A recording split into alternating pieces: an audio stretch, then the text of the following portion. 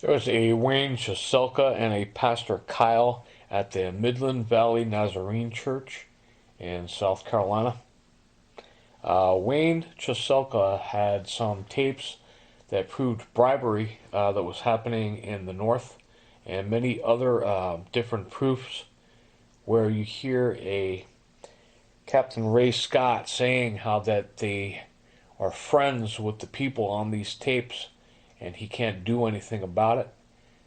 So on Wednesday, 9:30:15 at 6:30 p.m., I went to the Bible study as I was directed by Pastor Penny. She said, Wayne wants you to come to the Bible study. Little did I know I was going to be arrested and that they were confiscating the proofs. If you follow the series, in here there is a Keith Hudson who says, we erased all the tapes. Well, I assume they got them. I assume that they're all taken out. It's all deleted, all gone, all erased. And I said, well, you erased them all? He says, well, I assume they erased them all. If you drag to the picture of the Desert, South Carolina church, Midland Valley Nazarene, covering up bribery and racketeering, and drag to 24 minutes on, you'll hear Wayne Cheselka shaking me down, trying to find out where I am so he can locate me and have people come after me. And you'll hear Wayne stealing my tapes and promising to have them in his possession to give to me each time I come. And you'll hear at the end of that, they try and have me arrested and confiscate the tapes so nobody can hear them. And as per this Keith Hudson, they have all been tampered with. You'll hear this guy say Pastor Kyle and his brother or brother-in-law have been appointed SDMI chairman for the South Carolina district, and they all got the new chairman together, and we paid them off. Ha ha ha ha ha. Pastor Kyle is, I believe he's in Kansas City. I saw a picture of his father-in-law this week. And he go out there on some church business.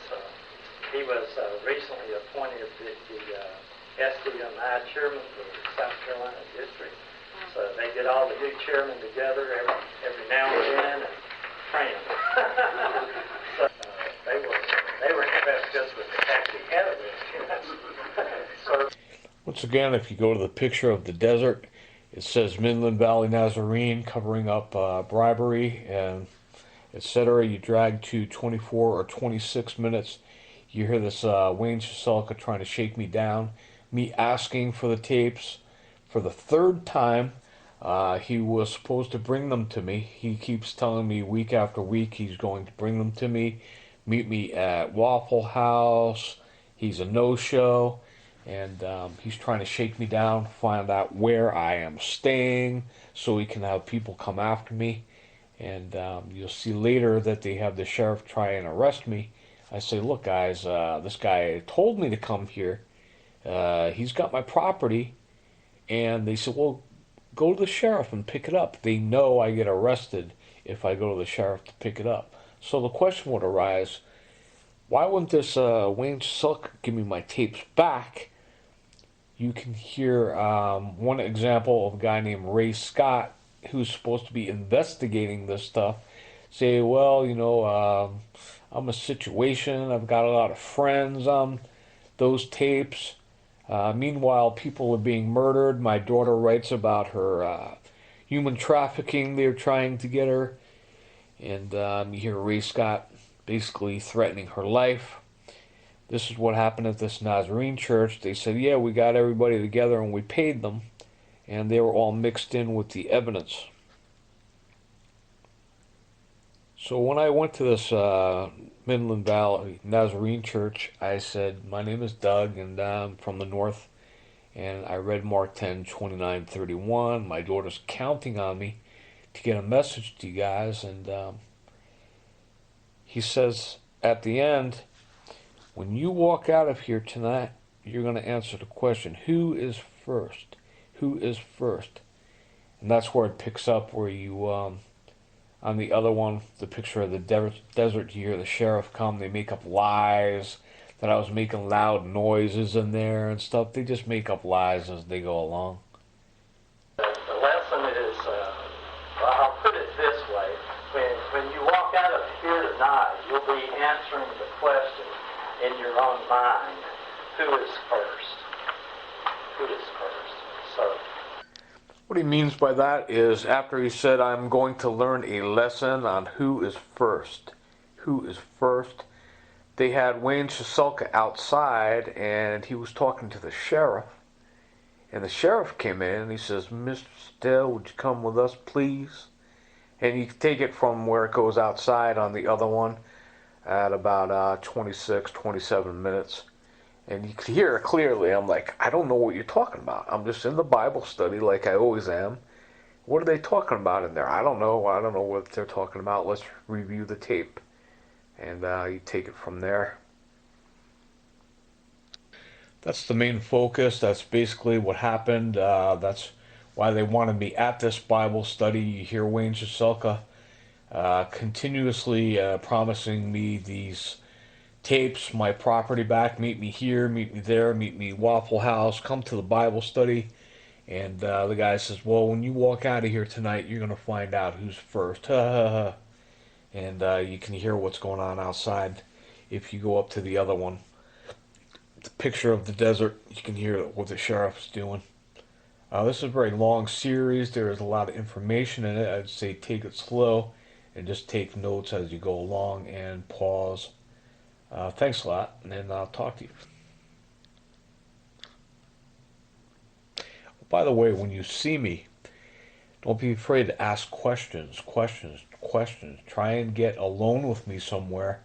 Or my daughter says on her website, although we're all here together, there's very, very little chance we'll be able to interact with one another. So if you know how to get me alone somewhere and just talk and ask questions, I think that would be beneficial. This is what my daughter sounds like when she is healthy and happy. I had kept her healthy and happy through the course. She was being harassed and tortured at her house. And this is what she sounds like when she's healthy and happy. Have a nice dream, sweets. Alright, love you. Bye. There's some problems with her stepfather. He's very psycho, into honor killings and all kinds of things. He's from a different country. I think it's Saudi. And he would force my daughter to say that she didn't want to see my family and I. And she didn't have her own will, her own free will to speak. She says in her WordPress, Danielle 1387, I translate with the hand over the drink. Keith Hudson making death threats. And he says that when she was 9 years old, he's going to make up lies and said that I raped her, which matches some transcripts in Paterson, New Jersey, from her mother saying that and making up lies. My daughter says in her WordPress site, Danielle Sattel 1387, hyper-aggressive gangsters, they dictate what you're going to sing. This is Joseph Elhins, her stepfather, making up her mind for her and telling her, look, I'm going to go tell you right now, you are not going to go see your father. And if she talks, there are some very bad things that will happen to her. The point of me playing this next bite for you is there is a Randolph Sobrian, 1998, that caught her stepfather abusing her and torturing her. And he told them that they're going to jail. If you look at my YouTube site and click on the box, King, Admit, Erase, and Cut Off the End, or 401 grand erasing tapes. If he gets caught doing this, he goes directly to jail. So they're lying to people. And you hear this Keith Hudson, the picture of the hand over the drink in my YouTube site, saying that people love lies. Everything we say is a lie. We just make up lies. If I say that you raped your 9-year-old daughter, everybody's going to believe it if I start shouting that out. People love lies. You can hear him saying that. So this is my daughter's stepfather saying he's going to go tell my daughter that she can't go with me, and she has no say after that. She talks about it in her 1387 WordPress site. So this guy is very violent. He's talking about, my daughter talks about hyper-aggressive gangsters and physically toxic environment. You can see this man is very violent. His name is Joseph Elhin. He would take swings on me and all kinds of things and try and set me up where I would hit him, and I never did that. And you can see that he's very violent and threatening me. And imagine you're a 5, 7, 9-year-old, 13-year-old living with this guy in the house, and he's telling you you're not allowed to talk to your gram, your pop, your father, nobody. This is a soundbite of her stepfather. Hey, I told you, everything's just going to work out, you know? What? I said everything's just going to work out, no problem, you know? Okay. You're trying to take Danielle, trying to let her go by you then, okay? Oh, I figured that. You do what you got to do. Okay. That's the magic word right there. That guy gets caught saying that, he goes directly to jail. There was a girl from a deli, Sandra Altamari. She was running a prostitution business. I explained how I met her and Karen Agnes in prostitution, the picture of the jail. If you go to CIA admitting that they're mobbed up with certain people, they admit that the stepfather, he was paying people off and they were paying judges off. You could clearly hear her. Her name is Alice Haley. And the CIA box, they admit taking bribes and my daughter's stepfather paying people.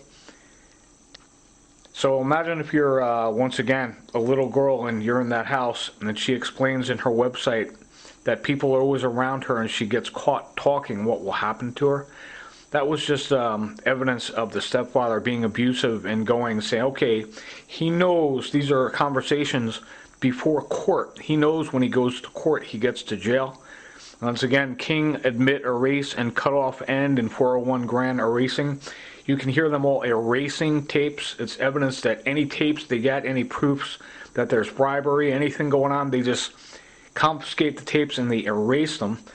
But that was the stepfather. You can hear what he does, how abusive he is to my daughter. This is a very interesting conversation. After the 98 Randolph Sobrian, which you hear once again, King transcripts admit erasing. They admit they erased everything, trying to cover everything up. And this is the stepfather saying, if you take me to court this time, I will prevent you from seeing your daughter. You're telling me that you can afford to go to court and go through all this bullshit to prevent me from seeing Danielle? I'm not going to prevent you. But if you're going to take me to court, I will prevent you. You're threatening me. Question should arise. How is this guy capable of preventing me from seeing my daughter when he knows he's going to jail if he goes to court or if he gets caught saying that? So if you click on the box that says CIA mobbed up with and admitting that they are in cahoots with this guy, the man you heard speaking is mixed up with the CIA. It went that far. It's through a Sandra Altamari running a prostitution business in West Patterson, Woodland Park, New Jersey, and connected to many government offices, etc. So that's him admitting what he's doing to my daughter, forcing her and telling her, you can't go. I'm going to go tell her now that you can't go with your father. My parents, after this, would drive up from South Carolina with my niece, nephew, sister, everybody. They say, okay, you cannot see your granddaughter. They had to drive all the way back to South Carolina. Next, I'm going to show you how violent this man is. My daughter says hyper-aggressive, hardcore gangsters. They dictate what you're going to sing, how they get paid. It's bribes. This guy's paying people off. My daughter warned me before court, hey, Dad, there's all kinds of people calling the house. She got caught telling me that, and she got in a lot of trouble. They'll actually kill you. You hear Keith Hudson saying how it's legalized murder. I think you get the whole nine. That's the guy with the hand over the drink picture. You can hear him. What happened to me, I almost died in Charleston. This is what it would be like if you're a 4, 5, 7, 8, 9, 10, 13-year-old girl living with this guy in that house. And I had the court protection that gets him locked up immediately if he does this to my daughter. This is a sample of how violent he is. What are you going to do about it? What am I going to do about it? What are you going to do? Well, between you and me, what are you going to do? Well, you need me somewhere. We can talk. Damn it, motherfucker, meet me now, motherfucker. I don't think you'll show up, Joe. No, asshole. Where do you want to meet me? Joe, I don't think you'll show up. Oh, why? You going to bring your father? No. No. Come on, I'll meet you whenever you want me to meet you. How about up at the entrance to Garrett Mountain? You told me right, anywhere you want. Anywhere you want, asshole. Now you got backbone because your father's here, bitch? No. I don't play that.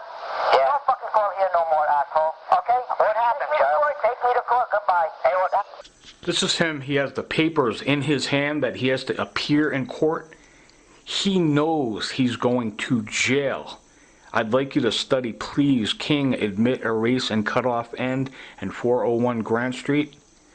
After they got the papers to go to court, they met this girl, Sandra Altamari, which is explained in the box with the jail hand, and it says Karen Agnes and prostitution. He's got this girl, Sandra Altamari, connected up the block to the FBI, the CIA, everybody in the world. He's got them on his payroll. So now imagine you're my daughter and you're hearing this, her father getting screamed at and him screaming at her the same way in that house. You're not going to go with your father? Oh, but my grandma and pop are up and they're calling me. You're not allowed to see them either? This guy is nuts. You hear him say, oh, you got your fathers up now? My whole family drove up and tried to make a deal with this guy. I said, look, okay, you don't like my son with her. Hey, don't let him see her. We're up now, and, we're going to come and pick up my granddaughter, and the nieces and nephews are up. He says, no. They had to drive all the way back to South Carolina without ever seeing her again. I just like you to note how violent this guy is. And does 2 and 2 equal 4? How is he able to prevent people from seeing their granddaughter and prevent people from seeing their kids after there's something going on after 98 where he goes to jail? It all, if you would, please study it for the sake of my daughter and her health. She has had nervous breakdowns. I had the cheerleading coach come up to me, say, look, she's completely done a 180. And the distraction is everybody's going to tell, well, she's like 50 years old now, isn't she? You got to say, no. It's a distraction. You got to pull them back into the ring and say, no. This conversation took place when she was 12 and 13 years old. And they're going to try and destroy, well, she's 28 now. Who cares? She's 13 years old when this was happening to her. She was 5 years old when it was happening to her. She was 2 years old when it was happening to her. Coming up is Midland Valley Nazarene Church in South Carolina. Admit that they were paying people bribes. He mentions the evidence tapes that they were tampered with. So they paid people bribes and they tampered with all the tapes. Once again, that was Danielle's stepfather. She says physically a toxic environment in her 1387 WordPress, in her own words.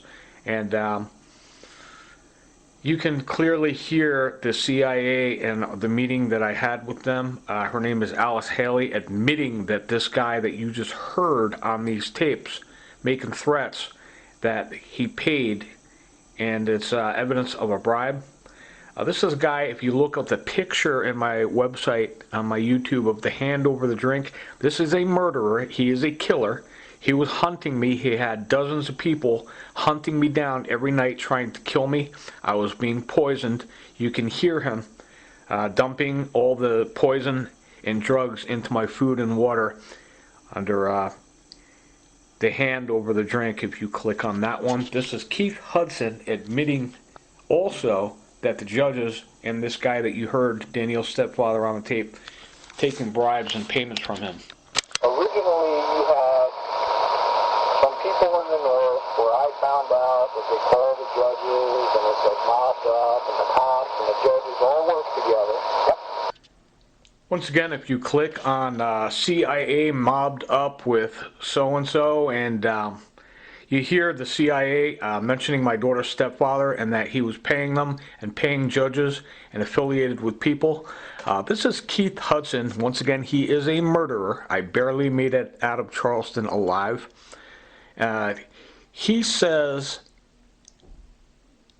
that George Bush and the mafia are invisible. Nobody will ever connect them together. He says that in a statement you'll be able to hear on my YouTube.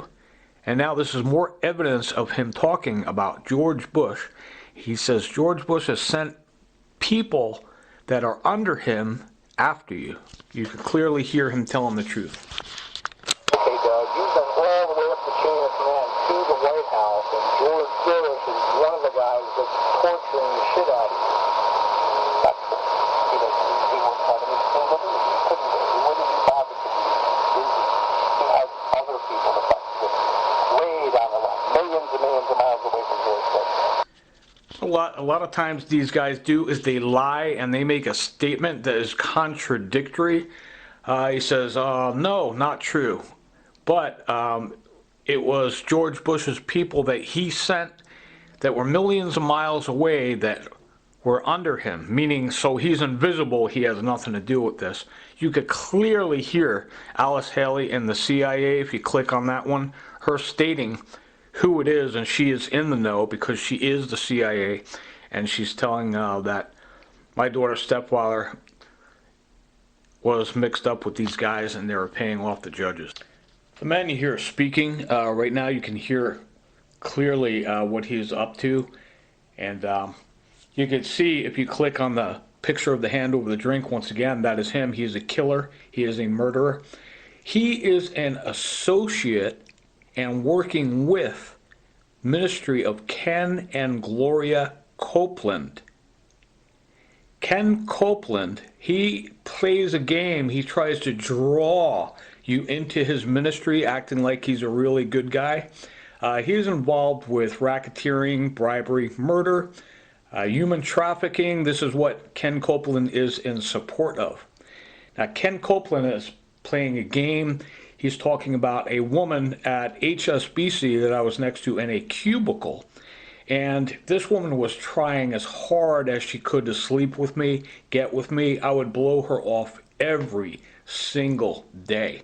I said, look, we're not going to go out. Ken Copeland says, oh, well, we put her in the cubicle next to you. We give you these hot girls, and, ooh, we know what you like, and we'll give that to you. This is basically the devil coming out in the desert and saying, hey, look up on this kingdom. There is no way I would ever get with anybody that is like that or affiliated with these guys and these murderers. And this girl, Sandra Altamari, sends these girls to be with you. And what is, there were girls that I was seeing, and they were threatened and told, look, you're not allowed to talk to him anymore. My daughter writes in her 1387 site that she is being isolated from her neighbors. You'll never be able to talk to anybody for the rest of your life is the plan. And these girls that I used to see, I'm like, what happened to you? You're not calling me anymore. Oh my God, this girl called me up. She's threatening me, my life, my job. I can't talk to you anymore. And they try and replace them with people that whatever you tell that person for the rest of your life, they're never ever going to tell anyone else what you say. It's called muting. It is a process called muting. So anyway, Ken Copeland is talking about this girl in the cubicle next to me, and oh, we're sending all these hot girls to you. It's basically like he is trying to sell, say I'm an Eskimo and I've got tons and tons and acres of ice anytime I want. And Ken Copeland's knocking out my door with an ice cube saying he wants to sell it to me. He's trying to sell ice to an Eskimo. Do you understand?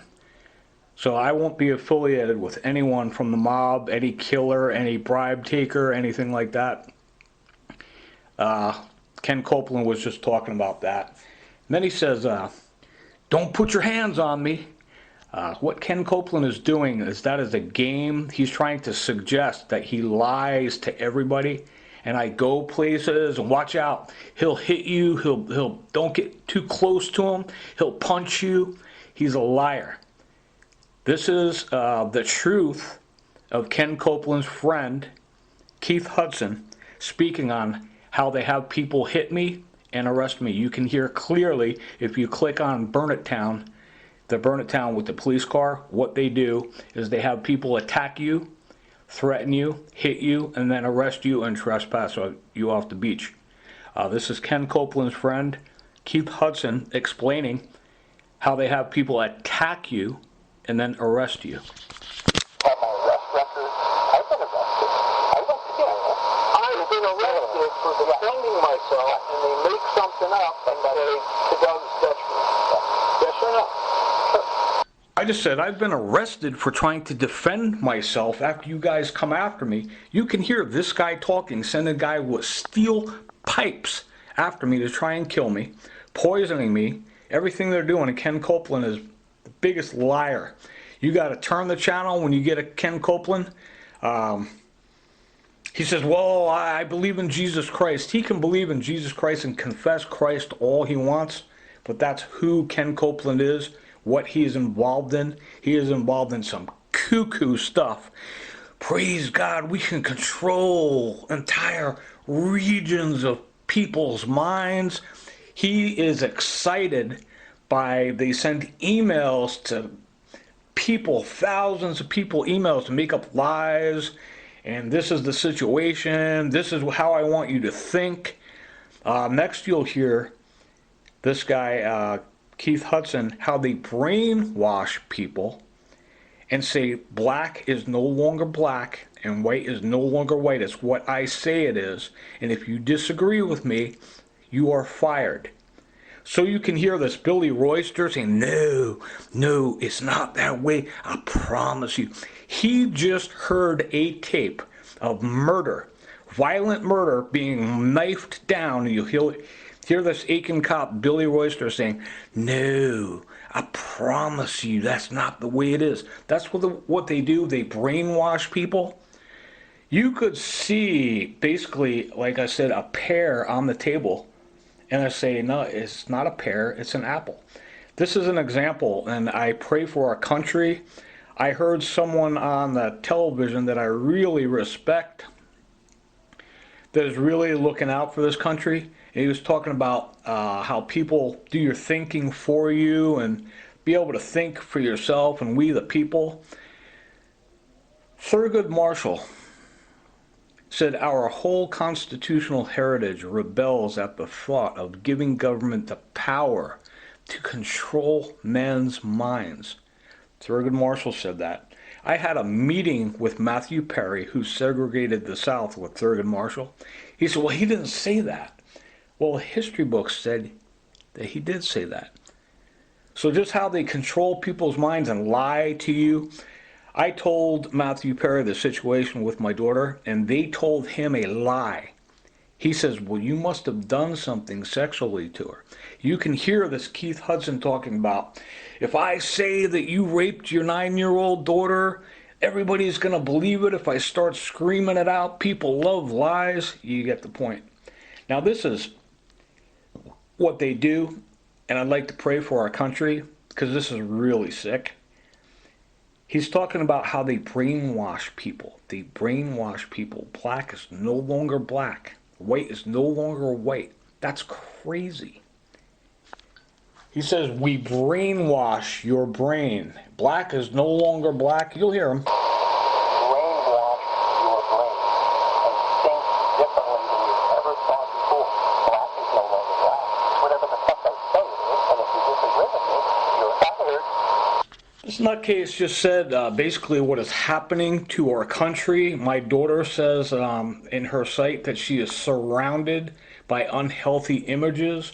Guys like this Keith Hudson, they surround you all day long. They isolate you from your neighbors and your friends and anybody good from the church or something. Not one of these Richard Peoples nutcase churches, or I could go on, this Kenneth Copeland church from hell, synagogue from Satan. That's what these people are all about. These killers that you hear on these tapes, that's what they support. That's what they stand up for.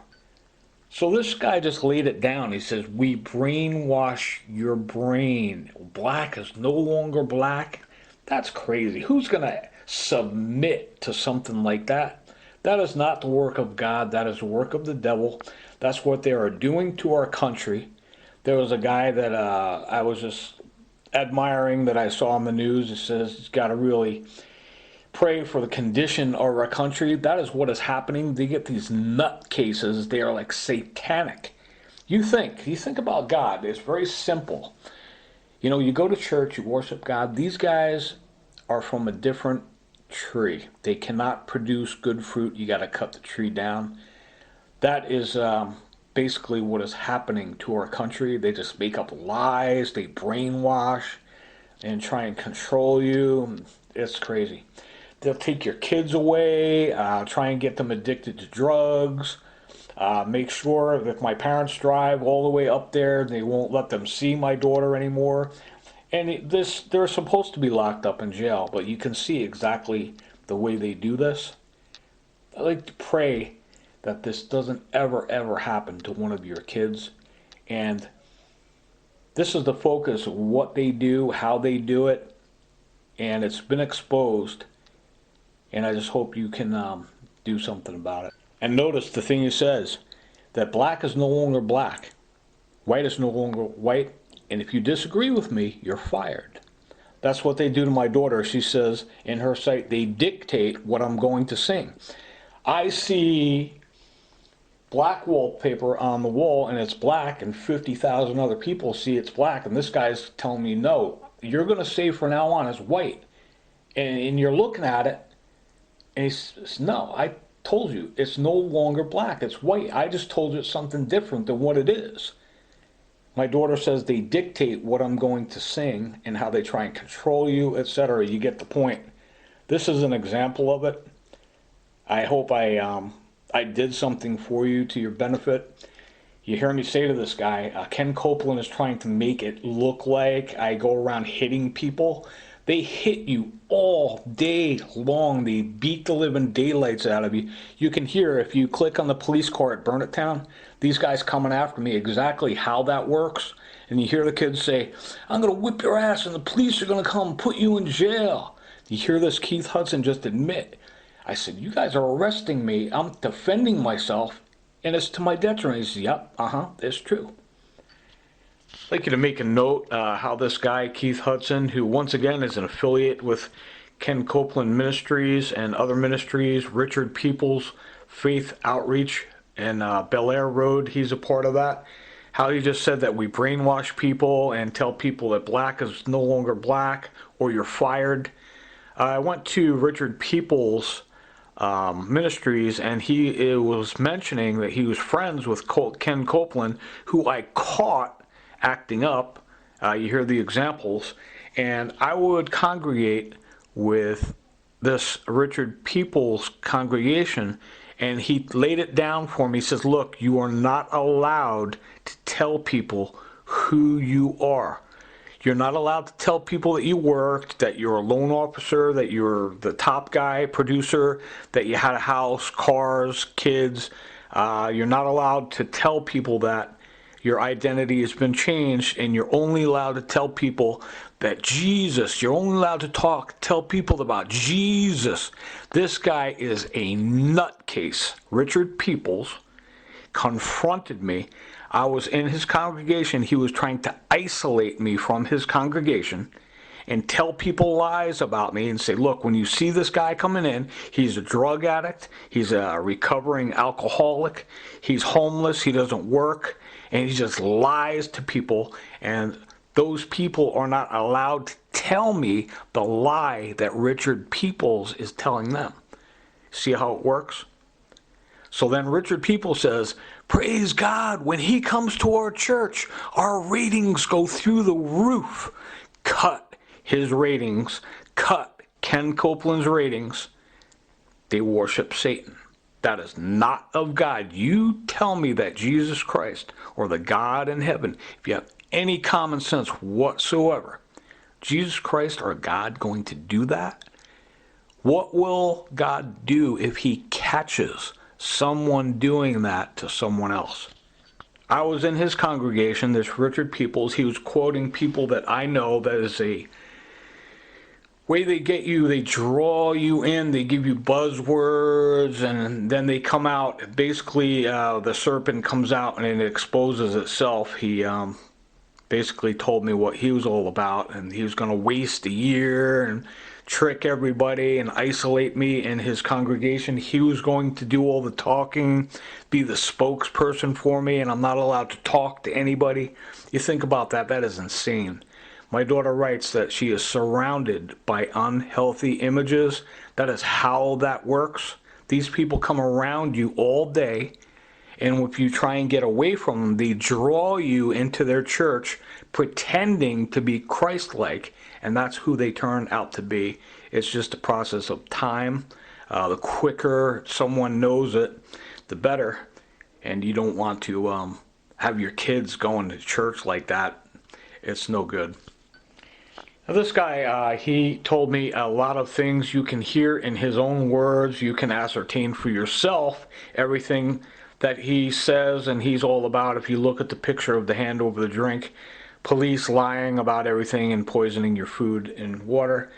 He says that the mob and George Bush are linked together, the same as Alice Haley. If you click on the CIA claims that they're mobbed up with my daughter's stepfather, you can clearly hear her saying exactly what she's saying. This guy is saying that the mob and George Bush are invisible, and now you hear him saying that he has people millions of miles away and under him that are effing with you. You heard him say it. And he says now that he knows all this and he shouldn't have told me all those things, and he works for them. Do I know? Yeah, because I have access to the information. How? Because I work for them. I work in fucking China. I have access to shit you wouldn't want to know about, and I can't even tell you that. I shouldn't have told you what I told you. After I exposed this cuckoo Richard Peoples, his Synagogue of Satan church, what happens there? I went to a different church. Richard Peoples gets on the TV, says, hey, it's not illegal for us to follow you. Now you hear this Keith Hudson now say, everything you do is trackable.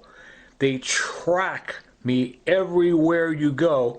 You can hear the VA girl in Eccl now asking to be alone in a room with me and demanding I give her all of the names and numbers of people I interviewed with in the past. They track you. You can hear this Keith Hudson. He just said, black is no longer black and white is no longer white. And if you disagree, you're fired.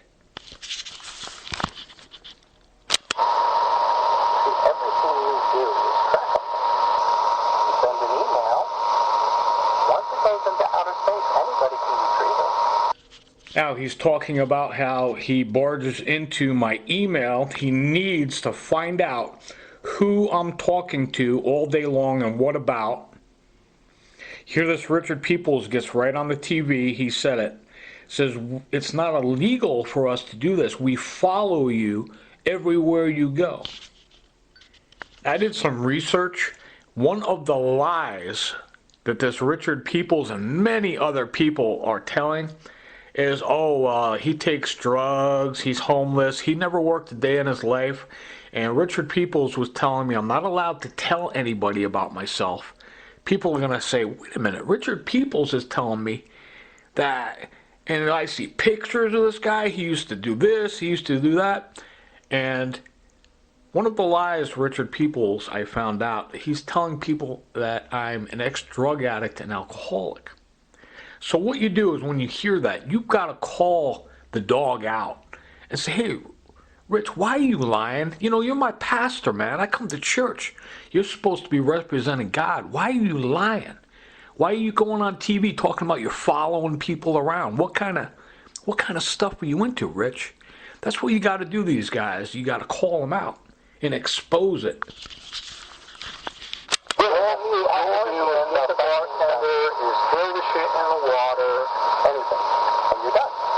And you know how much you're going to try and get me, and you with a drug test to make it look like you're going to fail. I'm a drug addict. So you're going to fail? Yes or no? Okay. Yes. Yes to all your answers. And then guess what? You don't have a leg to stand on, and I'm going to butt-fuck you every single day in jail for the rest of your fucking life.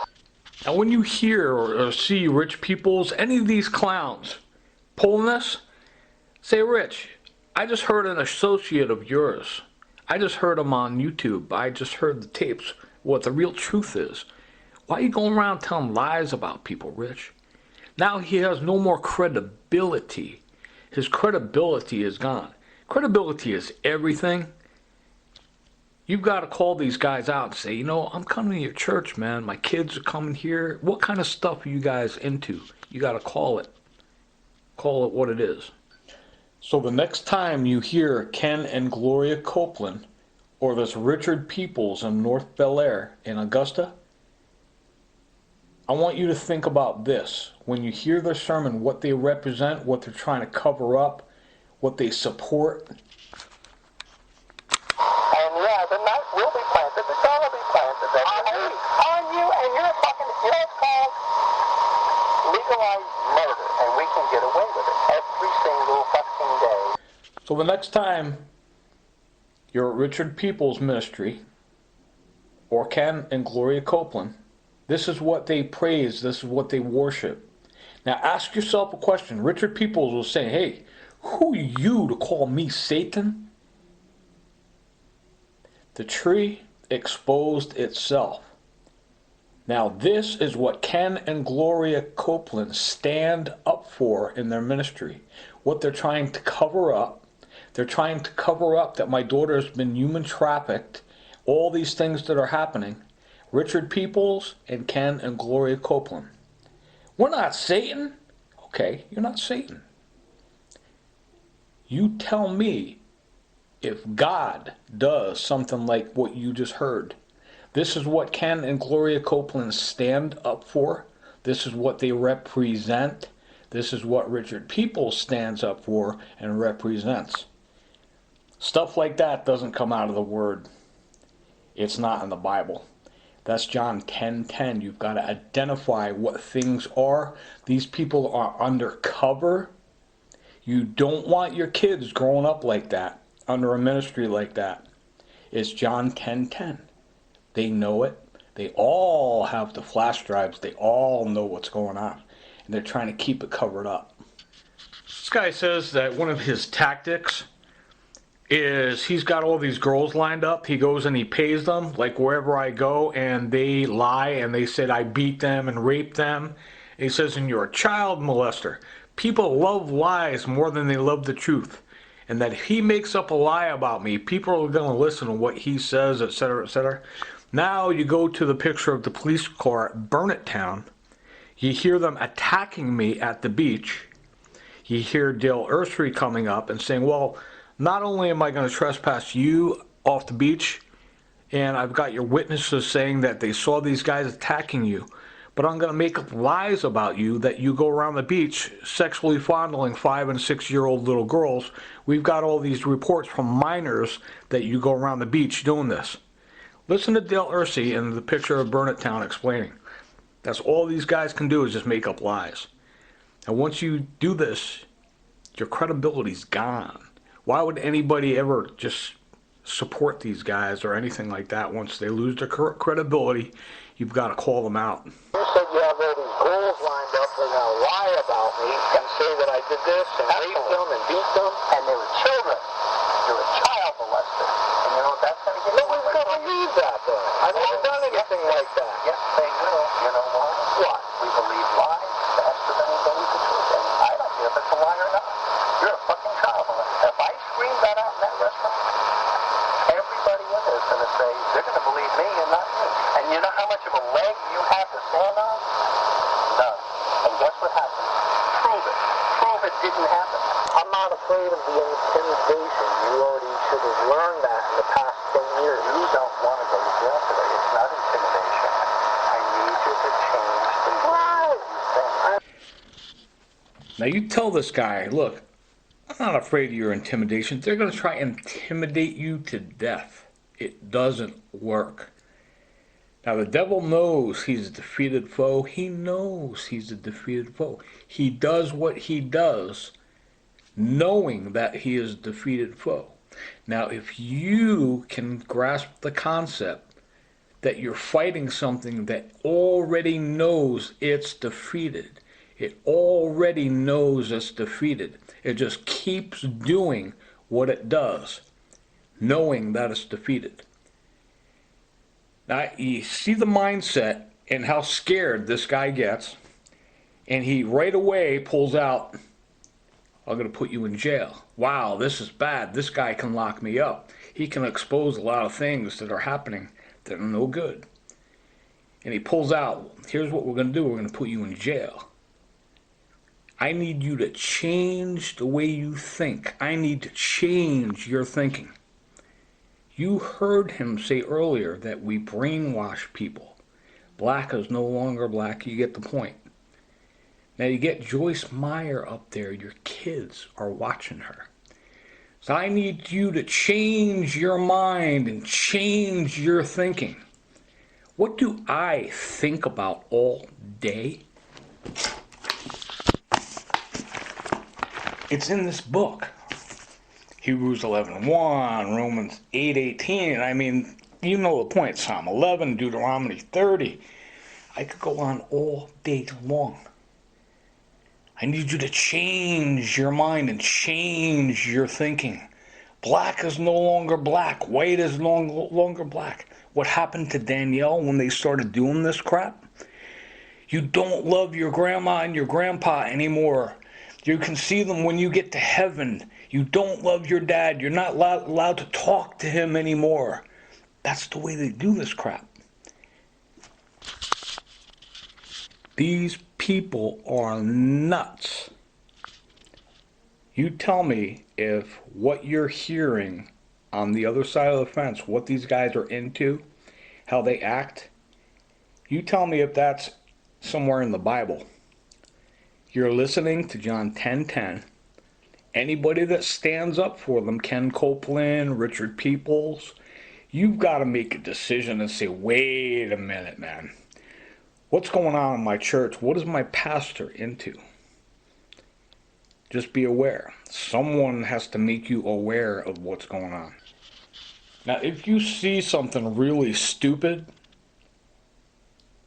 you're going to say to yourself, wow, that was really stupid. Me, I think this guy is stupid. He is the dumbest, stupidest guy. I mean, you don't want to go around calling people's names, but if you see something inside, you're going to say, wow, that was really stupid. This guy's stupid. Now, the reason he is saying, oh, you don't have a brain cell, I have an IQ of 140, and you don't have any college, and he feels inferior to me. He is jealous of me because his associate, Sandra Altamari, and all these creeps, they do stupid things all day long. They get caught doing it every single time. They get caught in every lie. They're exposed 10 times a day. They're stupid. So he got tired of me wearing, he's part of a whole, we are legion, we are many. He's part of that whole thing. And what I do is if I see something that's wrong, wow, that was really stupid. They get tired of being called stupid. Anybody that is into the Word, into the Bible or anything, if you feel that I said, wow, you might be stupid, I don't think you're stupid. I'm calling this guy stupid. Anybody that he's associated with, I just, what else are you going to call it? I'm not going to call him, oh, he's an ace or he's my friend. I just think he's stupid. So the reason he feels so inferior is he's getting worn down. He's getting tired. Saying, oh, I have a college degree and I have an IQ of 140. He feels inferior. And he feels jealous just being around me. That's why you hear him saying this stuff. You can hear this guy next say, that I'm trying to make it look like you are a potato peeler. You never worked anywhere. Now, think about Ken Copeland. Praise God, we control people's minds, whole regions of people. If you worship that, what are you worshiping? Does God do that? You just got to ask yourself simple questions while this stuff is going on.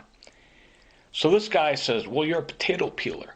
Now you think about Richard Peoples. I'm not allowed in his congregation, he told me. I don't want you telling people about yourself, who you were, what kind of work you used to do, because they're going to listen to what I tell them. And if you want to tell people stuff, tell them about Jesus. Jesus, this and that. I'm not going to do that. I'm going to go in and say, hey, my name is Doug. Hey, where are you from? Oh, bottom of New York State, top of New Jersey. Here's pictures of my daughter. Here, if you look at this site, she's involved. You know, she got caught up with some human traffickers. You know, look at the whole site. It explains itself. You know, listen to this and listen to these guys on the tape explaining everything they do. Don't listen to what they say. I'm going to give you an opportunity to hear what's really going on behind the scenes, what they have to say when nobody's looking, when nobody's watching. And it says in the Bible that God doesn't see us, something like that. There's a passage. It says God doesn't see us, and they think that they could get away with this stuff. What's wrong with brain cells? You don't have a master's degree in college. You don't have a college degree. I don't need one. I was a top producer in every company. You guys fired me because of shit fucking person up there. You're trying to make it look like I was a potato peeler. No, what I need you to be is a potato peeler. Wow. Now you hear the magic word. He says, no, what I need you to be is a potato peeler. I need you to be a potato peeler. So if you're writing, you know, refinancing homes or doing this or doing that, why would you go to be a potato peeler? They're changing your identity and lying to people. Oh, this guy he's a drug addict. Now click onto the tape. Well, we're putting drugs in your food. Oh, well, he's this and he's that and he's a liar. And then click onto the part which says, oh, people love lies. Everything I say is a lie. You see how it works? Instead of listening to what they say, give people an opportunity to find out who these people are. Especially if you follow the word and you want your kids growing up right. You don't want them in a church like that. There was somebody the other day, they were talking about Rich Robinson down at Epworth Church. Oh, forgive him for stealing your things. This is Rich Robinson's best friend. These people will kill you in 2 seconds. They are murderers. John 10:10. I just told you about the girl from the VA, Tanita Baranek, whatever her name is, trying to track me. You hear them saying how they love to track you everywhere you go. Then you got to say, excuse me, why would you be tracking someone? What is it that you don't want anyone to know about you that you're tracking people like this and doing these things? So now this guy, he lays it down and he says, I need you to be a potato peeler because they keep lying to people, and if they see me working doing mortgages, what are they going to say? Oh, I thought you told me that this guy was a potato peeler. So I need you to be a potato peeler. So you hear the girl at the VA tracking me, trying to find out every job that I get so she could call them. I can't get those jobs. You'll hear this guy explain. He says, you can't do that anymore. We can't ever let you go back to that. Meaning being professional and working. You're never going back there again. They will never let you do that ever. Never wear a certain tie again. Yes or no? You want me to be in about 25, you have to start somewhere. I already started. I'm at the top. No. How do I not up you over the coals, and you will never wear a shirt and tie for the rest of your life. You're going to be lucky to pick up dog shit in the park. Now you know why the girl up there at Eccl One Stop is tracking me. Wow, hey, you got to find out everybody he's interviewing with so we can call him up. He's not allowed to work. That's going to really screw us up. People find out what this guy used to do. if they see all his home videos, if they see his photo albums, if they talk to him, we're all going to be caught out liars. People are going to find out who we are, what we're all about, and then start asking questions. Look, why are you lying? The problem. You're caring about something that's invisible. God is fucking with you. Name anything you want to name it. I'm going to say God's punishing you today. How's that? Can you argue with that? It's fucking invisible. So is the fucking mafia. So is President Bush. Everybody is fucking invisible. Now you've got to define things. What does invisible mean? Well, if somebody states that they are invisible, it means that they don't want anybody to see them. Think about that. Now, all of a sudden, this guy starts whipping out these cards out of his back pocket, keeps connecting. Well, the mafia and George Bush, the mafia and George Bush, they're invisible. How does he keep connecting them two together? Why would he just out of the blue whip out this card out of his back pocket about who's doing things? And then you have to define things and say, well, invisible. Somebody that wanted to be invisible doesn't want to be exposed. They don't want anybody to see them, see what they're doing, or find out about them. It's common sense. Everybody is fucking invisible. And you have no access to God, the mafia, President Bush, or me. This guy just made the biggest mistake of his life saying, I have no access to God. Jesus Christ the Lord, I can do all things through Jesus Christ, who strengthens me.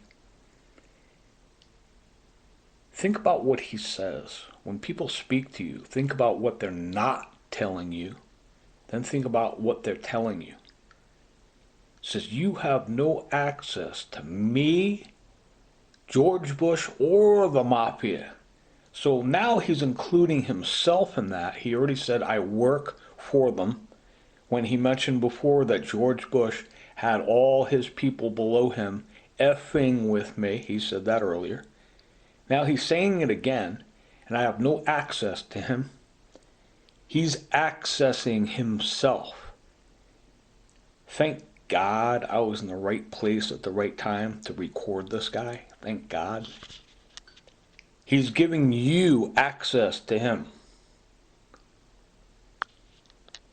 Now, if you ever wonder and just reflect on why people do things, why this Richard Peoples, this Ken Copeland will just completely jeopardize and risk their career. They don't want anybody to know who they are. And once again, they know. You have to digest it like this.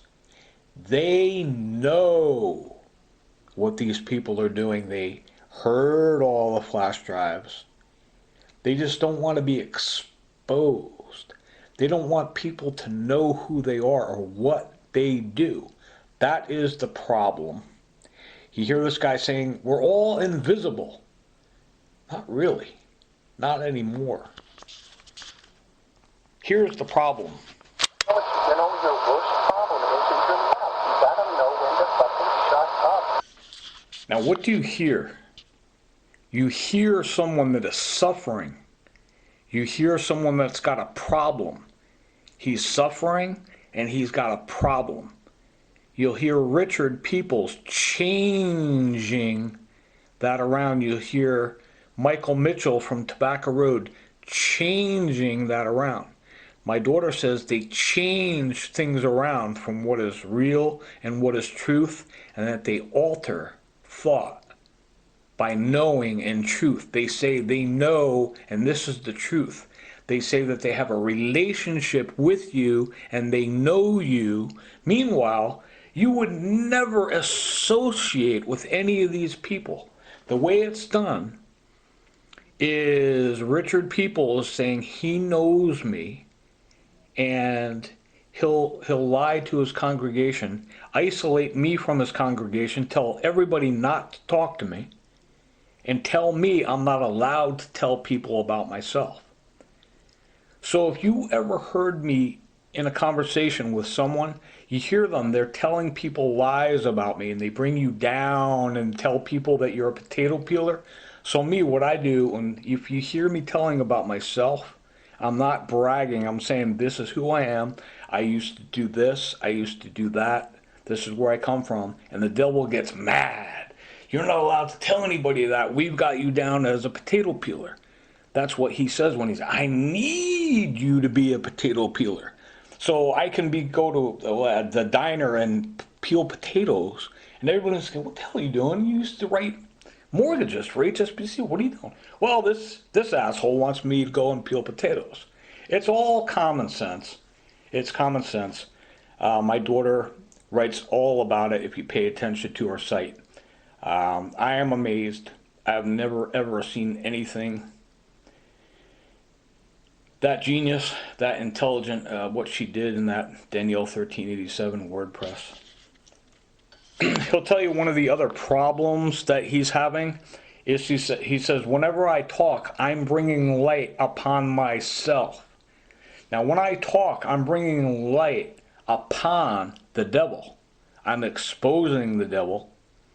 I was told to be a light that shines and not be a lamp under a bushel.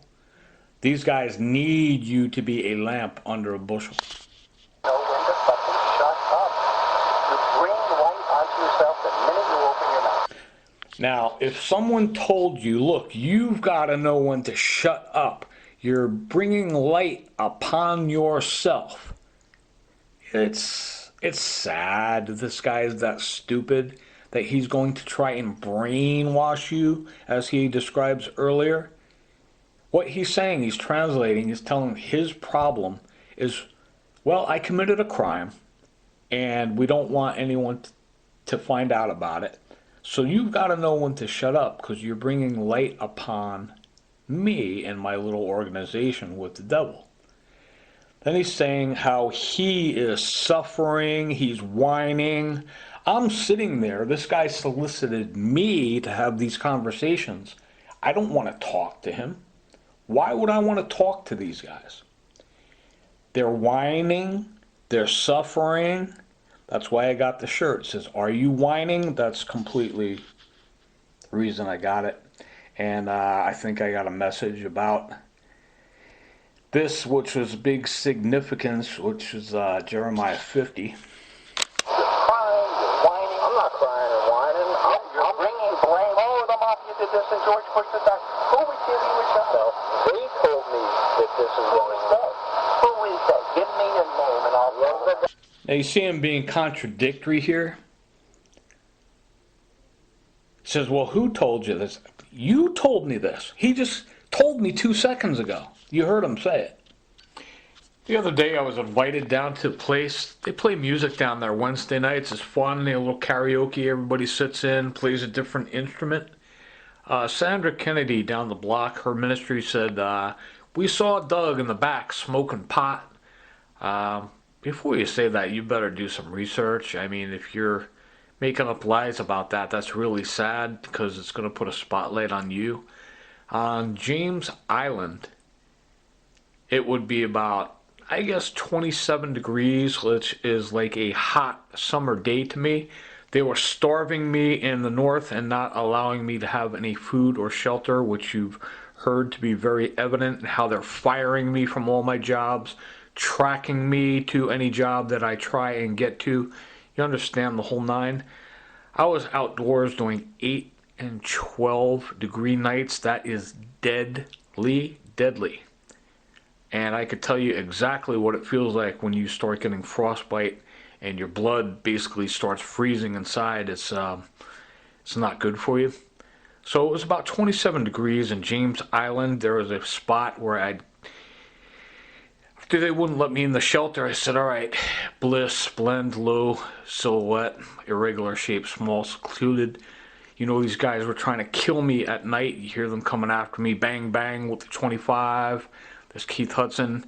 It's got all these guys coming after me. This Rich Robinson, which you hear him on the tapes from 3 hours, 35 minutes, say, yeah, the insurance man's going to come and break your legs, and we don't want you to get hurt out there. These people are murderers. So whoever's saying, oh, forgive the guy that stole from, okay, you're forgiven, but you're going to prison. You guys got to wake up and start, putting two and two and pinpointing what things are before you dismiss somebody that's a murderer that's going to kill your kids.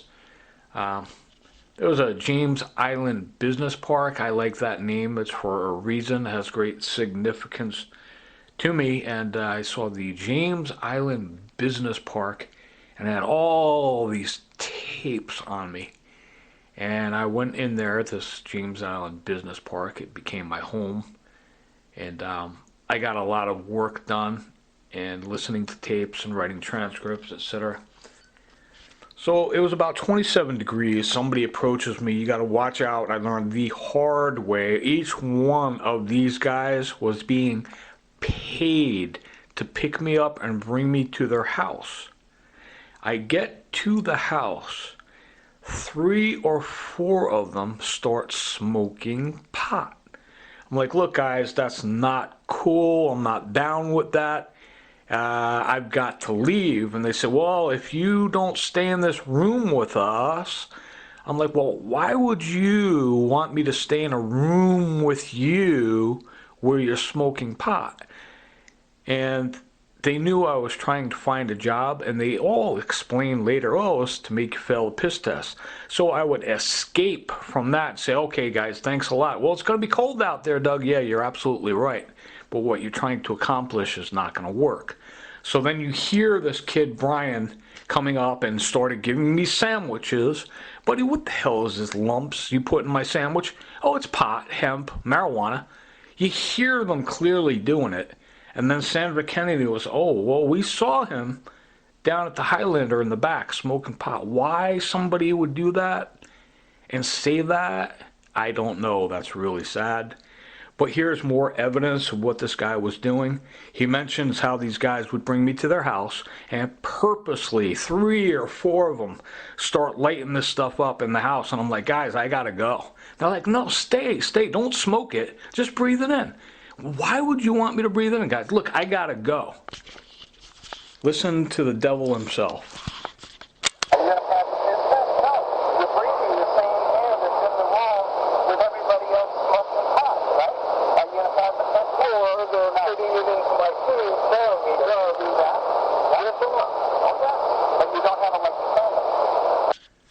He mentions how these guys, they're all affiliated together. This Rich Robinson was putting drugs in my food, Epworth Church. Oh, I'll forgive him for stealing your stuff. Okay, I'll go to your mindset. Okay, he's forgiven. You gotta understand what is happening, who these people are. They're all connected together. You hear him stating how these guys, the experience I just had, oh, hey, why don't you come with us? Subtle, persistent, really charming people. Hey, it's really cold out there. Why don't you come? Me and my wife just watching a little TV tonight. Come on by the house.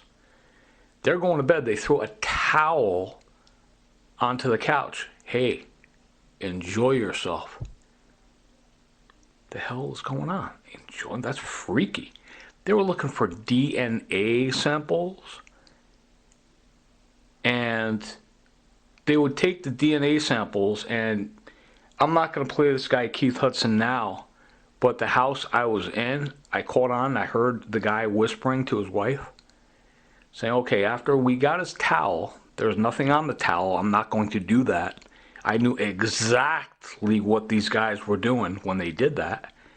And you hear him talking about DNA and this and that and the rape kit. I had to haul ass out of this house. The girl and her husband were talking, oh yeah, you say he raped you, we got the towel. Meanwhile, there's nothing on it. And I walked out of the house, running out of the house, and they handcuffed me and say, okay, the girl down the street, and they took a rape kit and brought it to the house. For the DNA samples, all that stuff, nothing came up. So now you hear this guy talking about the experience, the first experience in the house with these people. I told you they started lighting all this stuff up. I'm like, what the hell are you doing? You guys know I'm trying to find a job. Meanwhile, you're never going to get a job. They're starving you to death and poisoning you. It's murder. And then I said to him, well, when you're not doing that, you're putting the stuff in my food. He says, right, and you don't have a leg to stand on.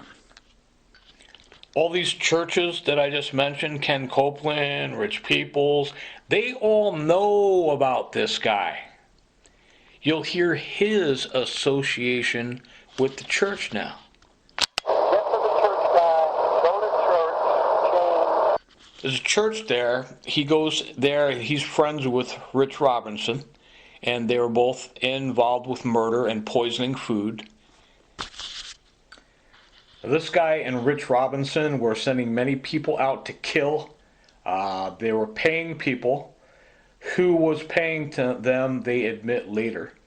And it wasn't working. It was very hard to kill me. They were getting really mad. I wasn't eating their food. Everything that they were doing, the knives, the stabbings, nothing really worked. He finally says, well, you know, I'm going to kill you myself, and you have no more rights. Kill you myself. Yeah, especially you have no rights anymore. Can I tell you that? No rights. All of your fucking rights. You have no rights to be on this. So now, that's why they're surrounding themselves with scumbags who will bury you. I'd like to make a note. You just heard him say, I'm surrounding myself with scumbags who will bury me. Now, if you think about that, I don't surround myself with people like that. He's one of them. All of these people he's mentioning are his friends, and he is paying for me to be at their house. So if you look at my daughter's site, I am surrounded by unhealthy images. That's what she means. These people will not let you talk or hang out with who you want to talk or hang out with. They isolate you from your neighbors. And they surround you.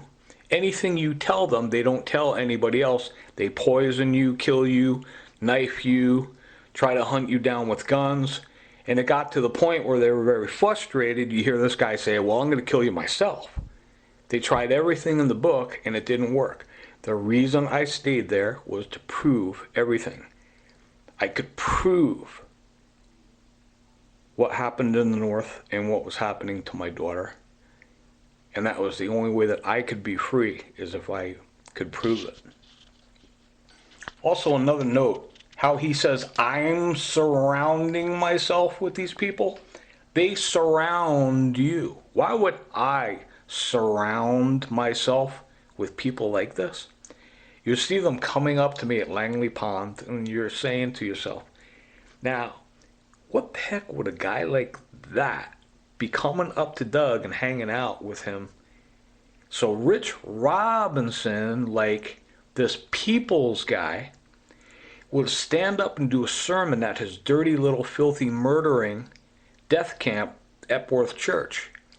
And people would see these people around me, and I'm like, look, you need to get away from me. Here, the guy with the steel rod attacking me, that's my best friend. There's like 4 or 5 of them. Then people will see them around me, threatening me. You hear what's going on with the steel pipes and the rods. Rich Robinson will do, like Peoples, Rich Robinson will do a sermon. And people will be like, hey, we saw all those dirtbags, all those druggies around Doug. He hangs out with them. So Rich Robinson, he thinks he's slick, like Peoples.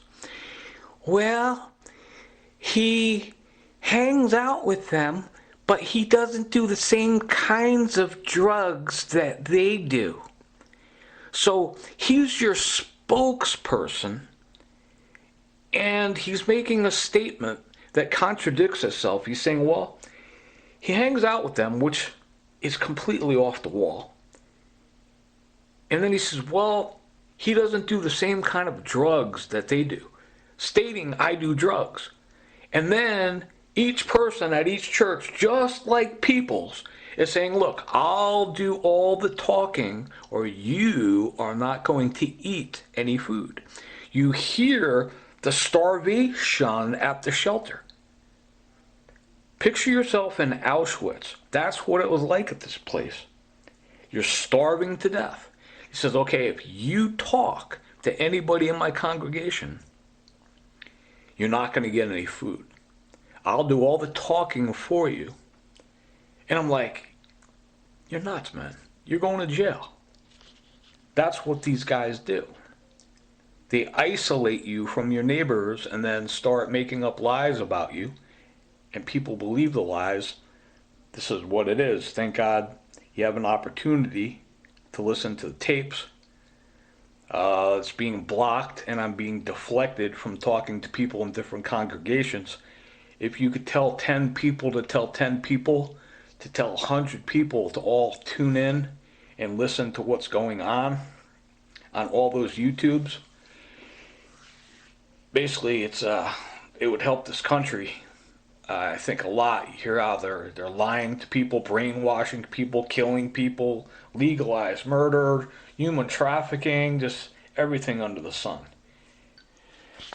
Anytime I would give anybody any tapes they were tampered with, Rich Robinson's Synagogue of Satan, Epworth Church, he had his whole congregation.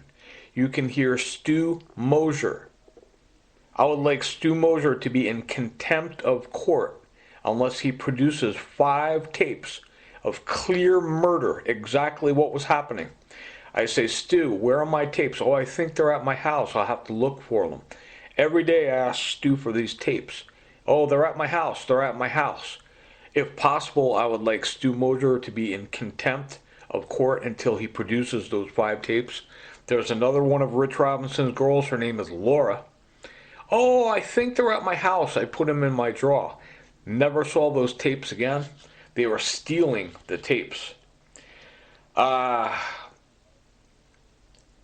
I got used to this for a while, who's your best friend in the world? I mean, somebody tight like a blood brother. These people will go after your friends and persecute your friends. Mike Myers in Richmond, you know the whole story. I was trying to get in touch with him. They made it so I could never, for the rest of my life, talk to Mike again until I arrived in Richmond. They tried lying to me. Oh, he doesn't work here. One guy in the back overheard and said, look, why are you lying to this guy? Mike works here. All the tapes that Mike had, there was bribery, extortion, all kinds of things going on. And the tapes were erased and tampered with. My daughter's court orders were stolen out of the bag. It was almost impossible to get in touch with Mike. I had him on the phone.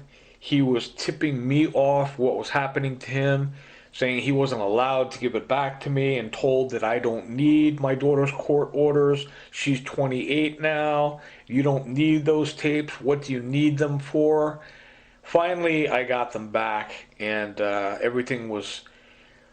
There's parts missing out of them. There's parts erased. There's parts where somebody cut off 2 to 3 seconds, words deleted. And if you go to King Transcript, the 2 King Transcript and 401 admit erasing tapes, you'll see how they do it. There is a tape from 8/2/04, Judge Guzman. I received that tape.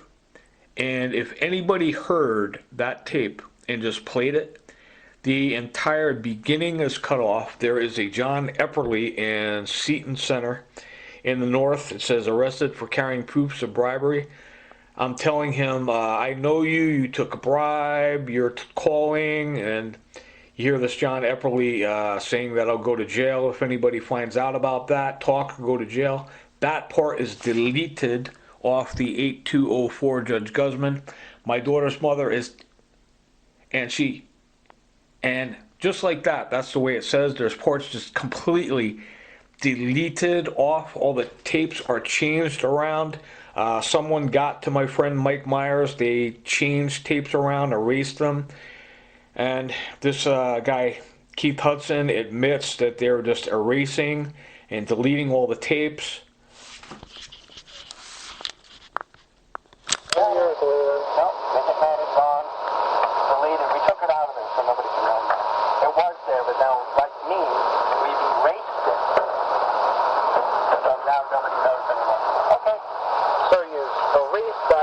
I'm going to assume it's go a little farther into the series, you'll hear the Midland Valley Nazarene guy explaining how they get together with everyone and pay everyone. And then he says after that they tampered with the evidence, we're all involved in the evidence, ha ha ha ha. And when you leave here tonight, you're going to know who is going to be first. Who is first? Then they try and just arrest you, throw you in jail. You hear this Keith Hudson admitting that in jail they're going to murder you. You're going to be there for the rest of your life. That's the way they operate. There was an 8204, Nestor Guzman. My daughter's mom was there. And Guzman was being paid. My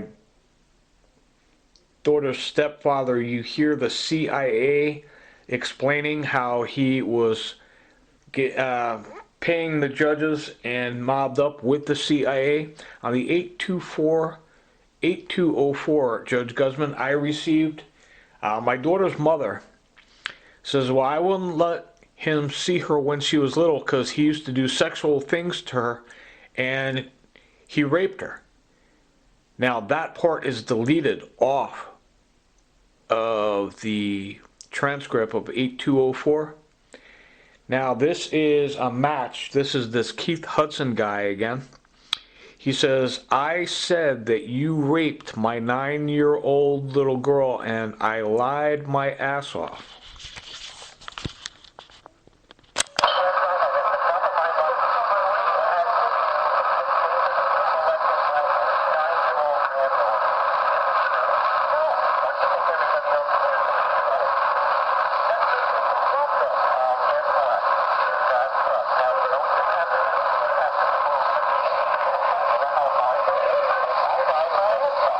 I responded to him. I said, well, that didn't happen. He says, well, guess what? You got, and now you have to prove it didn't happen. He says, I lied my ass off. On that 8204, if you ever heard what was on there, it matches up all this stuff. Then, on the other end of that coin, listen to the one they gave me. And say, you know what, is this legal to tamper with and erase stuff off and then give it to somebody? The lady that's giving me all these tapes, if you study the 2 sites, click on the boxes where they're handing them to me and say, yeah, we cut it all off at the end. And the transcript lady saying, oh, well, I didn't want to go to jail. And yeah, well, they cut it off at the end, they erased it, and there's nothing we could do. They all admit it. So if you look at that and then listen to the actual transcript of 8204, and then listen to this guy saying this, you'll see the scandal just completely unravels. All the pieces of the puzzle go together. Next he says, I'm going to say that you raped my 9-year-old daughter, and if I start screaming that out, people are going to believe me and you're going to have egg on your face. When my daughter was 9 years old, she was being brainwashed, and she went to school and said, my dad is raping me. They pulled her out of school, and the psychiatrist and all that whole nine interviewed her. They determined she didn't know what the word meant, this never occurred, and that someone was brainwashing her. She heard it from someone else, didn't know what the word meant, and someone was telling her to say that. Now, this guy admits, they pulled my daughter out of school. There was a big investigation. They said, I don't think so, ma'am. Nice attempt to take your daughter away from the father and the family, but it's not true. She doesn't know what that means. So now, thank God, right place, right time, this guy admits to you that he was making it all up. It affiliates with the 8204 Guzman transcript, my daughter's mother saying that, which is all erased.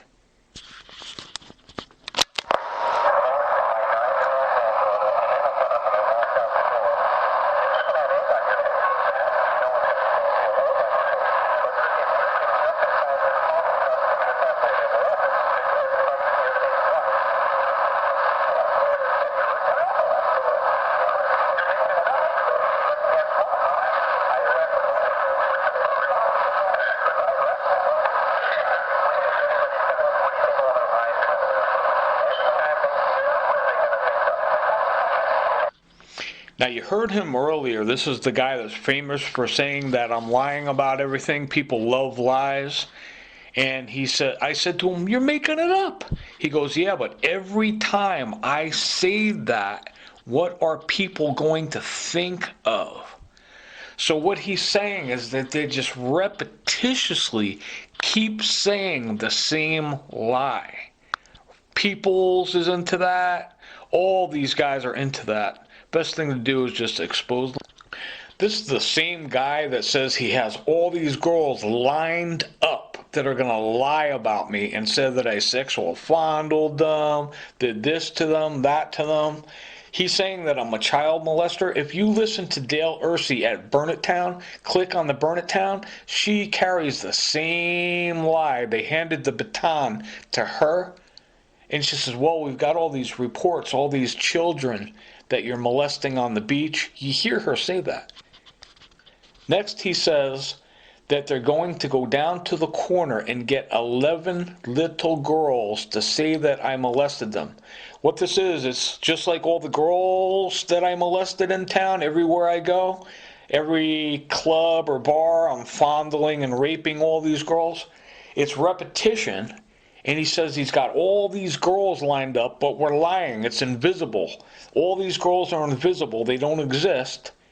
And now he's saying that they're going to get 11 little girls to all say the same thing about me. And he's going to go down to the street corner and get 11 little girls to make up the same lie.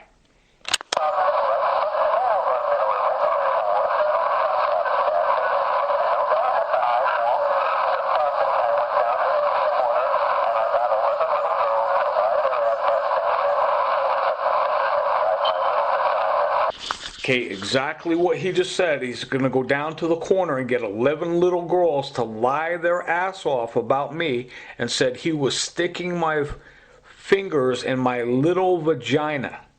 Now, when my daughter was 2 years old, a girl named Mary from the north witnessed her, what was happening to her. Horrible, horrible, horrible. You hear how violent the stepfather is. And my mom and I went to court. The lawyer came up to my mom and I and threatened us. He says, if you proceed in court, we're going to force the baby to say that daddy's sticking fingers in my vagina. You heard this Keith Hudson say that he's going to get 11 little girls all to say the same thing, that daddy's sticking fingers in my vagina. That happened when my daughter was 2 years old. In 1989, my mother witnessed it. She almost fainted. We were like, are you serious? And we said, you know what? Bring it on, man. You make an allegation like that, you're going to prison. And this Dr. Dasher, who was being paid off, he wrote a report that the mother was making up all kinds of lies and gave me full visitation. Now question, if I was doing all these things, how the heck could I have possibly seen my daughter all these years? It's all common sense. This guy admits everything, that they just make up lies. Not only are these people going to burn in hell, but they need to be put in prison, because you're putting people, other people that are innocent, in prison and murdering them because they know this, one. Two, I can prove it. I mean, you understand what I'm saying. They just go ahead and throw innocent people in prison if you can prove what they're doing. That's what they do. It's a very staticky part on this. He's bragging. They put a black guy in prison. He says for 27 years they set him up and he never touched her. Next he says I'm being tracked and they search the country everywhere I go because they know I can prove that this happened. And he says, well, you know, on the other hand, why would I search the country for the mother when I know the kid's mother did it?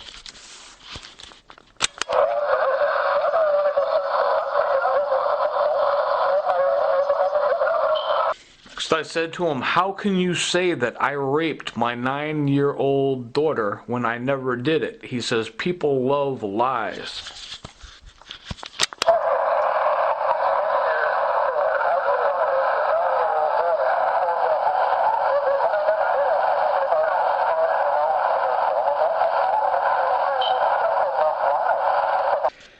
Next, I said, you're going to say that I molested my 9-year-old daughter? I said, that's pretty scary. And he says, yes. And then I'm going to put you in jail for a very long time.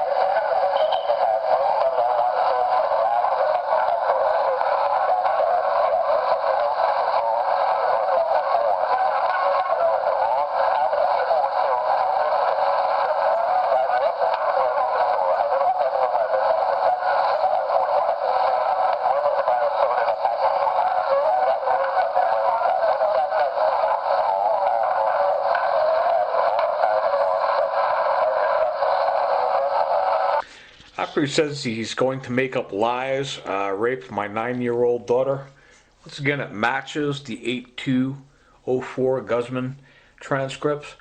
And then he says, when I'm in jail, he's going to have me murdered. There were many attempts on my life. In jail, there were 2 attempts on my life.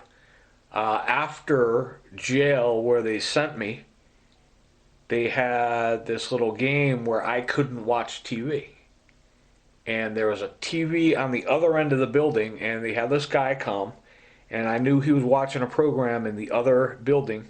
He comes up and says, hey Doug, I'm going to shut your TV off. You can't watch TV. So I got up and I said, no you're not, and tried to take the remote away from him. I was sleepy, falling asleep, sleeping. And he knocked me on my ass, no big deal, easy to get out of. Once again, I was still sleepy. There was a little boxing match, and they threw me through a door and down the stairs. And his buddy, who weighs 260 pounds, was holding me down, choking me out. This guy was trying to kill me. Now, I'm very strong, very powerful. I would never hurt anybody.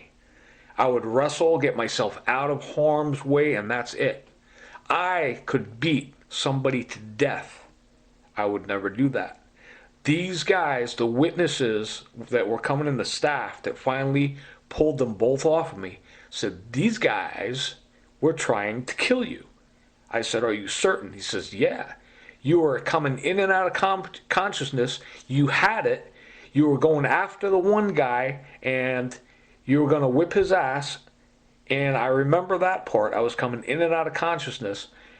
He got the advantage over me, and once again, I was just all sleepy. Just imagine waking up at 5 o'clock in the morning and trying to fight somebody or defend yourself. He had his buddy come, and every single time these guys attack you, they're cowards. They would always have a buddy in the general vicinity to back them up, or else they will never fight you. This guy weighed about 260. The witnesses said, well, the one guy was choking you out. He was trying to kill you. And the other guy was beating you like I've never seen anybody beaten before. So then they say, oh, well, he lost the fight and this. They just make stuff up as they go along. Don't believe anything anybody tells you.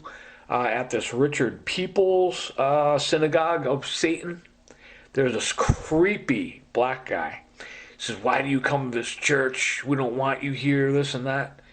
He says, he comes up and he approaches me, and he starts giving me a hug.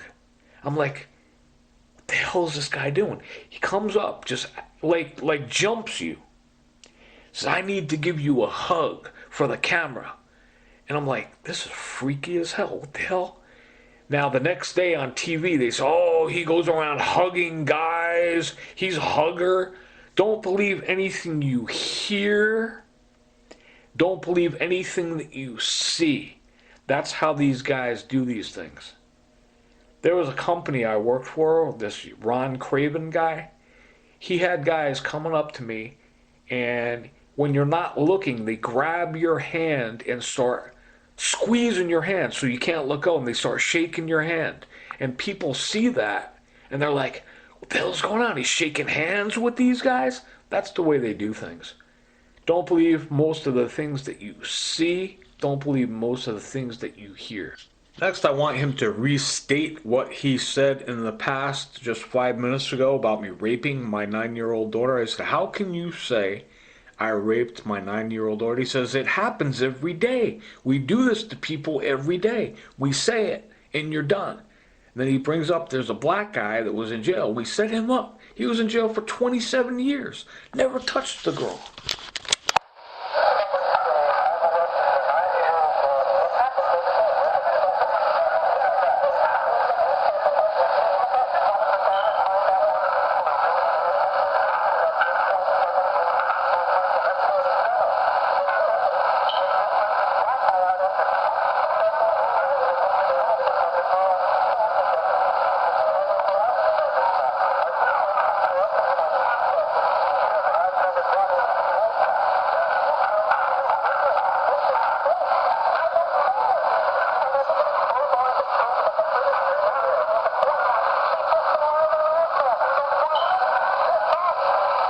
After he's telling about the black guy they set up, never touched the girl, go back to his statement how he's going to go and get 11 little girls from the street said I touched their little vagina.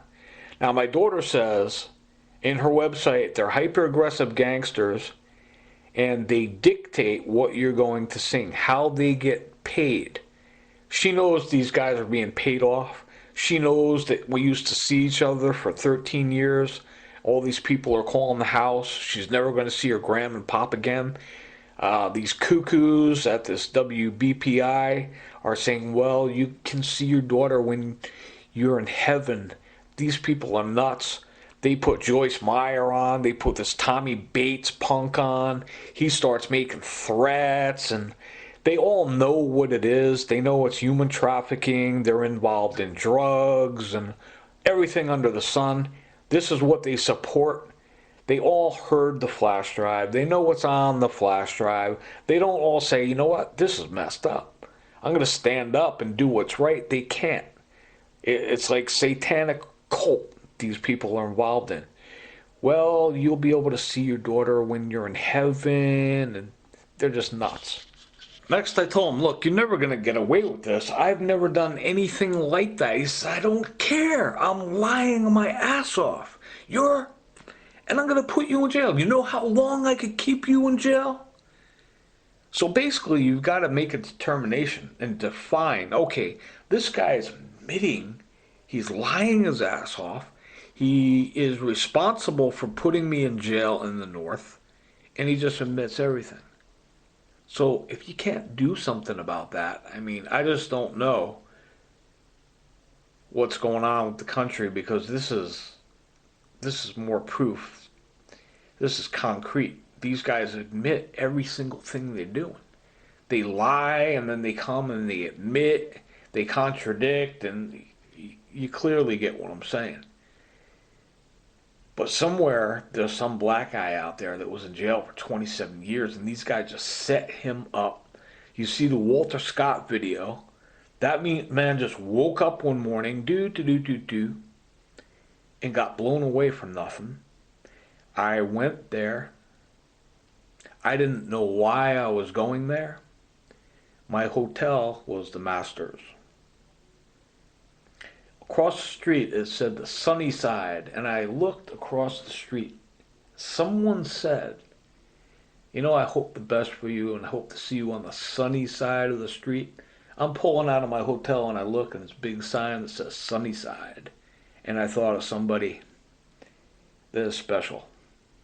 All you guys are special. I just hope you can stop what is happening in our country, what is happening to our country, what is happening to innocent people. Within a couple blocks of my hotel, I was in a little restaurant, and I pulled up the Walter Scott video on my phone. I said, "Ma'am, where is this?" And she goes, "Right down the block, make a left onto Remont. It's right there on the right." I needed to see that. That almost happened to me. This guy that's speaking almost did that to me. He tried to have that done to me. Mr. Scott wasn't running for the exit. He was just running aimlessly at a 45-degree angle into the grass to get away from this guy. That's called murder. It is dismissed. It is just swept under the rug. You hear this guy explaining how they just do it to people every day and just make up lies about people, set them up, put them in prison. Hope you can do something about that.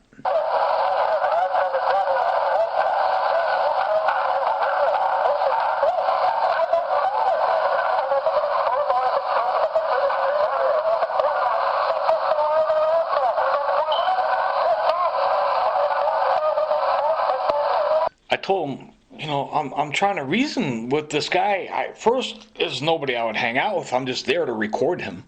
And I'm like, well, I've never done anything like that. He said, I don't care. Basically, because you can prove all this stuff, they just need to put you in prison. And he admits, when we get you in prison, we're going to kill you. Next, he explains to me, look, I'm a cop. I got the badge and the gun. You have no recourse. I can lie my ass off.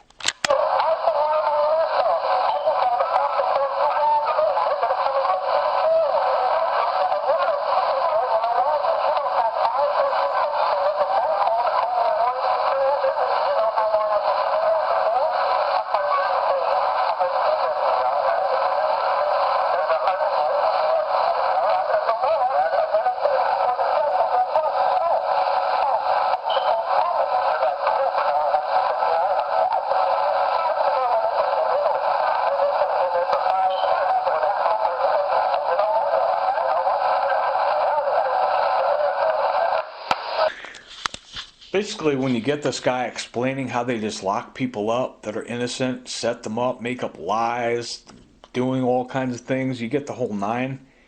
Thank God I was in the right place at the right time.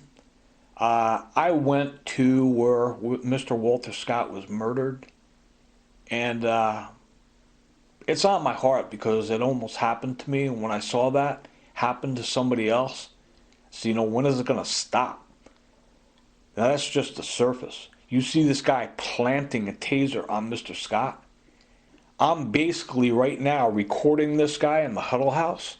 I'm whoever recorded Mr. Scott's death.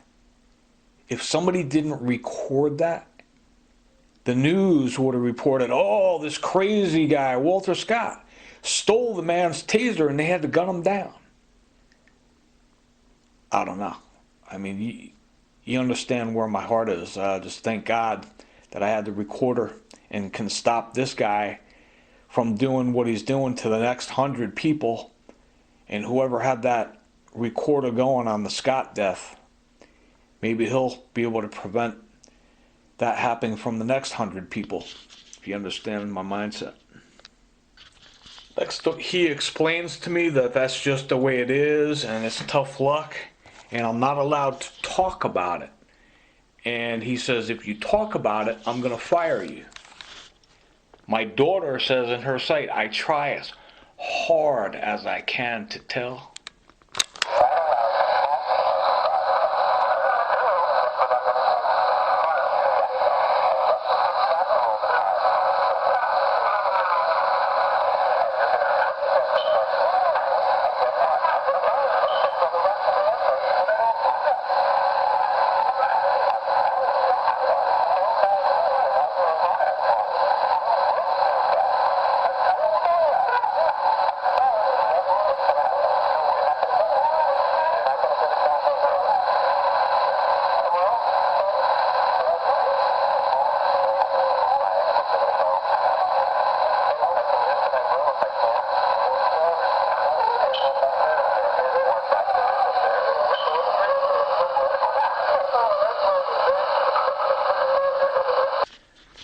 He says, if I talk, it's very hard to hear him. There is software that can clean this up and take a lot of the noise out of the background. He says, if you talk, you're not going to get a job for the next 5,000 years. That's what this girl up the VA up there in Eccl was doing. You hear peoples on the TV. It's not illegal for us to follow you everywhere you go. So the Eccl VA girl, oh yeah, so, hey, can you tell me everywhere you were interviewing? It's in this area. Why would I tell her that? That's what she was doing.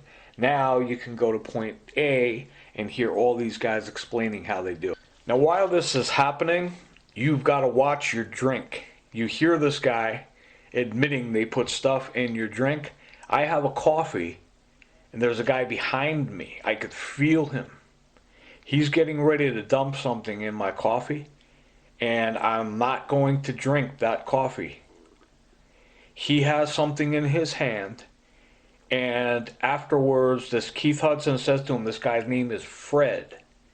Fred has something deadly in his hand that I've been exposed to. And after the conversation's done, he's like, you want me to do it? He says, no, just put it away and we'll take care of it. And he says, try and get that to burn in your diesel truck. And they said it was biodiesel. They kept calling it biodiesel. So maybe you can tell me what biodiesel was. This Richard Peoples scumbag saying, I have my sister at the Eccl High School. I want you to go there and she can take the sample that you swabbed. I have swabbed samples of this stuff they were dumping on me, and now you hear this guy saying it's called biodiesel, and there are 3 other spots where they say we're dumping it on the ground around you. It aerates into the air and you breathe it in and you die. My daughter writes about it in her website. The media will change what she means and say, oh, well, she was talking about the water that comes out of the faucet, or they were talking about the air pollution in China. Don't believe when they change. Listen to what I'm telling you and listen to these guys. He's got something in his hand, and whatever it is, it's deadly. It's called biodiesel. Biological is nuclear, biological, chemical. You used to have to put a mask on, don your mask. It's called NBC. So can you define what the biological part is that they're getting ready to dump in my coffee? And I was watching him the whole time, positioning my coffee so he couldn't do it. And he says it's called biodiesel.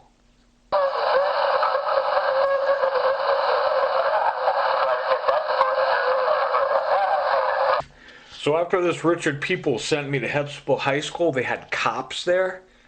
And they were trying to make up lies. I was trying to pick up teenagers. Nice, huh?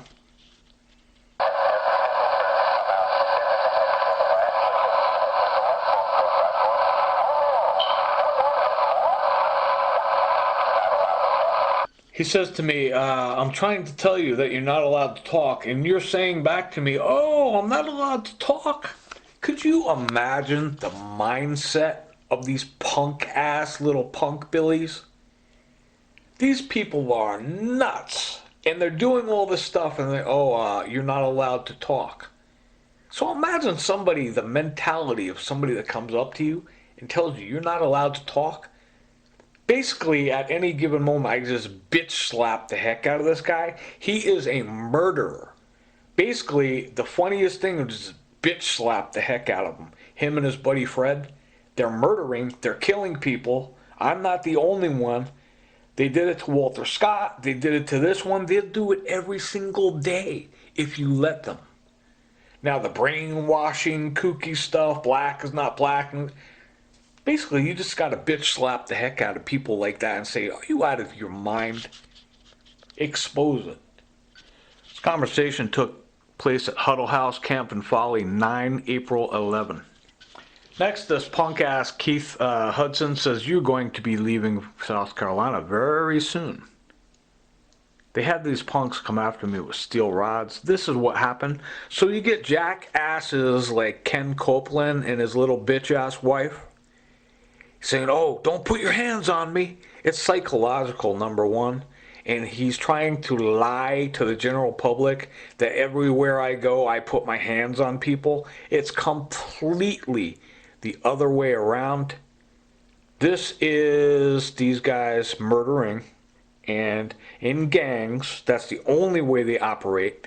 The guy that had his buddy holding me down at the place where they sent me, I saw myself in the mirror in the hospital. I didn't recognize myself. When I walked into the hospital, everybody was, their chins were dropped like, holy smokes, is that the Elephant Man? And I was like, why? What's wrong with these people? What do I look like? I looked in the mirror. I couldn't believe what I saw. Basically, these guys, it'll be impossible for them to hurt me. This little bitch ass at WBPI, Channel 49, Satan Synagogue, says, yeah, we have the pictures of you from when we beat you up. You better behave and quit talking about everybody. I don't know. People are dying. People are being murdered. If you're involved with that, you better step aside, keep your head down, and your mouth shut.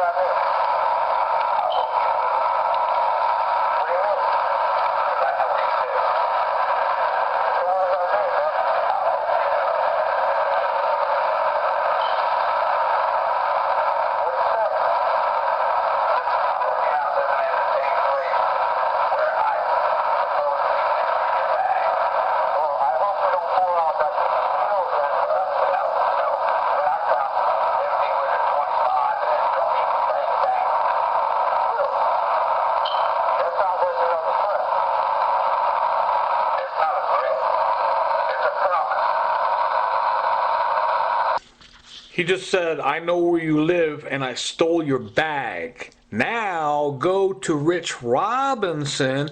Let's go outside. Can you leave your bag here in the bushes for me? And that way I won't have to have the insurance man come and break your legs, because we don't want anybody to get hurt out here. That's Rich Robinson talking right there. The guy trying to kill me with a steel rod. That's Rich Robinson. That's Richard Peoples. That's Ken Copeland. That's who they are. That's what they represent. That's what they know is happening. They want to be accessories to that. That's what they represent. That's what they stand up for. I don't know what kind of definition. That's a scumbag. Oh, he said that word again. Yep, I know. We'll have to remedy this, but I can't think of any other kind of definition. People like this. I've given it to you from A to Z what these people are doing, what they do to the Walter Scotts in the world, what they did to the black guy that was in jail for 27 years. We set him up. He didn't do a thing. And they sit there and they brag about it. That's premeditated. You got this guy, Keith Hudson, on tape, saying that he's going to send guys out with steel pipes.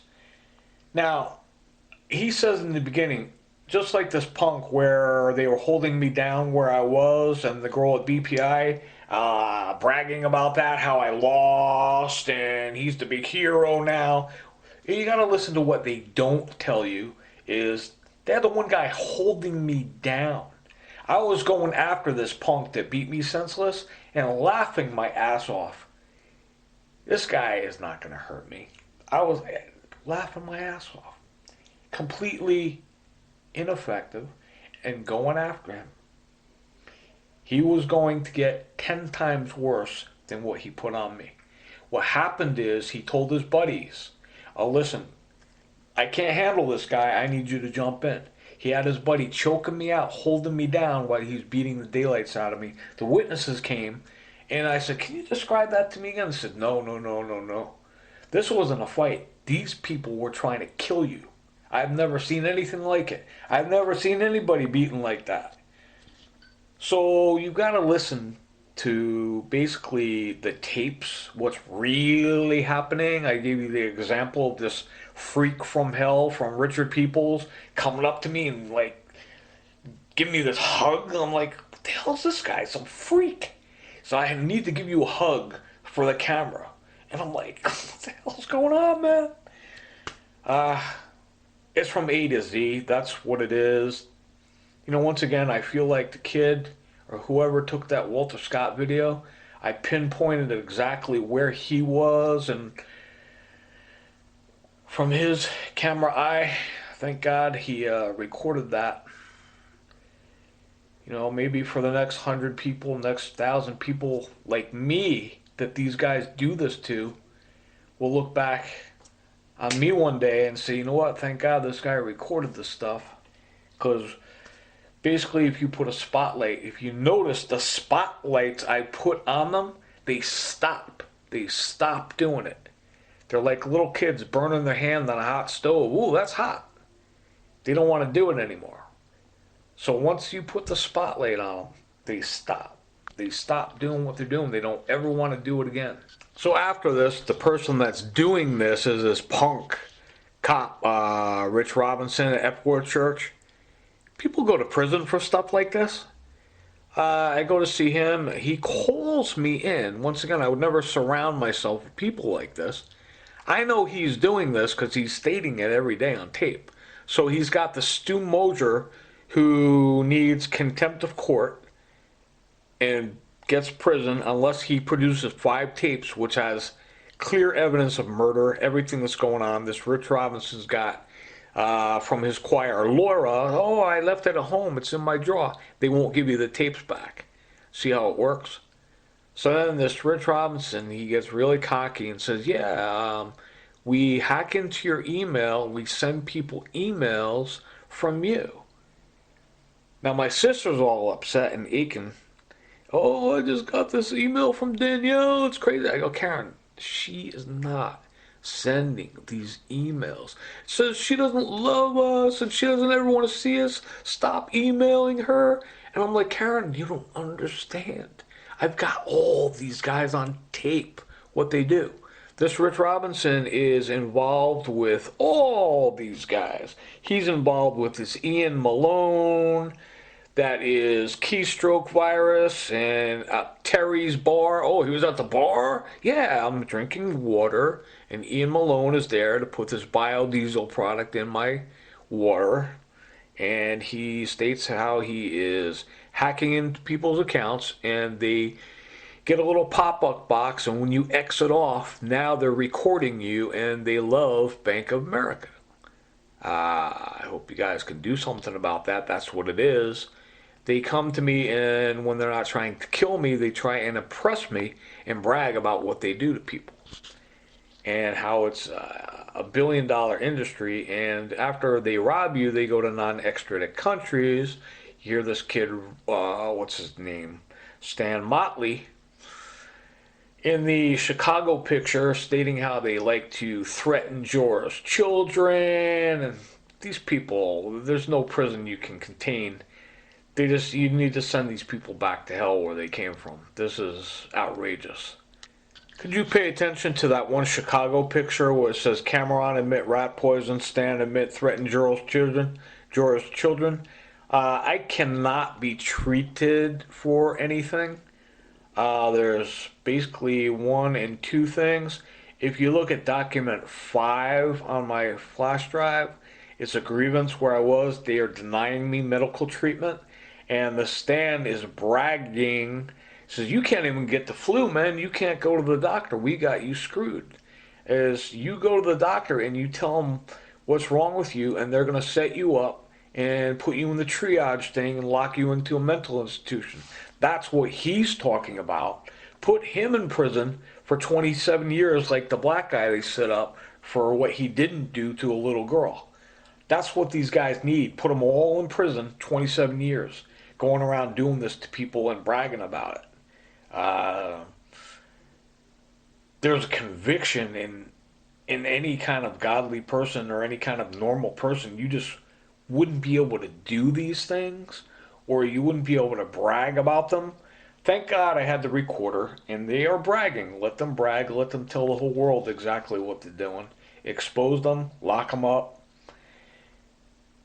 Now you hear this punk with the steel rod saying, yeah, we got your bag. The guy with the steel rod that's trying to kill me, that's Rich Robinson. These guys came up to me the next night.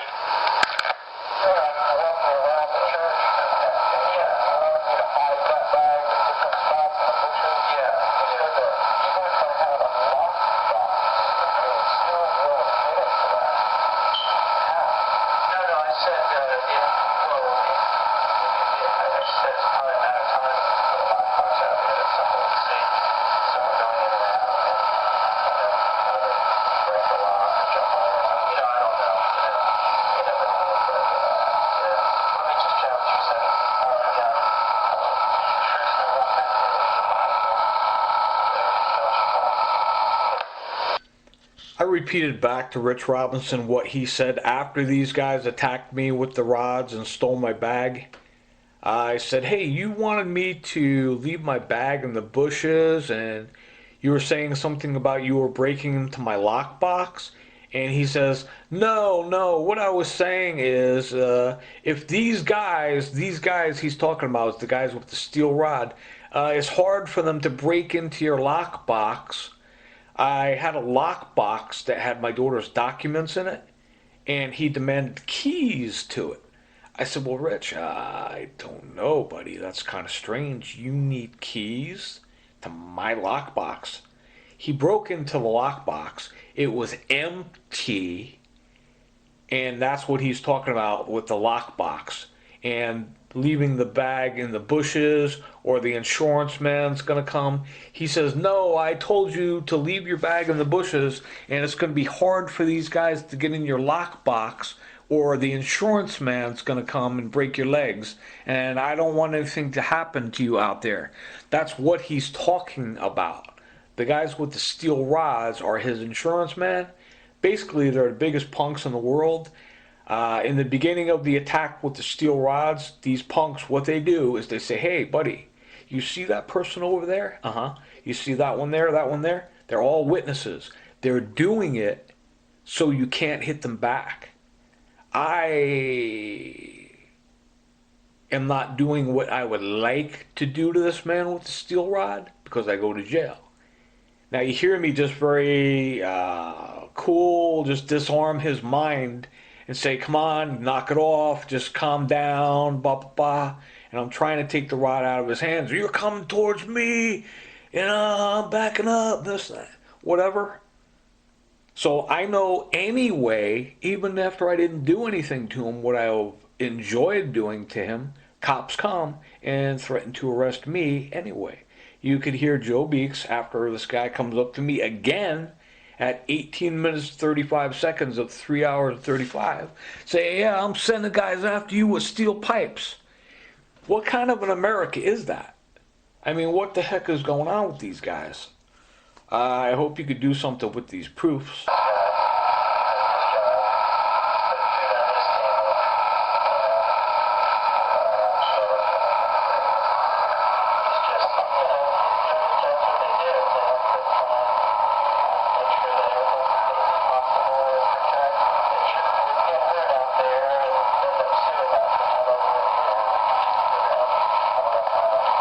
Rich Robinson's talking about the guy with the steel pipe, and he says he's going to have a 25 and hunt me. They did hunt me. They couldn't find me. Basically, if they can't get you on that avenue, you just look at the Walter Scott video and hear Mike Aiello in Augusta explaining how that's going to happen to me next. And they call them insurance men. And punk Rich Robinson is saying, yeah, well, that's the insurance man, and that's what he does to put food on his table. And he says in exact words, we don't want you to get hurt out there on a church property and sue us. Tax them. Rich Robinson at Epworth Church was serving up the same thing they were serving up at Huddle House in his refrigerator. He said, Doug, I want you to eat our food. I said, Rich, I can't. I'm dying. I lost 50 pounds, and I get very sick when I eat your food. He's got in his refrigerator all this stuff lined up right in the middle, and each styrofoam has a big Doug on it, and they want you to eat that. What is coming up is after I almost died in the woods, he has his girl come up to me in the refrigerator, and I said, look, what is all this stuff with my name on it? And I said, I want to find out where that went. I want samples of it. I got very sick. She says, yeah, it had that chemistrated smell to it, honey. I don't want you to get sick anymore, and I threw it out. So they were putting chemicals and all kinds of crap into my food and writing Doug on it and putting it in foam and putting it right in the middle of the refrigerator, where it's the first thing you see.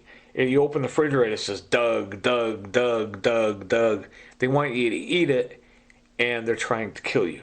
That's who Rich Robinson is. It's Epworth Church. And I have that lady. I'm asking her, look, I want to go into your refrigerator and get a sample of this crap you're serving up, because it almost killed me. I have her on tape saying, it had that chemistrated smell to it, honey. I didn't want you to get sick anymore. I know who she is. I have her name. I have the date. She said that. And I do have a sample of the swab of what the stuff that they were dumping on me, which is going to come up toxic. I could use your help on that. Richard Peoples knew all about it. He's trying to cover that up. Next, they started dumping fluid on me. I got Rich Robinson talking about, did the insurance man, that's the guy with the steel rods, did the insurance man come up to you at night? You hear the punk with the steel rod, I know where you live. Next time it's going to be bang, bang, 25. They came up and they started dumping all this fluid on me. I couldn't breathe. And it smelled like turpentine or something, but it had other stuff mixed in it, which was, they said was, they ordered online and it kills machinists. You hear this guy approach me at Bilo, he's a Bilo employee, and I'm like, who are you? Why are you coming up to me? Why are you saying all these weird things about what they're dumping on me?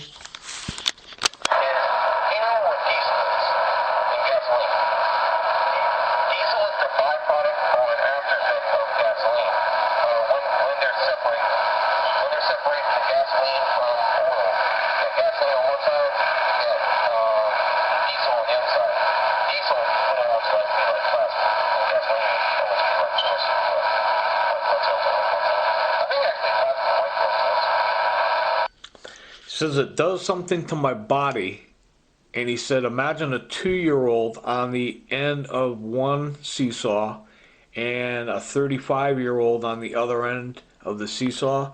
He says, but you'll still live, don't worry. I don't understand what he's talking about.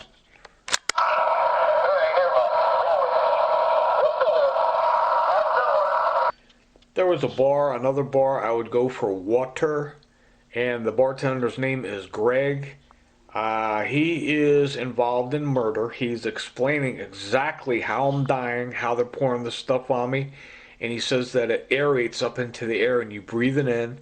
He says he's very surprised they don't let me work. They have the slavery thing where they kill people, and while you're dying, they make you work and they take your money, and you're able to be given food while you're dying, and they take your whole paycheck. He explains in detail. I said, well, what is the stuff you guys are dumping on me? He says, well, it's not only diesel, it's another product that they ordered online and it kills machinists. And he goes into detail. This is a place where I would get water. This is at that time called the Edge. I went there. There's a picture that is going to flash up what this place looks like. And where the guy is sitting is where I was sitting while Greg is telling me how I'm dying. This is Greg at the Edge. In the future, I will find Rich Robinson's girl, how she's putting deadly chemicals into my food. I went back to get a sample, and she says, sorry, honey, it had those chemicals in it. I didn't want you to get sick, so I threw it out. And in your mind, you're going, oh, what a nice lady. And you have to define, look, what is she actually doing is she's murdering. And she says, well, I threw it out so you wouldn't get sick anymore. So this guy Greg is saying the same thing. They put chemicals, and it was being dumped on me. I asked him, what is it? He says it goes airborne, and you breathe it in, and it kills you. And he says, and we use all these chemicals in your food. And I said, well, what kinds of chemicals? And he said, all kinds.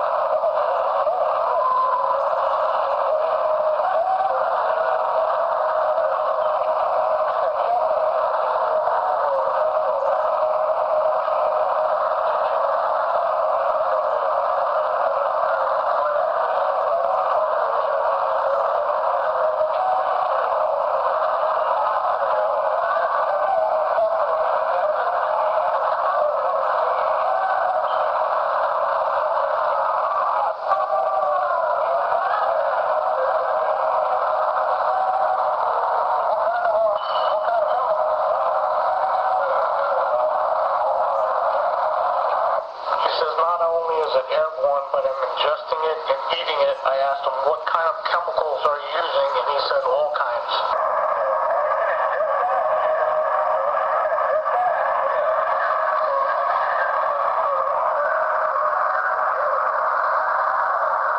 Right there, I just said you can ingest it. He says, yeah, you're ingesting it and inhaling it. If you look at my daughter's site, don't let the media change what she means. That's what she is talking about and was going through.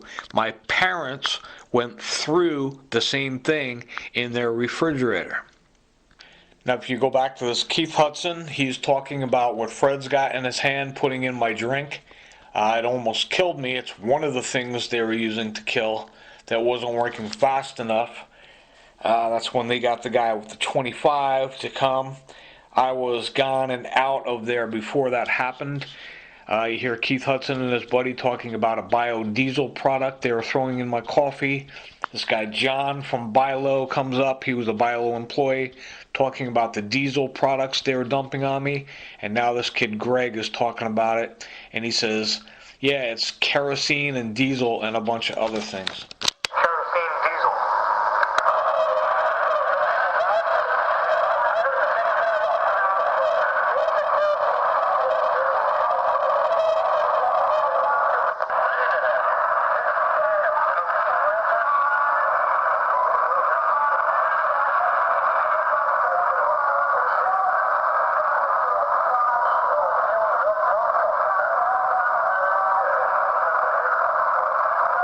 I said, so the stuff you're dumping on me fumes up? He says, yeah, it fumes up into the air.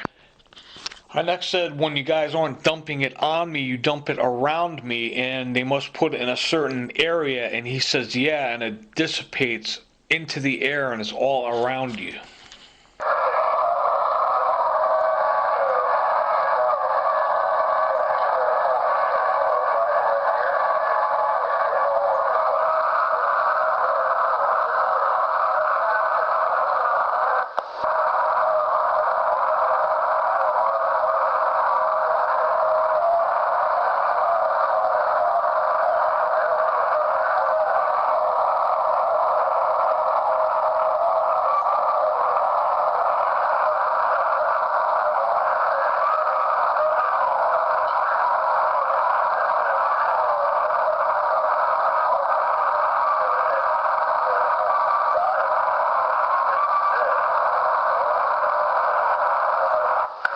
not a whole lot of awareness of what I'm breathing in, people dying and being dead.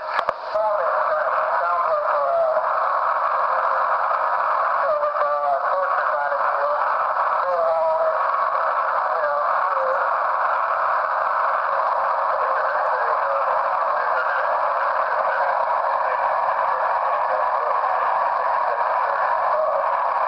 I said, sounds like torture, kill them all, and he said, yeah. And he said something about keeping me on death row. This guy again is Keith Hudson. He comes and he picks me up. He offers to buy me food. I'm not allowed to be in any shelter. He already explained to you that I'm never going to work another day in my life. And I'm not to be given any food unless these guys give me food, and it's poisoned. He comes, he picks me up, and we talk now about him being pissed off because I sent emails on my computer, and they pull me over and put me in cuffs. And they're pissed off because I sent an email on the computer or something.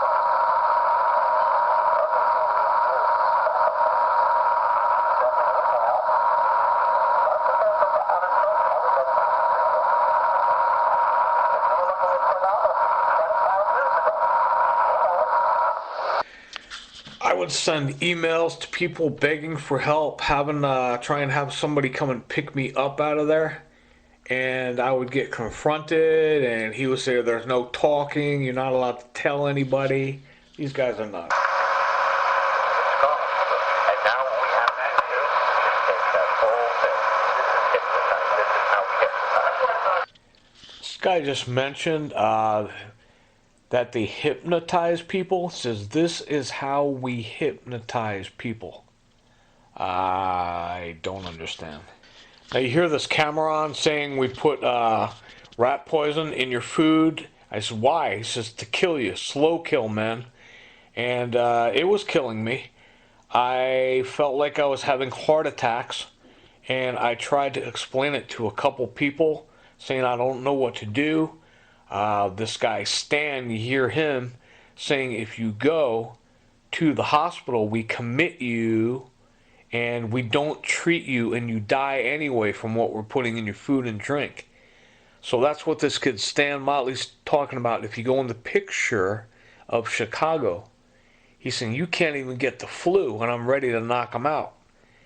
Because he's telling me this is what we do to you in your current health condition, and your other health condition is what they were doing to my food.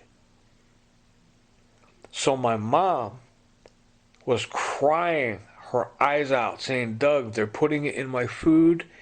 She went to the Eccl hospital and said, I can't breathe, somebody help me. And she was crying her eyes out. This happened to me in Wayne, New Jersey. I was dying. I went to the hospital, and the guy at the hospital says, I can commit you. If you complain about what we're putting in your food, we will commit you. So my mother is doing all these things. You hear her screaming and yelling, doing all this. They're telling her, this is what we're going to do. We're going to kill you. You are dying. And she couldn't breathe. My daughter writes about it in her website. And you hear this guy Greg, which is the picture of the edge bar inside, the guy sitting at the stool, is this guy Greg, explaining how they put this stuff in the air that you breathe. My daughter writes about it. So my mom went to the Eccl hospital, help me, I can't breathe. Do you know what it's like when you can't breathe? I couldn't breathe when they were dumping this stuff on me and around me. You hear this Greg bragging at the bar. The picture is posted. He's saying, yeah, it's aerated. We dump it all around you. And I went to a couple people and said, look, I need you to make some phone calls for me. And I need some help. These guys are on tape. Can you listen to the tapes? And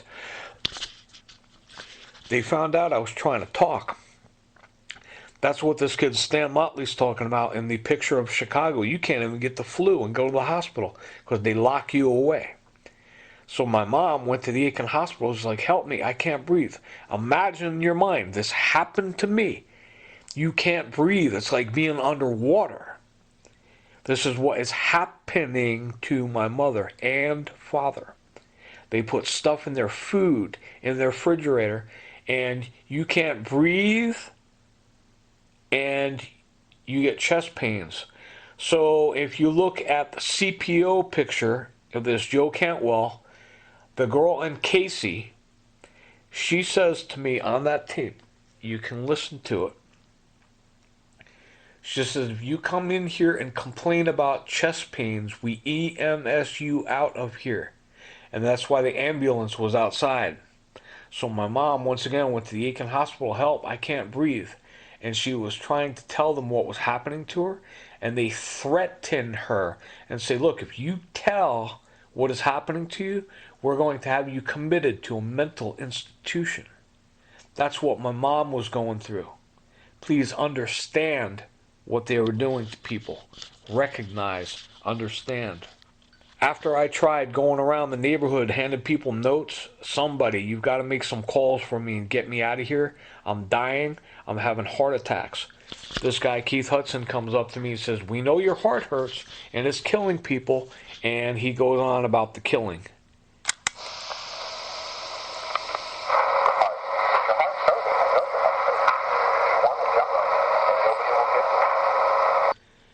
Said something about you wanted help, but nobody would give it to you.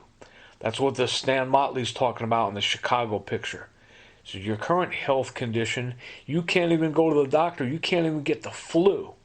So if you get the flu, like my mom, they're doing it to you. You go to the hospital, try and get treated, and they say, look, we're going to lock you away if you tell what is happening to you. So you're going to say, oh my God, if I go to the hospital, they're going to lock me away. My daughter mentioned this to me on the phone. It's like, Dad, you're in jail for doing nothing, for telling the truth, right? She says, will they put me in jail too? That's my daughter on the phone. This is Keith Hudson again. It says, we could beat people, I could kill people, I could kill people.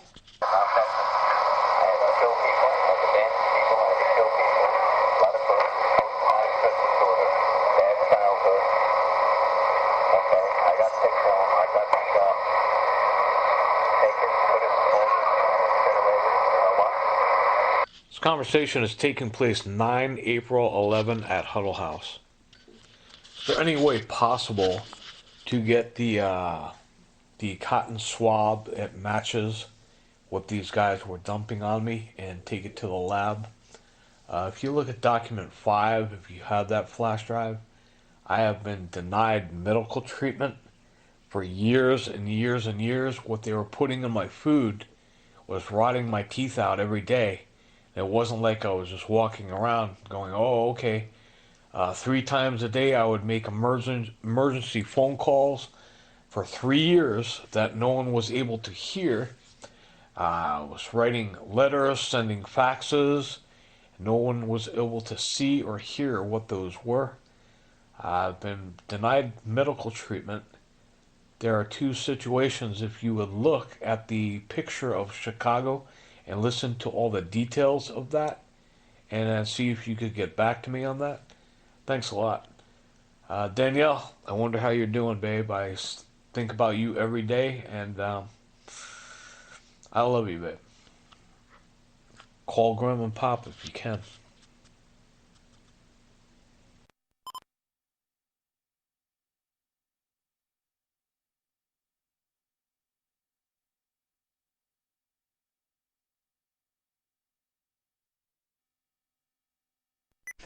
I used to reside in the north in Totowa, New Jersey, where I had proofs that provide sufficient supports that bribes were being taken, extortion deals, conversations, different people that would lead to bribery and extortion, racketeering, human trafficking.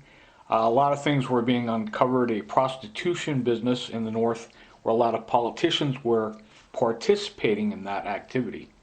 And if you see the picture on my YouTube of the blue sign that says police, you can hear the chief of police, Bob Coyle, admitting responsibility for robbing me of all of those proofs. on a consistent basis. I said to him, well, you guys were coming in and out of my apartment, robbing all my stuff. That's all done now. That's all done. We already did that. He's letting me know, look, it's over. We already robbed you. Nobody's going to ever find out what happened. He thought. So what I would do is take those proofs and put them in the quarter panel of my car, under the rug. And they were going in and out of my car. You hear them saying, well, we're going to unlock cars. And I said, well, you guys fired me from HSBC. He says, yeah, we already did that. Now, he's taking responsibility for doing all of these things. That's called an intentional tort. It's like 1 in a million chance you're going to catch someone doing that. So if I come south, these guys are going to see you talking to me. They're going to bribe you. They're going to lie to you. They're going to lie their ass off. They're going to make up the craziest things you ever heard in your life. Before you take that bribe, say, look, I want to hear you on the tapes, what you're telling Doug. I want to find out what's going on behind the scenes. I want to listen to the tapes. The conclusion and the picture of this is Midland Valley Nazarene. They were taking bribes. That's coming up. I will play the guy admitting that they had paid exactly who, how, why, and when at Midland Valley Nazarene. What Midland Valley Nazarene is covering up is human trafficking, murder, bribery, extortion, racketeering, etc. Before you take a bribe from these guys, at least find out what was going on. There is a park across the street from me. Go in there sometime and read each one of those stones, what it says on there. Then on the bigger picture, you've got to think about the broad gate and the narrow gate. These guys know exactly what they're doing. They were provided with the proofs that provide sufficient support. So at point A up in the north, the chief of police admits, one, going in and out of my apartment, trying to rob all of these proofs. Two, going into my car and trying to rob all these proofs. Three, firing me from HSBC. So if you paid attention to my daughter's WordPress, that she is being threatened, poisoned, the candy you were eating the other day is toxic.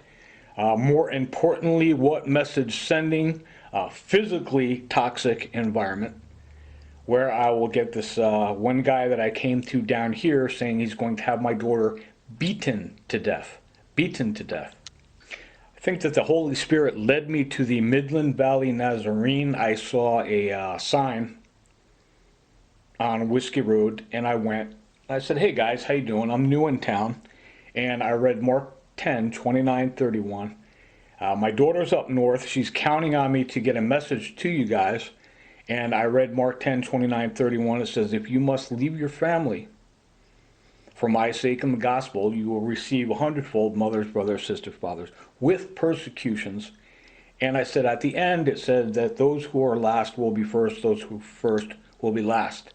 You'll hear a very evil man taking a bribe at Midland Valley Nazarene. And he says, when you walk out of here, you're going to find out who was first. Meaning the people that are murdering, human trafficking, taking bribes, calling judges up in the north to separate you and hurt your kids. You'll hear the guy at Midland Valley Nazarene next. The conclusion of the matter. The countenance of my face changed, but the matter still stayed in my heart. I went to a Bible study. After a guy in Charleston, a cop tried to kill me. And he says that the tapes are all erased. They're all erased. Nope, nope, all gone, nothing there. And I'm like, okay, what the heck is going on? So I went to a Bible study at the Midland Valley Nazarene, and there was a Wayne Cheselka. I said, hey Wayne, what's going on, man? Where's my tapes? If you go to the picture of the desert in my YouTube, it says Midland Valley Nazarene, covering up bribery, murder, human trafficking. And if you just scroll, you drag the cursor to 24 minutes, you can hear Wayne Cheselka stealing my tapes, stealing the proofs. After the guy in Charleston, Keith Hudson, a cop, says, look, they're all erased, they're changed, they're different. Nope, all gone, all erased. And I'm trying to get those back from Wayne. So you hear Wayne trying to shake me down, trying to find out where. I need landmarks. I need to find out and locate and pinpoint you in Eccl. What he's doing is conspiracy to commit murder. You'll see proofs that provide sufficient support why Wayne Cheselka is trying to shake me down, find out, and pinpoint my location. My objective is to get my tapes back from Wayne Cheselka. Before that can happen, he needs to have me killed or arrested. If you listen to where I just sent you, to the Midland Valley Nazarene, Wayne Cheselka trying to cover up bribery, extortion, trafficking, go to 24 minutes and you can hear Wayne Cheselka trying to steal those tapes so nobody can ever find out what's going on in the world. And he tries to have me arrested. It's a setup. Something that was very easy to prove, which would have led to an investigation, and you will hear investigators later in this series explaining why they can't investigate. It's basically their friends are turning up on those tapes they're listening to and saying, well, what's going to come out on the other end of this? It's no good, and our friends are on there. And what they're doing is trying to obstruct justice under RICO. They're trying to prevent the prosecution of criminals. So what my daughter was going through in the North, almost being threatened to be beaten to death, incarcerated, or keep eating poison. The Midland Valley Nazarene could have stepped in and say, okay, this is what's going on. We're going to stop this. We're going to sound the trumpet. It could have been all over years ago. You will hear next what the conclusion is and why Midland Valley Nazarene and all of these churches that I go to won't do anything. So if you heard Wayne Cheselka trying to shake me down where I'm going to be so he could get people after me, and promising me my proofs that provide sufficient supports, he told me to meet him at Waffle House. He was not there. Pastor Penny called Wayne Cheselka and said he wants you to come to the Bible study on Wednesday, 9:30:15. At the Bible study, Wednesday, 9:30:15, I was walking in, and somebody said, you're going to find out what happened at this Bible study. And they admit taking a bribe, and they later tried to have me arrested by the sheriff. If you listen to the continuation of the other one that says Midland Valley Nazarene, Wayne Cheselka, you'll hear the sheriff come and confiscate the proofs. They're trying to obstruct justice and prevent the prosecution of criminals and have me arrested if I go and pick them up. I was at the Bible study on Wednesday, 9:30:15. There were some people in there, and I said hello to everybody. They asked me to sign the paper, and I was sitting there, and you know who the man is that is speaking. He admit that they took a bribe. Remember, when I'm walking in, they said, hey, basically they told me, hey, make sure you turn on your tape recorder because you're going to find out what happened.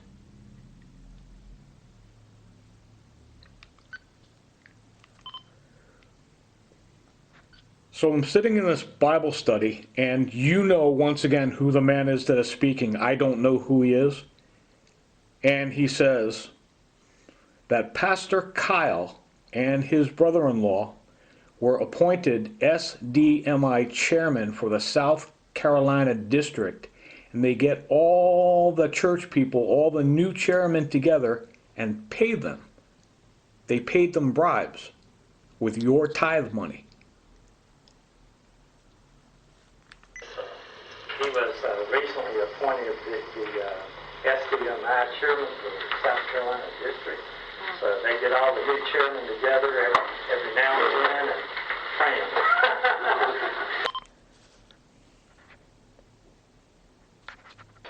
They were impressed just with You hear them laughing after everything they say. He just said then they were mixed up with the evidence. Ha ha ha. So this meeting was planned just for me, this Bible study. Like I said, when I walked in, somebody said, hey, you're going to find out what's going on when you get in here. Earlier, you hear this Wayne Cheselka trying to shake me down where he could find me, where he could have people come after me and confiscating my tapes and stealing them. They said, well, the Nazarene Church, we're involved with some people. We were appointed with whatever Ackerman SDMI chairman for South Carolina District. They got all the church chairmen together and paid them off. And he says, they were all mixed up with the evidence. Ha ha ha. So then I'm sitting there at this Bible study, and I'm digesting what this guy is telling me. They got everybody together and they paid them, and they were all mixed up with the evidence that I gave them. And then he looks at me and he says, well, I'll put it this way. When you walk out of here tonight, you're going to understand who's first. I'm like, what the heck is this guy talking about? He's talking about when I first came in and said, hey guys, my daughter's counting on me, and Mark 10, 29, 31, he's talking about the end of 31. So these guys are so filthy. What they are doing is they are supporting human trafficking. They are supporting attempted murder. They're all involved in that. They know it, and they admit that they paid everybody off. And I'm sitting there, and he says, well, when you walk out tonight, you're going to know who was first. Well, I'll put it this way.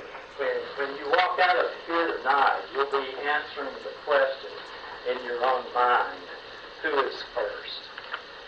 Who is first? So if you listen to the other one, the desert picture with Wayne Cheselka shaking me down, trying to find out where I am, and making sure nobody ever hears what's on those tapes. And they tried to have me arrested. They made up lies that I was getting up and screaming and shouting and making up all kinds of noise, and they had to call the sheriff.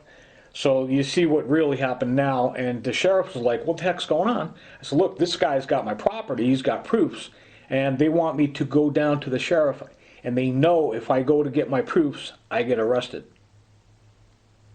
And I'm proud to be able to say that. I was in Passaic, New Jersey. I had an apartment. Joyce Meyer was coming on the TV and saying, Doug, I want you to go down the block with this guy, John Epperly. She didn't say that. She said, I want you to go down and stay where you are and do business with this guy. I know this guy. Do business with him for the next year. Now pay attention. You want to hear Joyce Meyer's business partner go to arrested for carrying proofs of bribery. Listen to that guy. All of these guys on each one of these tapes approach me. They are your best friend in the world. They want to take your lamp away from me. Say, hey buddy, I'm hooked up with you. I'm your friend. I want you to give me all the proofs you have on these people, the human trafficking, the murder, this, that, and the other thing. Everything you got, give it to me. So, well, you don't mind if I find out who you are? I'll think about that. Think about your offer, and we'll just find out. They lied to you. And each one of them will be known by their fruit. A good tree cannot produce bad fruit. Joyce Meyer says, if you tell on us, we will blow the motor on your car. So after she makes a statement like that, why would you ever, ever, ever, ever turn on the channel where Joyce Meyer is? What she is doing is she is talking. People talk to her. And they say, look, if you don't do this for us, we are going to do this to you. She says, we bought him new clothes, we bought him a car, like I'm some kind of a retard that doesn't work. Listen. Oh, we bought him a new car, and we gave him all of God's love, and bought him all new clothes.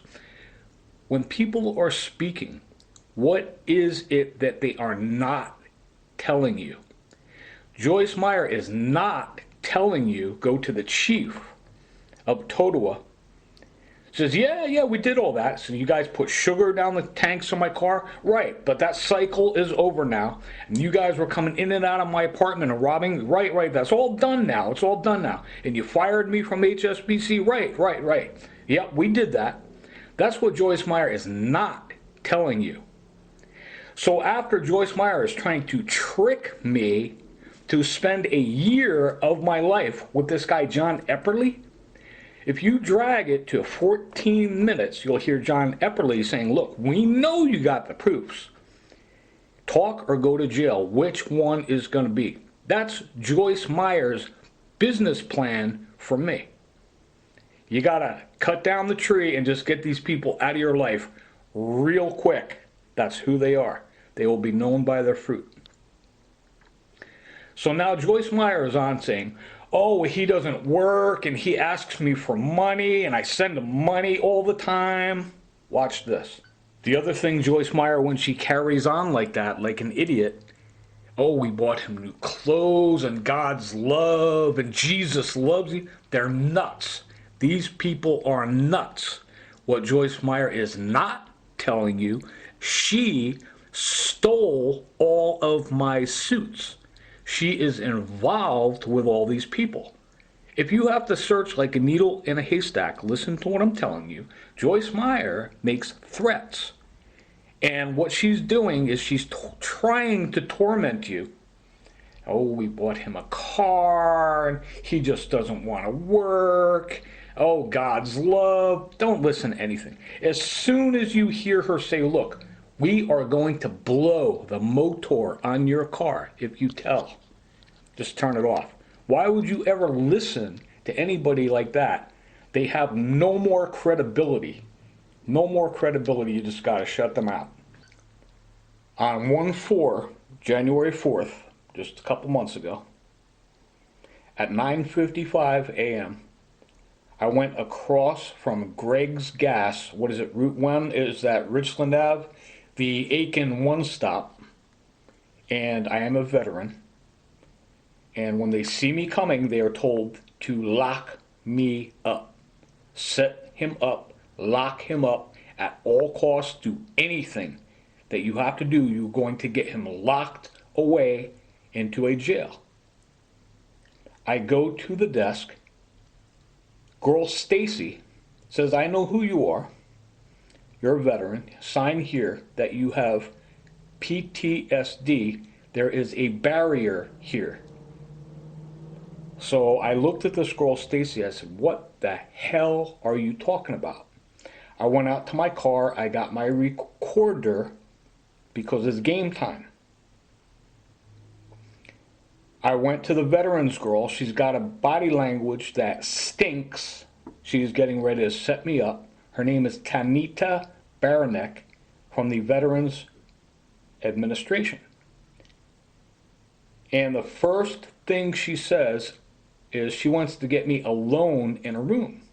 Now, does that make sense to you? Why am I the only guy in the world? Everywhere I go, all these people, all these girls want to get me alone in a room. Say you go on a job interview and the girl says, look, I want to be alone with you in a room. What the hell's going on? So if you just heard, you click on CPO. This guy's setting me up. His objective was to torture me. So I cannot, so I bleed to death. So my stump on my leg bleeds to death. Click on CPO.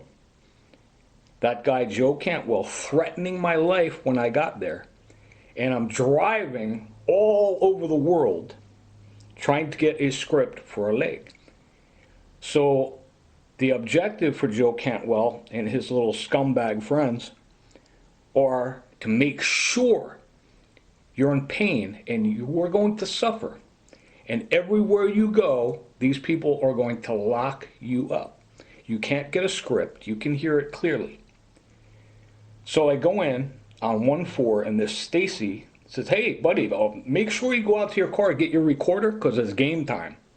If you heard what I just said. She said that I have to sign a form that I said I have PTSD. It's like this Joe Cantwell and this John Epperly up there in Passaic wanted me to sign all kinds of forms. If you listen to that, I said, look, why would you want me to write lies about myself? This and that and the other thing. He says, oh, just do it. Just do it. I go, what is your definition of this? Can you define what a lie is? And he gets to the bottom line. I know that you could prove what you're doing. You could put people in prison. So you're going to talk or go to jail. So now I go in and I'm looking at this girl. Her body language stinks. I sit down and I play her little game. Let's see what she has to say. 1/4/16, 9:55 a.m. Aiken, one stop across from Craig's Gas and Aiken, Tanita Baranek.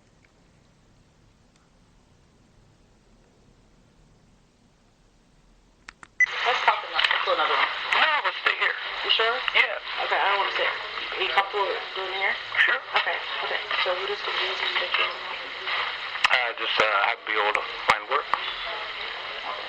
So where have you been applying to? Where?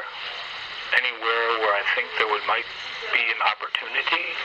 The next question after she just asked me to be alone in a room with her is, you see, she's very cool, she's very subtle, she's very persistent.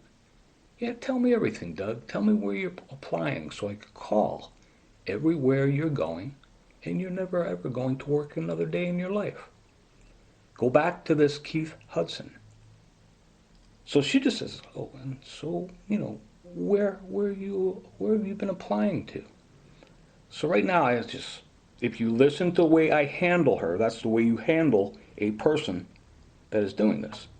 So, well, where am I applying? Well, everywhere that I could get a job. Just give answers like that. She thinks she's slick. So could you write down all of the people that you've interviewed with so far? Where are they? Are they in this area? And give me examples. Are they in this area? Where are they?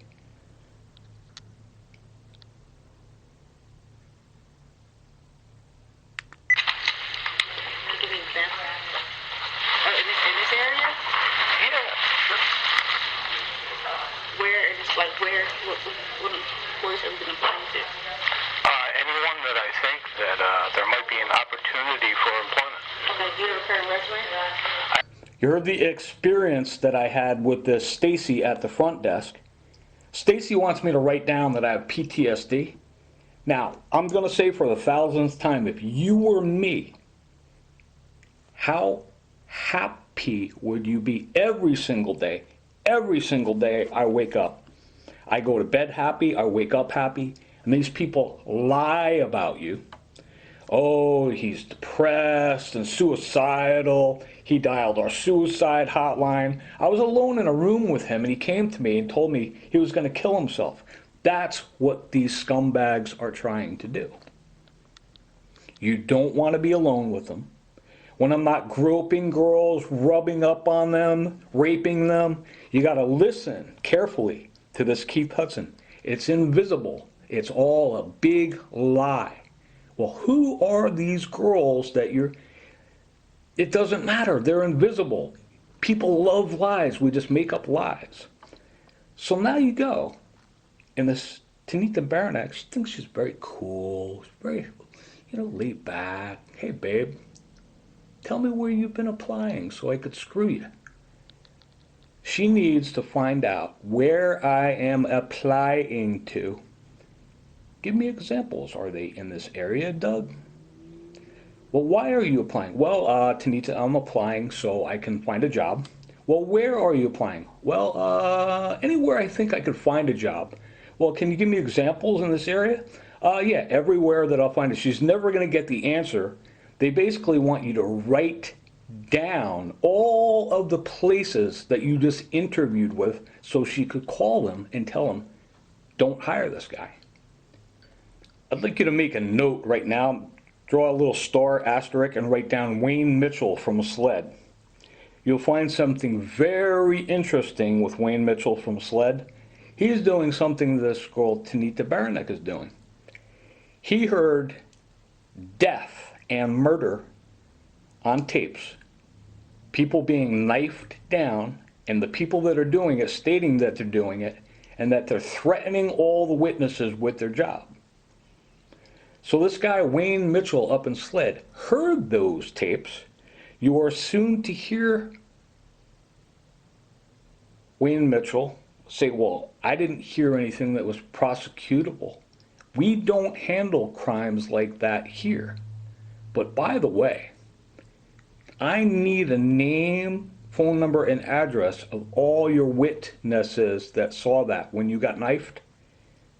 So I said, well, Wayne, I thought I just heard you say that you don't handle crimes like that. Why would you want the names of all the people that saw me get knifed? You'll see, you'll see. Just make a little asterisk. It's going to be a fun day for everybody. Jesus Christ is Lord. I can do all things through Jesus Christ who strengthens me. He that is in me is greater than he that is in the world. I'd like you to give you another example of discrimination. There are people that are lovers of the Constitution. Praise God. I was down in Charleston after, just like this Tanita Baranek, following me around so I can't work anywhere. Then you got Joyce Myers, thinks she's slick. Oh, well, he just doesn't want to work. We just don't understand it. So if anybody came up to me and asked me questions, hey, why aren't you working today? I just say, well, I'll get to that later. You'll see. Everything is covered. There is a solution for everything. Don't ever think in your mind, oh, wow, that's horrible. Oh, what? The solution's already worked out. After they blackballed me and tried to murder me, which you will hear proofs of in Aiken, South Carolina, I said, wow, man, there's nobody that is cooperating with me and picking up these proofs and these tapes. I'm going to go to Charleston. Now you hear this Wayne Cheselka shaking me down. Where are you in Aiken? What's it about? What's it about? Where can we find you? I know what he's doing. There was at Nazarene Church a Abigail with blonde hair. She sits next to me at Nazarene Church, says, I want you to come to my house. The neighborhood is called Sudlow, I remember, it was a few years ago. She has a condo. I said to myself, thank God I brought all my tapes, my daughter's testimonial, tapes of my daughter's mother, proofs of bribery, everything that was going on, and had an opportunity. This girl, her name is Abigail. At that time, she was very old. She was 50 years old. Nobody I would go out with, no attraction, nothing like that. Mindset. Your daughter is bleeding in the street. Her life is being threatened. She needs you. She's counting on me to come down south and get somebody's attention. So this is a few years ago. I go to this girl's house. Her name, once again, is Abigail. She's got blonde hair. Sudlow neighborhood, I remember. Some condo. I go in. We sit on the couch. I'm like, this is my day. Thank God. This woman, thank you, God, for bringing me to this woman's house. What do you think I want to talk about? What do you think I'm doing there? So look, I need you to hear my daughter's testimonial, her daughter's mother, the stepdad, what she's going through. She's being threatened at the house if she gets caught talking to me. The stepfather is a psycho. I need you to just hear these proofs and spread it around. No, I'm not allowed to hear that. I don't want to hear that. So I said, well, then what the hell am I doing here? Why am I here? She wanted to talk about everything but that. And I'm like, you gotta be kidding. My daughter's in danger. Her life is in danger right now. And you want to sit here and tell me you don't want to hear that? Well, then it was nice talking with you. I gotta go. She's following me out the door. You know, you're going to walk somebody out, whatever. She says she had to go too, and she stopped me. I'm facing the door. She's behind me, touches me, and turns me around, put her arms around me and forcefully started kissing me. So I don't want to hurt her feelings. I'm like, okay, wow, I don't want to piss this girl off. I'm going to go with the flow. I'm going to make sure she has a good experience with me. Maybe I'll come back tomorrow, or maybe never. But I have to get this girl to hear these tapes and let people know what's going on. She starts kissing me. Once again, she's a little old. She was like 50 years old. This is about 5 years ago. I'm going with the flow. Okay. All right, it was nice talking to you. I'm a little upset that she didn't hear my tapes. There's a reason for everything. A couple days later, I'm like, I got to get that opportunity back. I don't know if this girl is retarded or what, but she's got to hear these tapes and understand what's happening to my daughter in the north. I call her up. Hey, Abigail, it's Doug, I wonder if we could go over what I came to you to talk to you about at your place. She says, no, absolutely not. I said, why? She says, I don't like what you did to me at my apartment. So I said, what the hell did I do to you? I don't understand. She says, well, I'm not allowed to tell you what you did to me. Just absorb that. You're going to need some bread. Bread for absorption with the meal. Bread will help you digest and let it go through your bloodstream. So now here we are today. This guy, Richard Peoples, down that, what is it, Bel Air Road or something, Faith, Restoration, whatever it is. He says to me, here's the deal, Doug. Remember, Joyce Meyer's plan, waste a year. All you have to do is present these proofs to people, and somebody's going to do something. Joyce Meyer says, I want you to waste a year up north in Passaic, Doug, and listen to her partner. That's my business partner, the guy that's threatening my life, threatening to have me arrested, this John Epperly, and arrested for proofs, carrying bribery. See how it works? So now Richard Peoples tips me off. He says, Doug, a year from now, you're going to pack up your bags from the office and go to another church. And I'm like, what the hell does that mean? He says, I've got my whole entire congregation. You're in isolation. We lie about you and tell people that you take drugs. Nobody is going to talk to you, and they're not allowed to tell you the lie that I'm telling them. He controls their mind.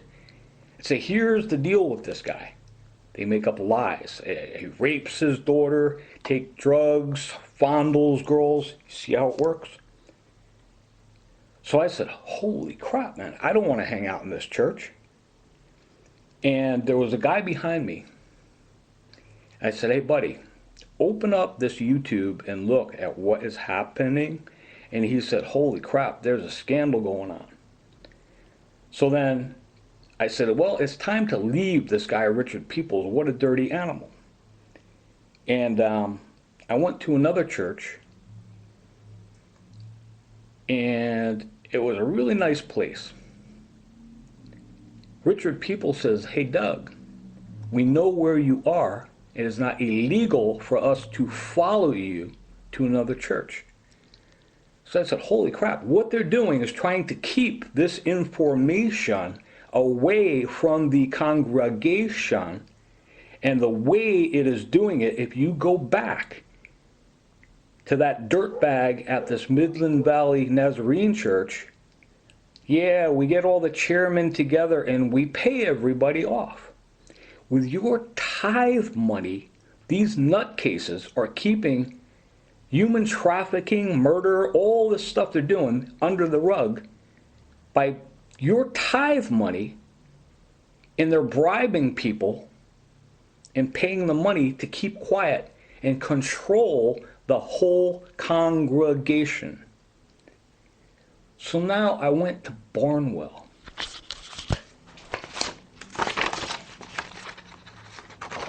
This place is called Bethany Church in Barnwell. Guy's name is Robert Altman, is it? Bethany Baptist, Dunbarton Boulevard, Barnwell. This guy sees me, my only chance to see my daughter and let people know what is happening to my daughter is very casually just say, after the service, say, hey, you know, I wonder if you could support my daughter and just understand what she's going through in the North, and open up to this YouTube site and here's some testimonials from my daughter. A lady in this Bethany Church from Hell up there in Barnwell says, here's what we're doing, Doug. We're deflecting you. You're not allowed to talk to anybody in our congregation. Pastor is going to come and see you after the congregation and take you outside, away where nobody can hear what you have to say. I said, well, thank you very much, ma'am. That's very informative. This pastor comes up. He says, yeah, I know who you are, and why don't you come with me? I go, I don't think so, pal. I heard your service. Thanks a lot. And he's not going to follow me to the bathroom. And I just pretended I had to go to the bathroom and went to a couple people and said, hey, look at my daughter's site. And they were very receptive of that, and that's that. So that's what's happening. You've got these people are being bribed to cover up murder, human trafficking, etc., etc.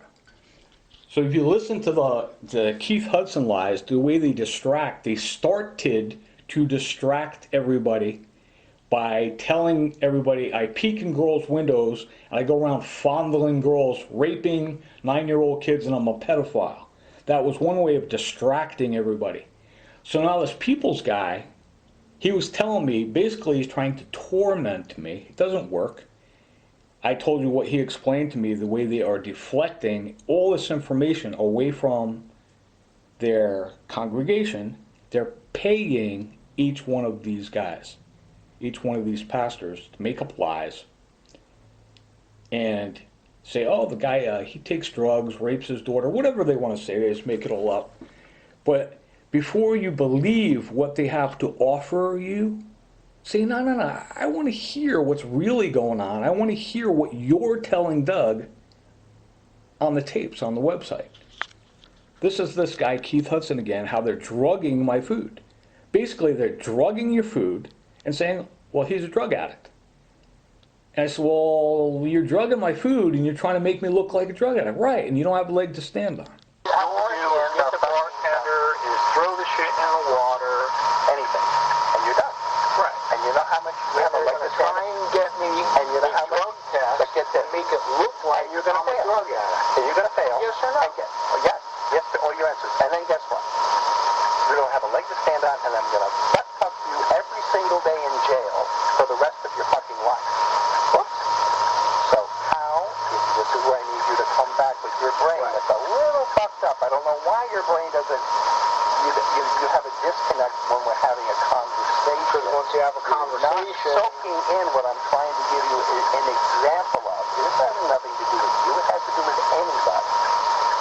Okay? I mean, the last thing you told me to me is wake up down the street at 2 o'clock in the morning with your laundry bag, and you won't be bringing bad shit to you. Okay. Because also, the next time the cop that you don't know is going to get out, the first thing he's going to do is smack you up the side of the fucking head with a nightstick, and you're never going to wake up again. And yeah, the knife will be planted, the gun will be planted. On you, and you're a fucking, you know what's called? Legalized murder, and we can get away with it every single fucking day. Right. That was explained to me in Augusta. So, now that you know... And now your next plan is wait till I fall asleep and beat me with two No. That's because I'm a weak old man. Self-explanatory. In cahoots with this Richard Peoples, who is deceiving his whole congregation, is a mind control factor. There is a... what's his name? Kenneth Copeland. Praise God, we can control the minds of entire regions of people without anyone ever hearing what Doug has to say. Praise God. He says, we're going to tell people you hit your head, all this. You can't trust these guys. That's who Ken Copeland is. So there was a Michael Mitchell that I thought his name was Peoples on Tobacco Road. And I went to his church and I thought his name was Peoples. So now, after they find out who these guys are, you have a choice in life, the broad gate or the narrow gate. If somebody comes to you and bribes you and makes you an offer, you have to say, you know what, I want to find out what's going on. I want to hear what's going on in this flash drive at least before I make a decision and take this money, whatever they do. So Peoples gets on the TV and he says, yeah, we're going to shoot you. We're going to do this. We're going to do that. And you come down here with all these problems that you have. It's all a big trick. Michael Mitchell and Peoples has a problem. The Nazarene church in Midland Valley has a problem. The devil's got a big problem. Because he is caught with his hand in the cookie jar. Everything he is doing, if you could prove it, they will put you in prison or murder you. That is exactly what's happening. That's what these guys are participating in. And one of the biggest things is the fire that's under my butt is the human trafficking and the danger my daughter's life is in. Peoples knows it, Mitchell knows it, Nazarene Church, they all know this. But if you hear this clown at the Midland Valley Nazarene, oh, we get everybody together and we pay them, ha ha ha. They're involved with the evidence. And I'm so proud to say that, ha ha ha ha ha. What kind of a scumbag is going to do something like that? So now Mitchell, a really great guy, Joel Osteen, what a guy, is on the TV with Mitchell at Restoration Church, Tobacco Road. Which you guys should just turn around, not even go to any one of these churches. You find out what your pastor's involved in. Before you go and worship Satan, find out what they're involved in. That is not Christ-like. They know what they're involved in. They know what they're doing. They know what it's about, each one of them. So like the Midland Valley Nazarene, this Wayne Cheselka is trying to shake me down and find out where I am so I could be murdered. And if that doesn't work, they're going to put me in jail. If you listen to the sheriff coming trying to get me locked up. It's a trap. Yeah, come on down and get all your proofs. And they know I get arrested as soon as I go to the sheriff. You can hear the sheriff saying, look, I'm trying to present these proofs to the sheriff. He says, get out of my lobby before I arrest you. How are you going to get arrested for reporting crimes? I don't get it. So that's what this Wayne Cheselka is trying to do. They're praying, oh my God, we got to get him in jail. We got to put him in jail or else everybody's going to find out what the heck we're doing, what we're involved in, human trafficking, bribery, everything. So now this Mitchell, he knows. He says, yeah, come on down and get Joel's book. He knows I go to jail if I go on his property. He is another one that is trying to keep this information away from his congregation. Watch. Two notes I'd like you to make. Something to consider. It's you hear this Tanita Baranek tracking me. She needs a list of all the names and numbers of people I interviewed with. Oh, where are you applying to? Give me examples. Are they in this area? Why does she want to find that out? I told you. So now you hear this guy. Well, you didn't hear this guy Peoples. He came on the TV. He's a wise ass. Richard Peoples.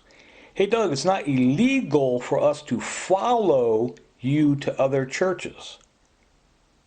Now, why are they doing that? They have guards at the door that will throw you in prison before anybody finds out about the human trafficking, bribery, extortion, murder, how they're drugging people's food, killing people, poisoning people. That's what it is.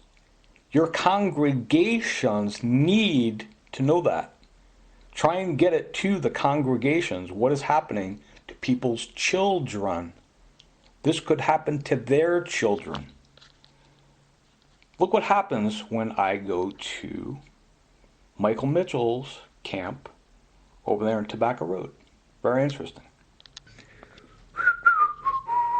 Sunday morning. I wonder where I could go to church where they don't worship Satan. How about this faith restoration over here? This will be good. Let's find out what happens if I try and go to that church. From now on out, and this is a trespass warning. When you come back onto the property, okay? You come back on the property, I'm supposed to lock you up. There's no talking, I'm not having discussions with you. I'm telling you, blatant, to your face, direct. Come back on the property, from there on out, I'm locking you up. You get to the door, there's a U.S. Marshal there? What the hell's going on? Why is it a U.S. Marshal? They work for the government. I wonder who could have sent them. I wonder what they're worried about. They don't want anybody to find out what's going on. How people are being poisoned and killed. Human trafficking, things like that. Wow, that's weird. A U.S. Marshal is at the gate of the church threatening to arrest you? I don't get it. Let's make sure where we are so we know. This is Marshal Dubois from the government arresting people to try and prevent the prosecution of criminals, to try and obstruct justice, and try to keep from everybody how people are being murdered, left, right, poisoned, how your kids are being trafficked. And his boss, I wonder who that is, doesn't want anybody to find out. Let's make sure we're at Faith Restoration. This is Faith Restoration, right? It's Restoration Ministry. From this day forward, if you come back on the property, I'm locking you up. That's a shame that you can't pick your own church where you want to worship Jesus Christ. I told you, it's not about you picking a church. When you come here, your motives is not to come for service. You have different motives. You come for different reasons. And that's where the problem lies. Plenty of people come here for service, and nobody's denying coming here for service. But when you come for different reasons, that's where the problem lies. You just said the problem is you're coming here from New Jersey. Bingo. What's going on in New Jersey that the U.S. Marshal doesn't want a church in South Carolina to know about? What is he hiding he doesn't want the people to know? I don't understand. How does he know I'm from New Jersey? You heard him just say, the problem, digest, examine, says the problem is, Doug, is that you're coming down here from New Jersey. What is New Jersey hiding that the U.S. Marshal doesn't want anybody to find out about? I don't understand. I guess I just can't go to church anywhere, or you get arrested.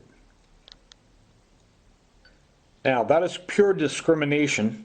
He's telling me the reason he won't let me enter this church is because I am from New Jersey. I'm coming down here. The problem is you're coming down here from New Jersey. That's the reason he just gave me. Well, we'll have to add that to law of 1866 of race only. There's marital. You have to put, well, if you're from New Jersey, you get the point.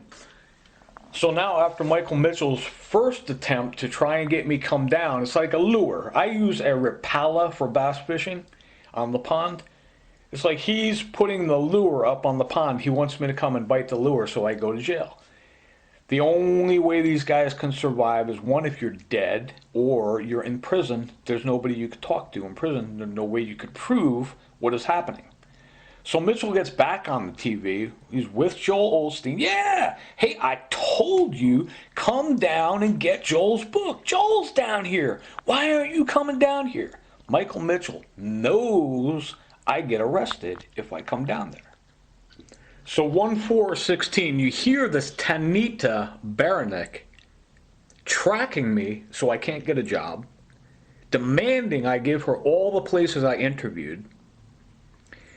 I came down in 06. And if you could imagine what my daughter was going through, the human trafficking, all the stuff, the death threats on her life, more importantly, what message sending, she writes, physically toxic environment, which I will get to, an investigator from Aiken Public Safety, Ray Scott, threatening to have her beaten to death in his own words. back to where I was in '06 driving down here, they were doing the same thing they were doing here. You hear the chief of police in Totowa, yeah, we fired you from HSBC. We already did that. But the cycle's over. Hey, we're not coming in and out of your apartment and robbing you blind. My only chance is to come down south. And if you get one person just for an hour, my daughter says, well, there's no chance that we're going to be able to interact with anybody because they sit with you and listen. We're all here together, but there's no chance that we'll be able to interact with one another. I came down and I said, well, the first thing I have to do is get a job. I went to a place in Eccl. There was a woman there named Teresa Cheek, and she was very helpful. I went in and I sat down and I said, here's my resume. And bingo, she opened her book and said, oh wow, this is a perfect match. And before I could get the words out of my mouth to her, look, there's something going on, there's some tapes you got to hear, I'm not allowed to work, you're going to work very hard to get me this job, I am the perfect candidate, but when I get there, there's going to be a circus. Trying to tell her, and there's people listening in by the door, listening to what we're talking about, it was ridiculous. So that's what happens with work. I am not allowed to work. You hear this Tanita Baranek basically trying to track me where I'm going. Richard People says, here's what we're going to do. We're going to track you to every single church. We can't just murder you and throw you in jail anymore because, you know, it's out in the open what we're doing. We don't want the spotlight on us, so we're just going to track you to every church. This is proof of what is happening. And, you know, basically you have to be a light that shines. And if you are a tree that's producing bad fruit, you know, you are not going to be part of that light. You're going to be a tree that gets cut down, you know. If somebody offered me some money, I've been offered things you just never believe. Kingdoms, women, everything you can imagine on top of a mountain looking down. Hey, this is my kingdom. It's not worth it. In this world, in this life, which is like 1 second on a watch compared to eternity, don't gamble it. So after all these things were happening to me in Aiken, preventing me from working, girls trying to be alone with me, setting me up, he's raping me, fondling me, this and that and the other thing. It's all a bunch of lies. You hear this Keith Hudson. I said, wow, this is crazy. Nobody will listen to these proofs. Nobody will listen to these tapes. And I think the Holy Spirit just led me to Charleston, where everything opened up. I had every devil in the world coming up to me and just blah, blah, blah, spewing out what the true agenda was, what was really happening, and I recorded each one. I was obedient unto death. I was dying. They were poisoning me, and I sat there to prove it and capture everything that was happening on the tapes. This Alice Haley at the Huddle House, this Keith Hudson, etc. So now you have a better understanding of what is happening, and you know, why would I go out and beat my head on the pavement for a job I'm never going to get? You have to go to the root of the tree and say, okay, look, here's what you're doing. Now you're going to pay. Tanita Baranek, you are going to pay. You are going to tell us who is telling you to do this to Doug when he comes. That's the way it works. It's called indemnity, payback, or make whole. So now this is what they were doing to me in 1, New Jersey, 2, in Aiken, South Carolina. All these setups, all these girls trying to pick me up. You don't dare want to be. See, each one of them desperate attempts to get me alone in a room with them. What is going to happen in that room? No. I have too much experience with that. I explained what happened when this girl invited me to her house in the condo, and she is involved with this Wayne Cheselka murderer, covering up everything that was happening at this Nazarene church, which now you know they take bribes. They're going around using your tithe money to pay people off to keep all this stuff quiet. So now it's determined I'm not allowed to work. I go to Charleston. I said, wow, maybe I could get the message across to somebody in Charleston. I go to the shelter. It's pure discrimination.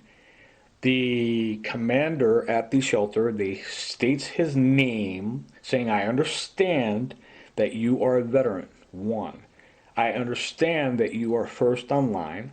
I don't care if you've been here since 2 o'clock in the morning on this line. I am not going to give you any food or shelter, and you're going to have to leave now. And I come back day 2 and 3. That's a long time, no food. So in between there, I had maybe $18. You need that money for gas. $18. Get a couple burritos at Taco Bell and live on that for a day. They're not letting me in the shelter purposely for murder, death, starvation. And you hear this guy, what's his name, Keith Hudson, coming up. Hey, buddy, each one of them is your best friend. Give me all your tapes, all your proofs. I'm your friend. I'm from the church. They start poisoning you. So this is what happened at the shelter. It's on Meeting Street. It was 26 June 10 at 7 p.m. And this is what happened when I tried to get shelter and food.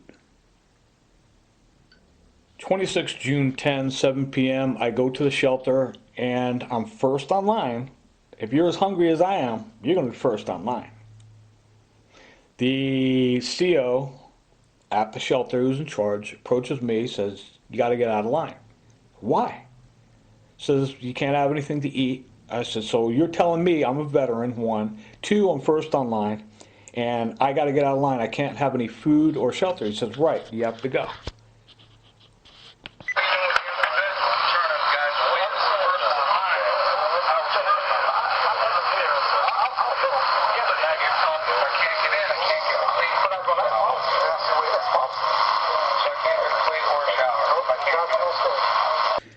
The end result, after I told him, says, you're telling me I can't get in, right? He says, nope, no sir, and I was first online. So now you hear proofs of how this Tanita Baranek from the VA is tracking me so I can't get a job. She's going to find out every place that I try and apply and tell them not to hire me. You hear that? Well, you didn't hear Richard Peoples, but he was on the TV saying how it's not illegal for him to follow me to different places. So they knew I was coming to Charleston. They had this nutcase who I should have checked for ID at a St. Michael's or St. Philip's church. He says, I know that your daughter was cleaved in half at the courthouse, and we're going to take control back from you. And sometimes governments can take a bribe. Bad people, bad governments. And he goes on and on and on, admitting they took a bribe. He knows I have to go to the shelter. He says, without shelter, you can't get a job. Without an address, you're not going to be able to work anywhere. He goes on and on. It's on the 3 hours and 35 minutes. He says, and if you do this to us, if you proceed with what you're doing, we're going to give you a contract on your life. He claims his name was Doug Bourne. That sounds a little weird. So I should have checked him for an ID. He's on tape. I go to the shelter. They see me coming. When he comes, you are not allowed to give him any food. He is not allowed to eat. They're trying to starve me to death. One reason for the starvation is so this Keith Hudson comes by in his van. Hey, pal. Who the hell are you? Oh, I'm a cop. I'm with the church. Come on in. I'll give you something to eat down at the Huddle House. I was dying. I was being murdered. And Keith Hudson admits everything. He explains everything. So I'd like to go further into what was happening discrimination-wise at the shelter here in Charleston. They know you're coming. After they reject you from the line, you're not allowed to have any food. They have some crackhead, and he sits and he talks with you and he harasses you. It's called gang stalking, covert harassment. He tells me the guy that just kicked you out of the line and denied you food, his name is JR. Let's hear what he has to say.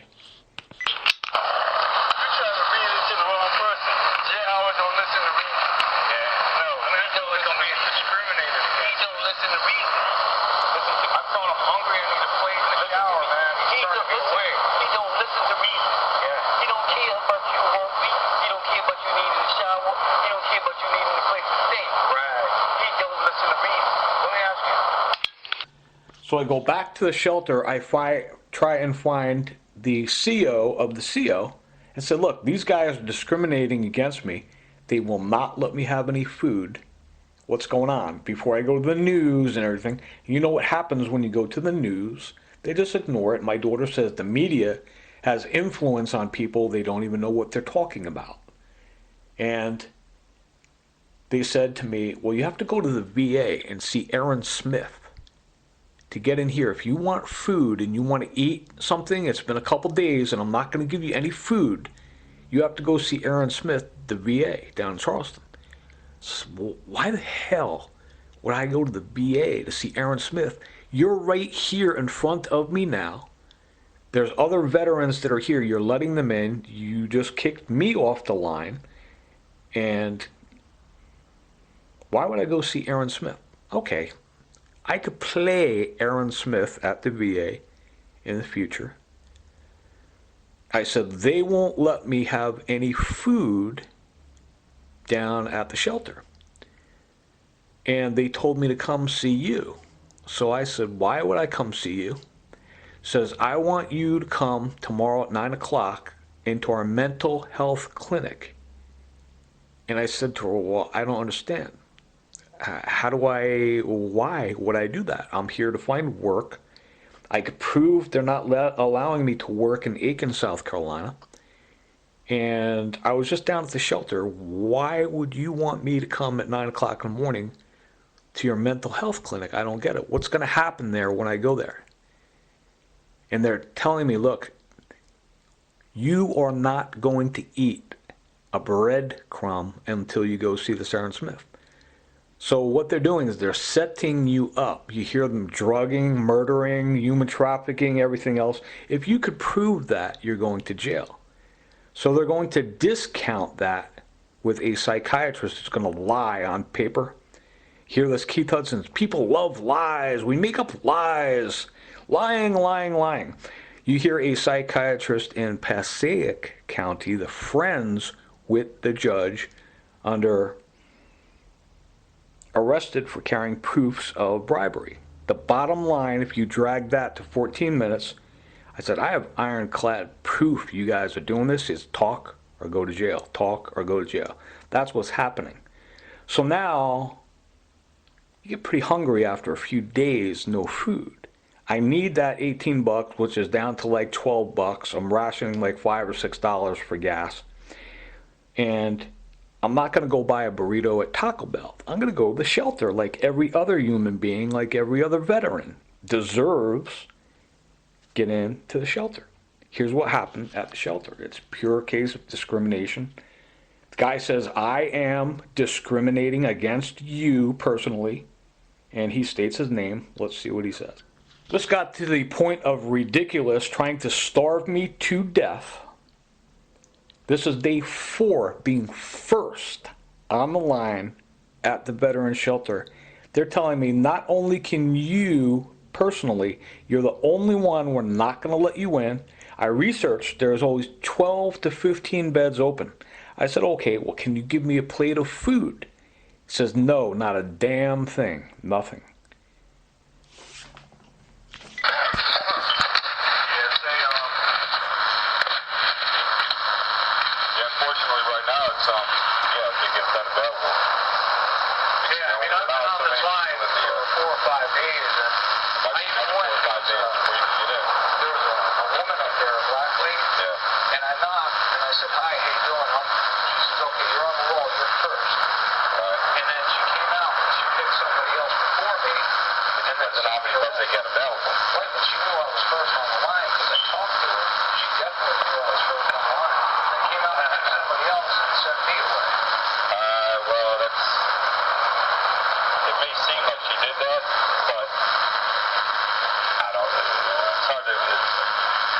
She might have promised somebody else before you. No, I already spoke to her about that. It doesn't matter. She might have already promised somebody else before you. This guy came up behind me, you know. I'm talking about days before that. Days before that. Days before you even came out.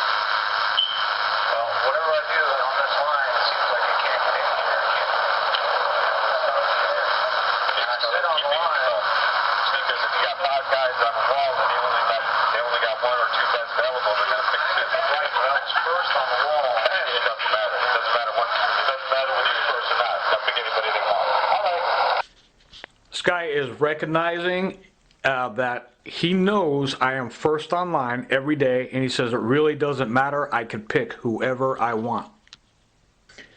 Next, I explained to him that I was first online and that I was there first at 7:30. He says, well, it doesn't matter if you were here since 2 o'clock the morning before. We're going to kick you out of the line. Let's see what he has to say.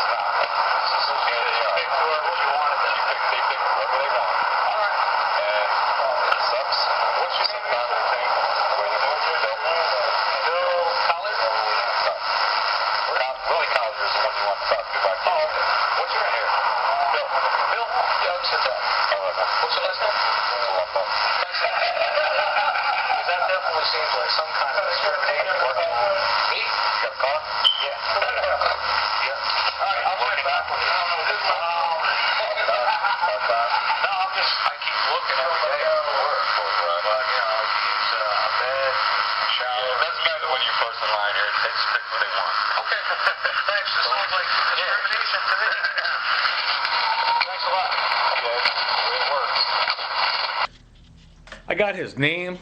He's another guy. He comes out. He's the CO. Says his name is Bill Colombo. You hear him acknowledging I've been first online every single day. He says, I don't care if you were here since 2 in the morning. You could sit on your line for 48 hours first online. I'm not going to let you eat. And I asked them for food. 4 days in a row, they would not give me any food. There's 13 to 15 beds. I went inside and researched. And they said, yeah, we got the beds. You know, it's just, hey, you got to deal with the CO outside, what they say when you're first online. So I said, that sounds like discrimination. He says, yep, that's the way it works. If you can just make a note, an asterisk, that this Tanita Baranek 1-4 tracking me, trying to get me alone in a room with her, and demanding that I write down every place I have applied to in the past.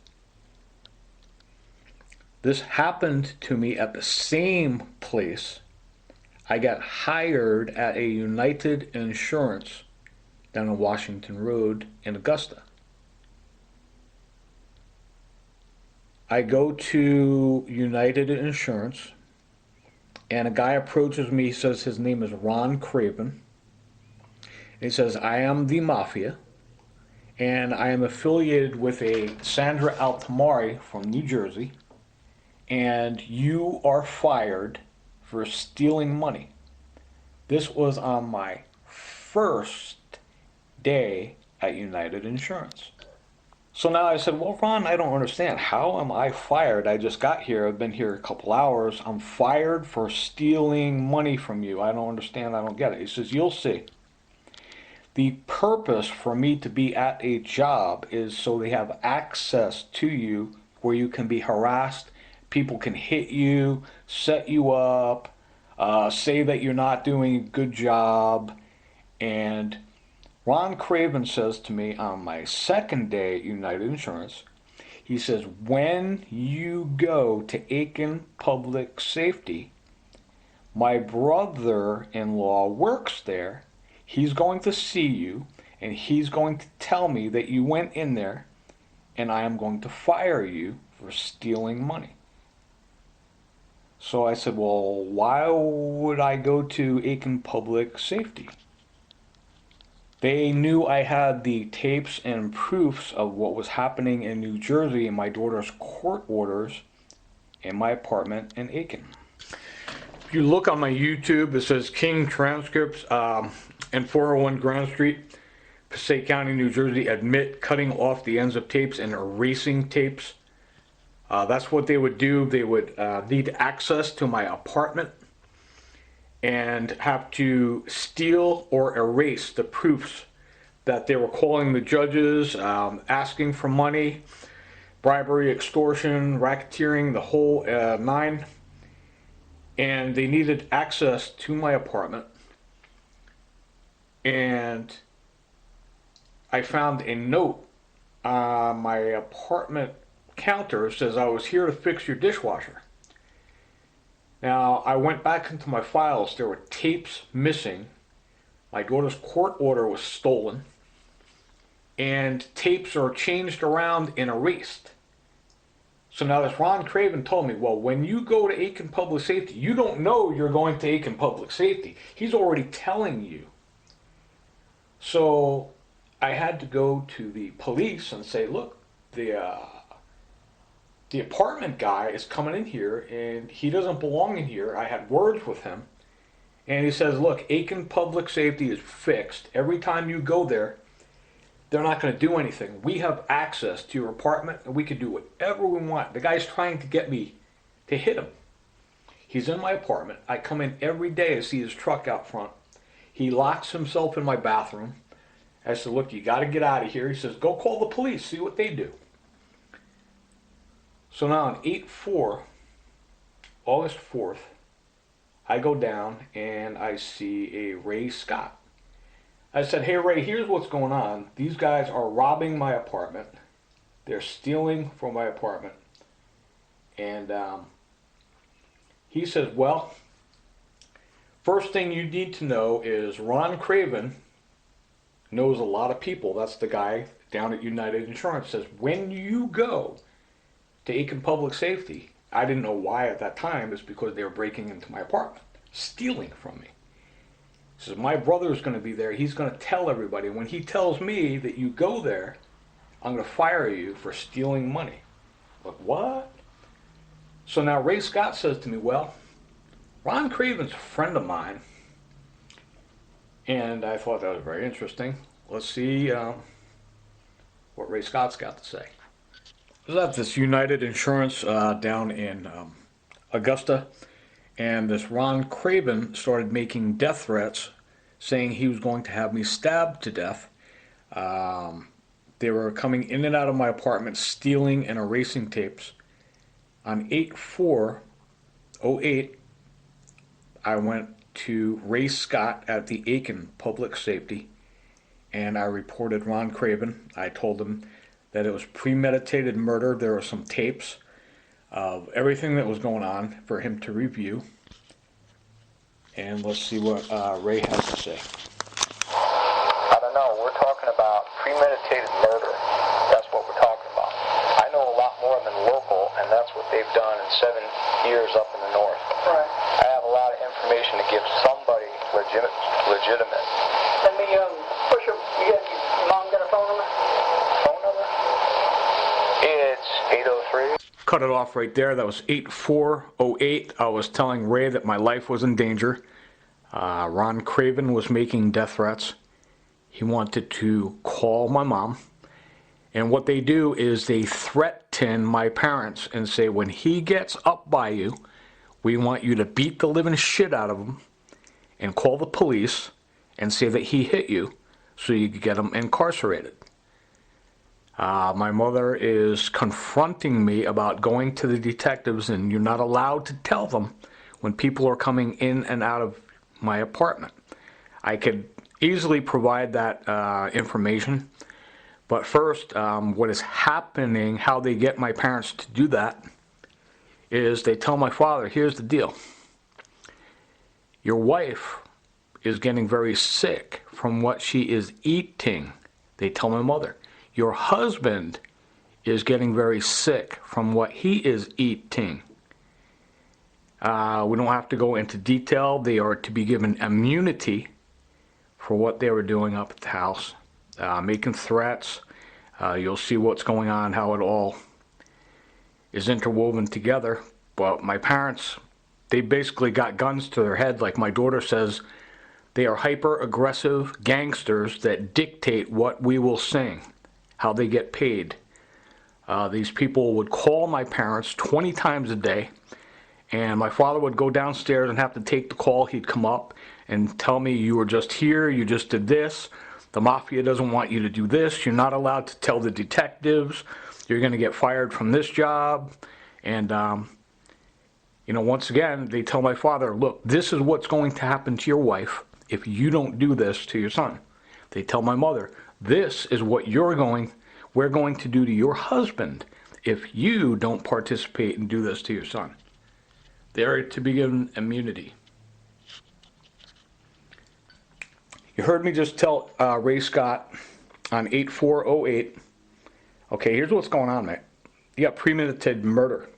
Before you call anybody, before you do anything, I've already got Ray in my sights because this Ron Craven already tipped me off. When you go to Eccl Public Safety, my brother works there. I'm like, okay, who cares who he is, what he says?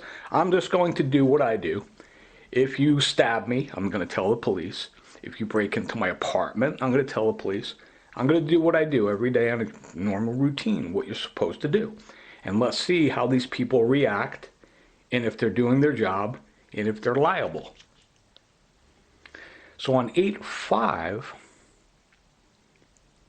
I went to United Insurance, and what was happening is gas was $4.50 a gallon.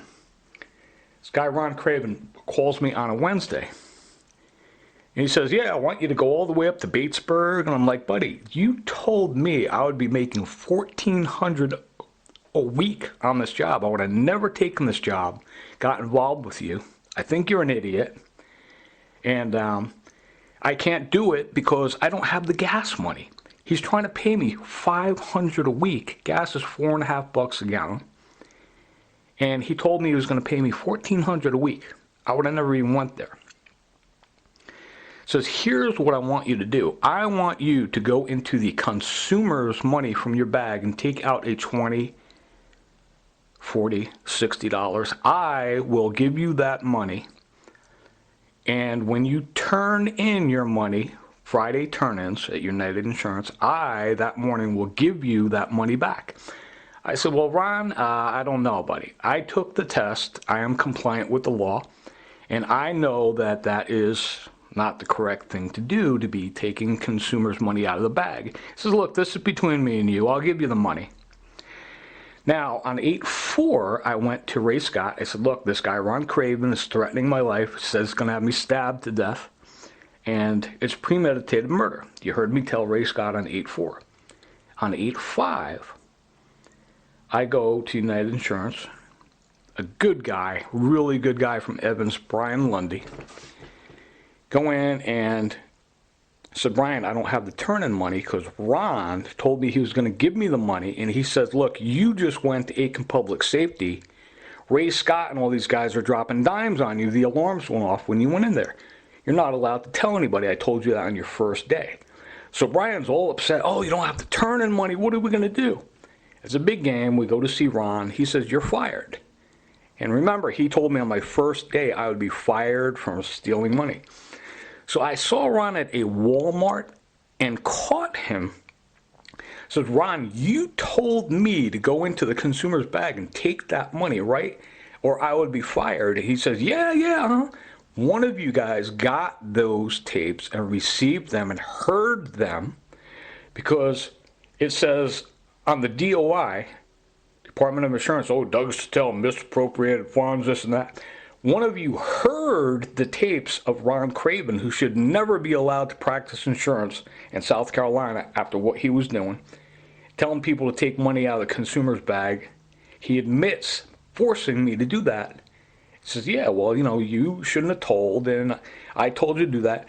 One of you guys heard those tapes. Now, whoever, might be on top of the DOI shookadia, changed that report in the computer. Doug Cheselka did not steal money. He did not misappropriate funds. I looked in the computer. It said change, big change. Someone shortly after that changed it back. So Ron, the death threats he was making, he's going to have me murdered. And he says, you have to go with Brian. We're up at 111 Sutton in Batesburg, Leesville. And Brian Lundy, Doug, look out! This woman tried to knife me to death. She tried to put a knife through my back. And Brian couldn't believe what he saw. And I know that Brian's going to get fired if he steps forward. I get home from that. My father is told, you hear Ray Scott, what's your mother's phone number?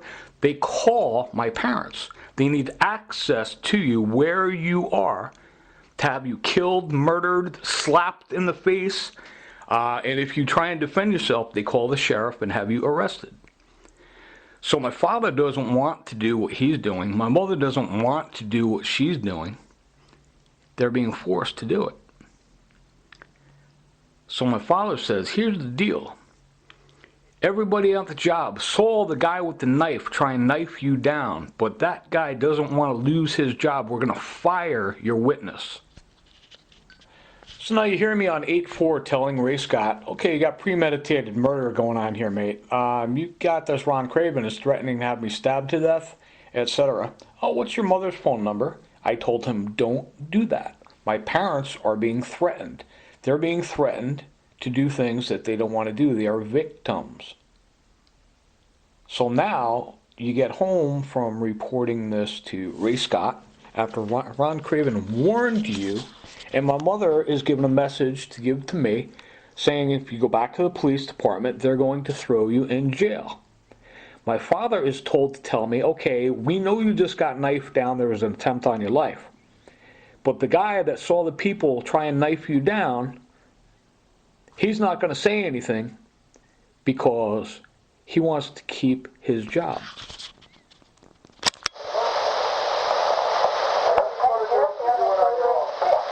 Why would they throw me in jail? I'm just supposing. Whatever happens, you're going to lose this job too. First of all, you got 5 or 6 people in the office, and you're telling us that the one guy pulled the knife off. Okay? Listen to me. Just don't interrupt. Just listen. You're telling me that there's 5 or 6 people in the office and they were with us. Okay, fine. Now, you think those 5 or 6 people that are in that office want to keep their job? What do you think they're going to say about the guy with the knife? So they're going to fire? I didn't see anything. I tell you that. So then they're going to fire the people that were witnesses? No. They're not going to say anything. They're not going to back you up because they want to keep their job. But you don't want to listen to nobody when people tell you things. So Once again, I want you to tattoo it on your forehead. My parents' lives are being threatened. When they go out somewhere, they have an alarm. When you see the power go off on your alarm clock, you can trip the power. They go into your refrigerator. Now, you saw one attempt on my life. This is Brian Lundy. He saw this happen to me. He said, holy crap, man, that was an attempt on this guy's life. Just like Ron Craven told me. You heard me tell Ray Scott on 8-4 this was going to happen. Ray Scott knew it. He admits later, hey, I'm friends with Ron Craven. You'll see the whole shebang with Eccl Public Safety coming up soon. You got premeditated murder, conspiracy to commit murder, obstruction of justice. They're trying to prevent the prosecution of criminals. They're breaking in and out of your apartment, firing you from jobs. You got a lot of intentional torts here. So now they tell the guy from my apartment complex in Eccl, look, buddy, we know we told you to go into his apartment and steal all his tapes and find this stuff and his daughter's court orders, but you got to lay back now because he's on to it and he's coming to us, so we got to do something. So now the guy that saw me get stabbed, he saw an attempt on my life, Brian Lundy, who you hear my father saying, Brian is not going to talk. He's going to lie because he doesn't want to lose his job. Brian is one of the best guys I know, Brian Lundy, from Evans. So now Brian's in my apartment one morning, about 8 o'clock, 8:30. Sees the Spanish kid walk up, say, oh, permiso, senor, I'm scared to death of something. I need you to leave your door open. We need to paint. I go, buddy, there's no painting to be done in my apartment. They need to leave me a notice that you will be coming into my apartment. Exterminators, painters, 24 hours. It's part of the lease agreement. I don't want you coming in here. I'm not going to leave my door open. They need to steal. They are flipping out of their gourds. We need to get those tapes, or we're going to jail for bribery, extortion, murder, etc., etc. You hear the chief in Totowa. Oh, yeah, we're all done going in and out of your apartment. That's done now. Common sense. Now they got to do it down here.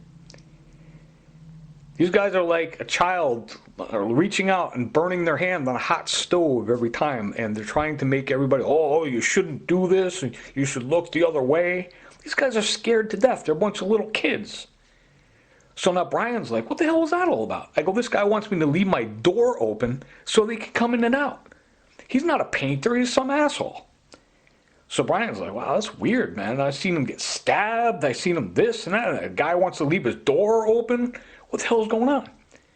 I come home and I see the back door is jimmied open the same day.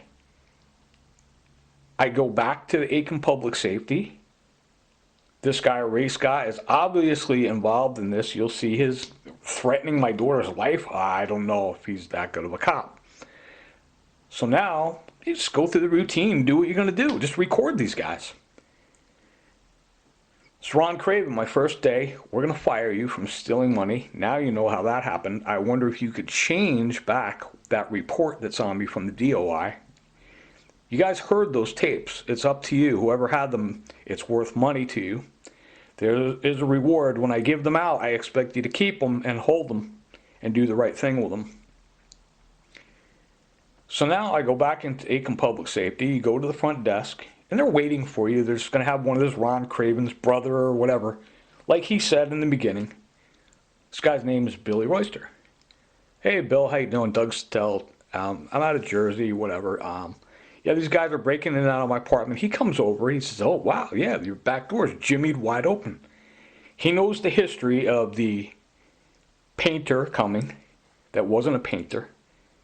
He knows the history of the guy from the apartment complex coming to fix my dishwasher that wasn't broken and locking himself in my bathroom. Every day I'd come home, see this guy's truck out in front of my place. He's digging through my place. Oh, buddy, what the hell are you doing? They told him to stop. Now they have to break in. So this is Billy Royster, and he explains his association with Ron Craven. Yeah, I know you got fired from your job for coming here and reporting to us. How do you know I got fired from my job? From the insurance company, they called me. Really? Now Billy Royster is going to lie his ass off. Oh, I don't know what you're talking about. If you put two and two together, the intentional torts and stuff like this, firing people from their job. One, RICO has a thing called anti-slap on whistleblowers and retaliation using police and courts against victims for reporting and cooperating with law enforcement. At point A, you know that Ron Craven says, oh yeah, you go up there, we're going to fire you from your job. My brother works up there at Eccl Public Safety. Here's Billy Royster. He's a knucklehead. Oh yeah, you know, we fired you from your job, and he associates himself, connects himself with this Ron Craven. Yeah, how you doing? First thing he says, I know you got fired. Bill, how do you know I got fired? How do you know I even worked? Now in your mind, you're going to think, oh, Doug's friends with this Billy Royster for 50 years. They went to the high school reunion together. I don't know this scumbag. I'm coming in here to say, hey, look. These guys are murdering, they're breaking in, they're doing stuff to my daughter, everything, you know the whole nine. He observes the break-in. I go back in to see him on the follow-up. So yeah, I know you got fired. One, you have to ask, how does this guy know I even worked somewhere? Oh, what makes you think I was working, Bill? You'll see. Now, instead of this Billy Royster doing his job, he comes, he offers me a deal. Now remember, I don't know this guy, and he starts telling me all about myself. I lost my job. What job, Bill? How do you know I work? Oh, at the insurance company. What insurance company? Who are you, man? We can help you a ton. We can get you back on your feet, get you working again, having a good, productive life. makes you think I'm not working? Well, I heard you lost your job at the insurance company. Where'd you hear that? From the insurance company. What insurance company? The one you were working for. I never mentioned to you that I was working for an insurance company, though. Now do the math. I don't know this guy. He's supposed to be investigating a break-in that he saw in my apartment. Says, look, we'll get you back up. We'll give you another job. I'm like, well, what are you talking about? How do you know I had a job? Well, we know you got fired. How do you know that? He says, well, I heard it from the insurance company. Bingo. Tax him. They stole, these were all on disc. They stole all of these out of my car. 4 o'clock in the morning, you chirp, chirp, and all the discs of exactly what you're listening to now are stolen. Yeah, but I don't understand how you see that clearly that there's a break-in in my apartment. No, I did. I saw no damage on that door that could tell me that someone got into your apartment. That glass door was not damaged. Yeah, but you noticed that the screen door was jimmied open. Somebody had messed with it, and you know what, guys? Yeah. Most of the doors in that apartment complex have been jimmied because there's been some kids around there, and in the amount of time those apartments have been there, years, at one point or another, I bet you each and every one of them, dang every one of them is broken into, because I've worked many break-ins in that apartment complex. I have. But I told you at least numerous times that the key was stolen and that my parents were involved with that Gatewood office with James Drummond.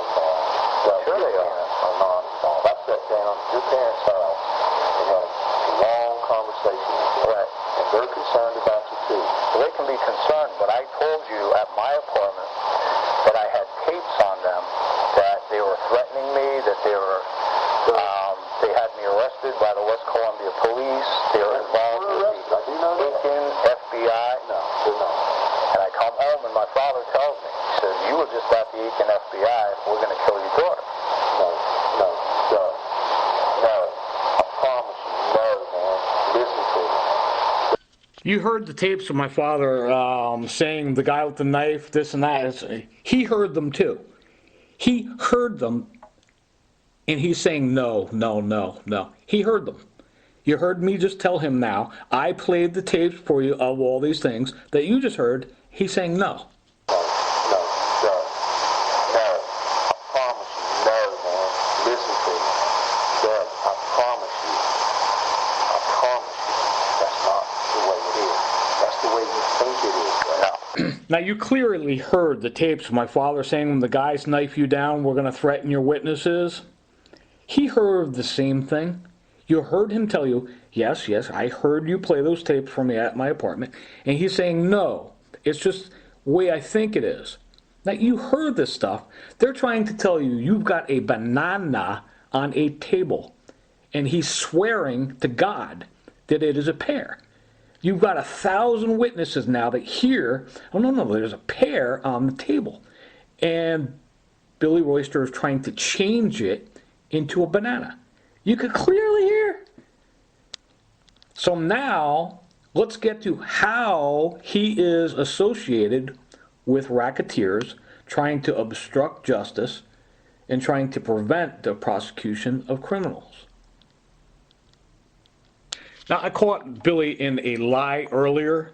What you do is you check the stress, when he's lying and when he's not. And I got his report, his narrative, and I checked his narrative. He told me that, I said, well, how do you know I'm not working at the insurance company? Your parents told me.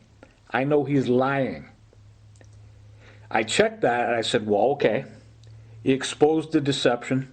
It's somewhere in the narrative. He walks into a trap. How do my parents know I'm not working at an insurance company, Bill? And he states the association, how it happened. Ron Craven's brother works there.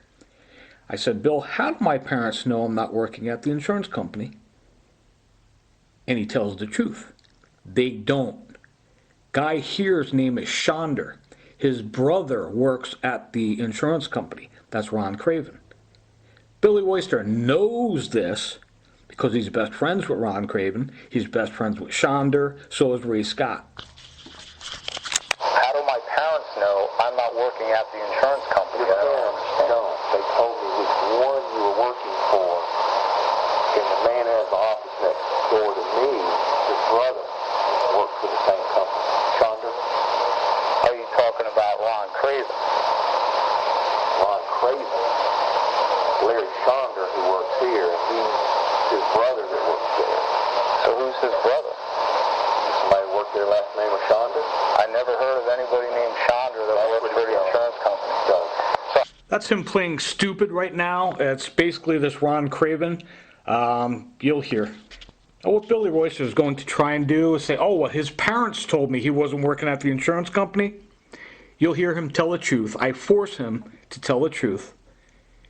And I said, well, in the beginning of this, you told me my parents told you that I wasn't working at the insurance. He says, they didn't tell me you weren't working at the insurance company.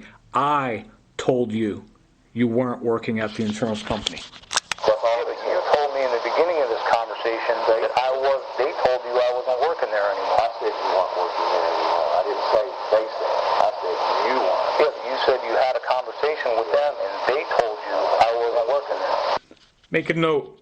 He says, I told you that you weren't working at the insurance company anymore. Your parents didn't tell me. He tried to lie to me and get out of him knowing Ron Craven through the Shonder. So let me think quick. Your parents told me. I said, well, my parents tell you? He says, no, I told you. Mark it down.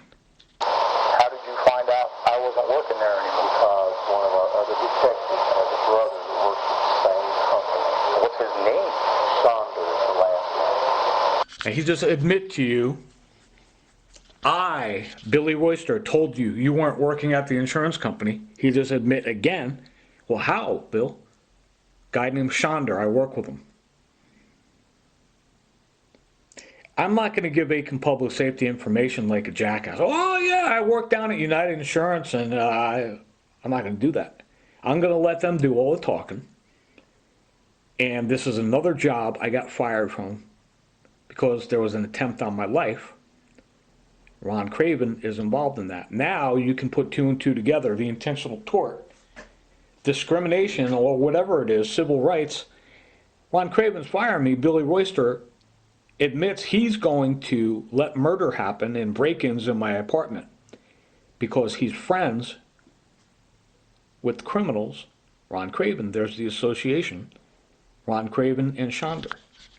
Now, obviously, that's worth a lot because these guys went out of their way to break into my car and rob 5 or 6 discs with all this information on it. Here, chirp, chirp. Next day, they put a little note next to where the discs were, and all the discs are gone. So, use this wisely. Okay, now you see there's an attempt on my life on the insurance route. After telling this Ray Scott, look, it's premeditated murder. Afterwards, the next day, girl tried to kill me. Father says, guy with the knife, nobody's going to tell if they don't want to lose their job. You hear what Billy Royster just did. Well, I'm connected up when we know you're not working anymore because Ron Craven called us and fired you. And we know you're not working and we know you got fired. So what do you do next? Just go report him to his boss, Ray Scott.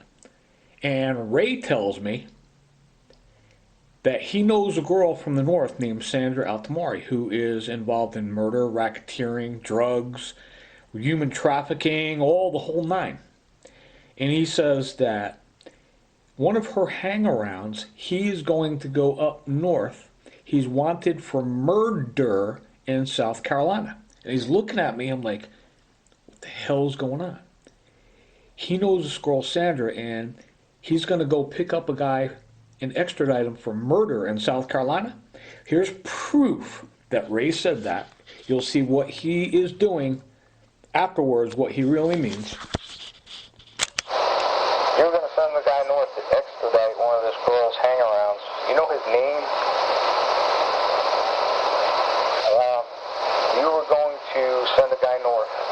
We sent a guy and picked up a guy for murder and brought him back.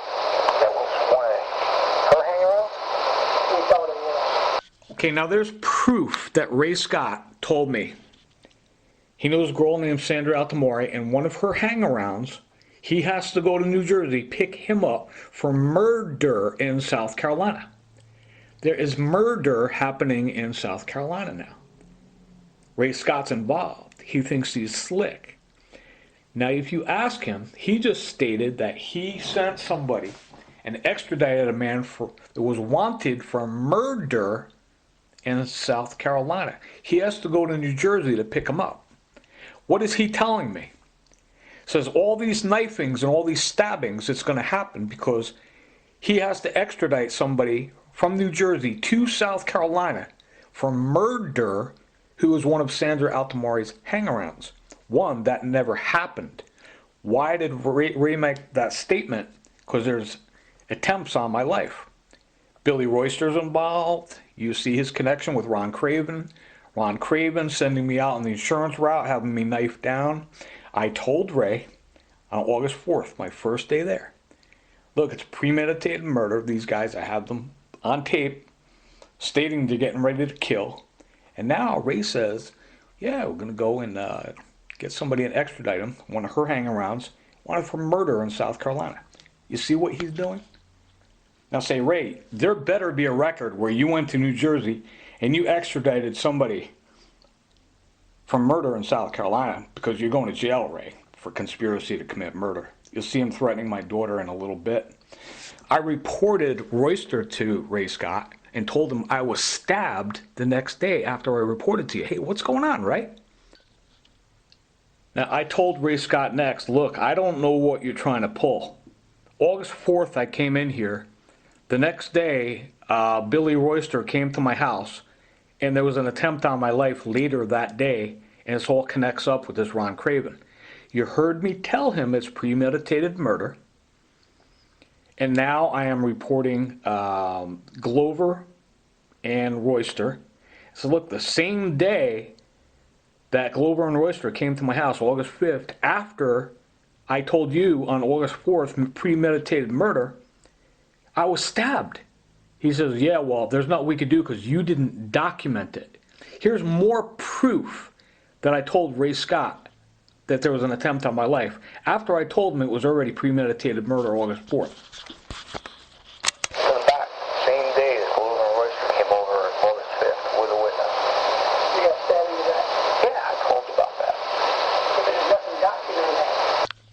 He says, yeah, but you didn't document it. It's his job. I'm in this place every single day. Just like Total Police Department, they're not writing reports. I could go on for hours about what Ray is doing. He's telling his guys not to write reports. We could get to that later. I don't have time.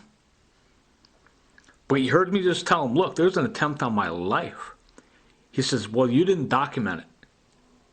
See the game? This guy's in a conspiracy to commit murder. He's trying to obstruct justice. Now I'm going to confront Ray. Say, hey, Ray, what's going on? Since I've been here one day talking to you, I got fired from my job and stabbed. So since I've been here talking in retaliation, they fired me from the job. I got stabbed. Ron told me he's going to have me stabbed. And I said, listen, you're really pushing your luck. So I have 5 guys around you and all stab you at once.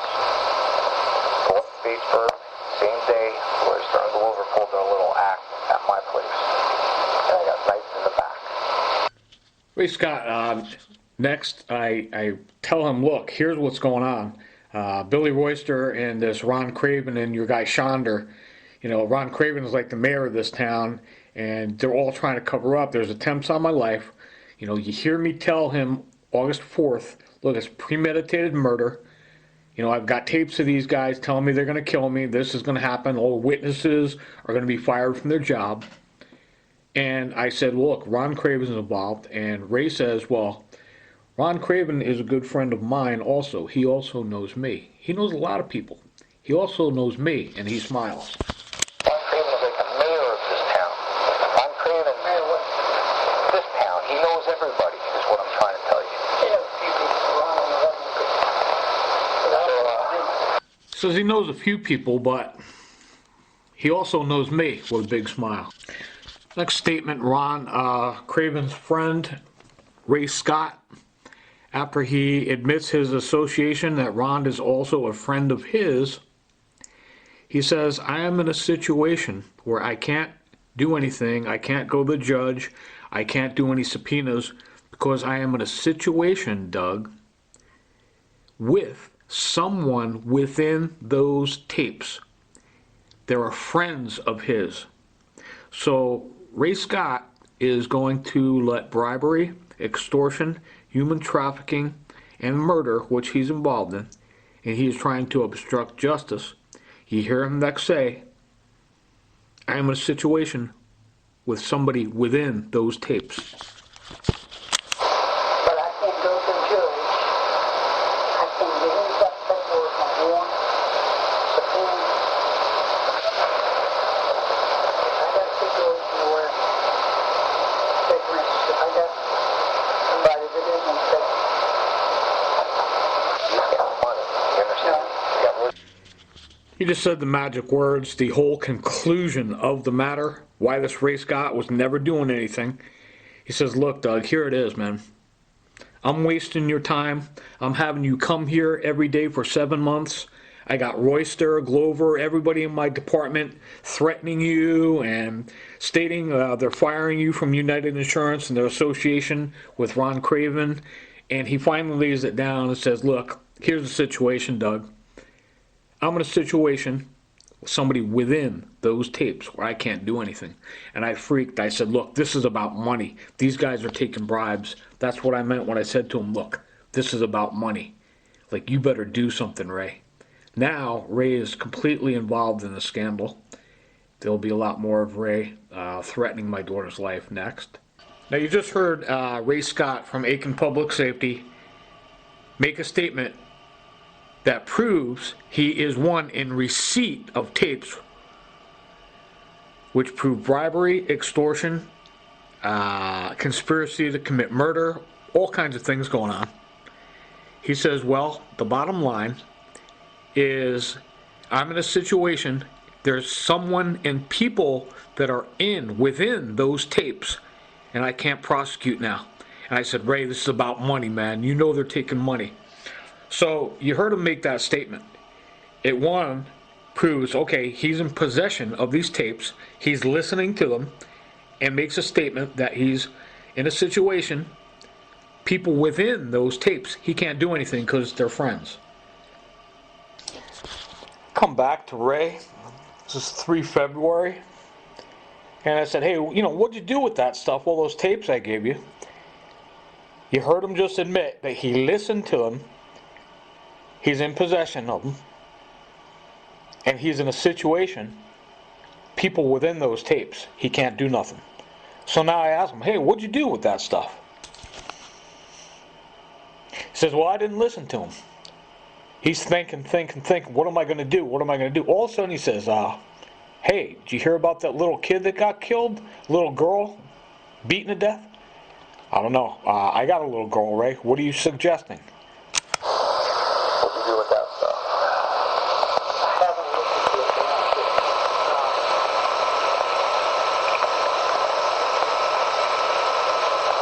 You got that guy clearly asking, stating what the deal was about. We had a murder trial all last week. And her brother got killed. And that's probably why I didn't come back. I did court. A little girl got killed. Yeah, we got her murdered here 2 years ago. Clearly stated what this guy is doing. You already know that he just admitted he listened to all the tapes, said there's people within those tapes, I can't do nothing. I asked him about the tapes. He says, well, I didn't get a chance to listen to it, but did you hear about the little girl that got murdered? Little girl. What little girl, Ray? I got a little girl. What are you suggesting? You'll see what I mean in a minute. You previously just heard Ray Scott say, I can't do nothing. I listened to all the tapes, and I'm in a situation with people in those tapes. They go to prison. Now, you'll hear Ray lie and said he hasn't listened to those tapes. I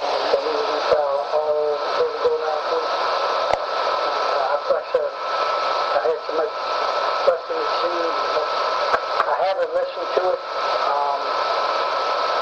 I need to sit You just lied and said, well, I haven't listened to it, but your little girl is going to get murdered if you proceed, Doug. See how it works? You just heard the man lie his ass off. Haven't listened to it.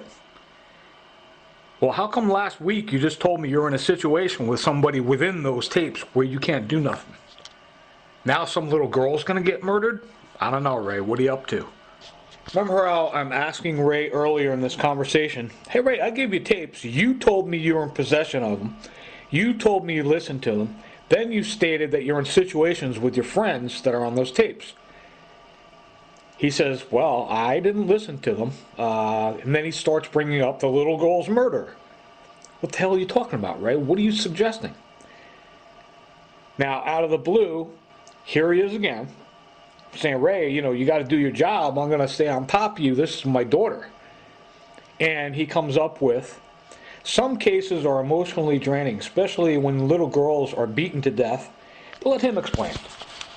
What kind of cases kind of drain on you? Say because you're going to deal with kids. The girl was beaten to death? Wow, that's pretty scary. Yeah. Yeah. And then they can call the police till the next day. Wow. It was a pretty heavy week all week last week.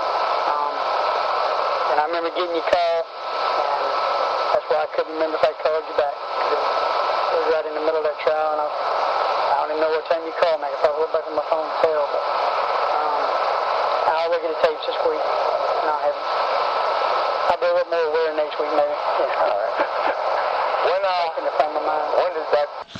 Now you remember he said that he's in a situations with people in those tapes. Brings up, it's emotionally draining, when little kids and children are involved, meaning the bribes that were taken.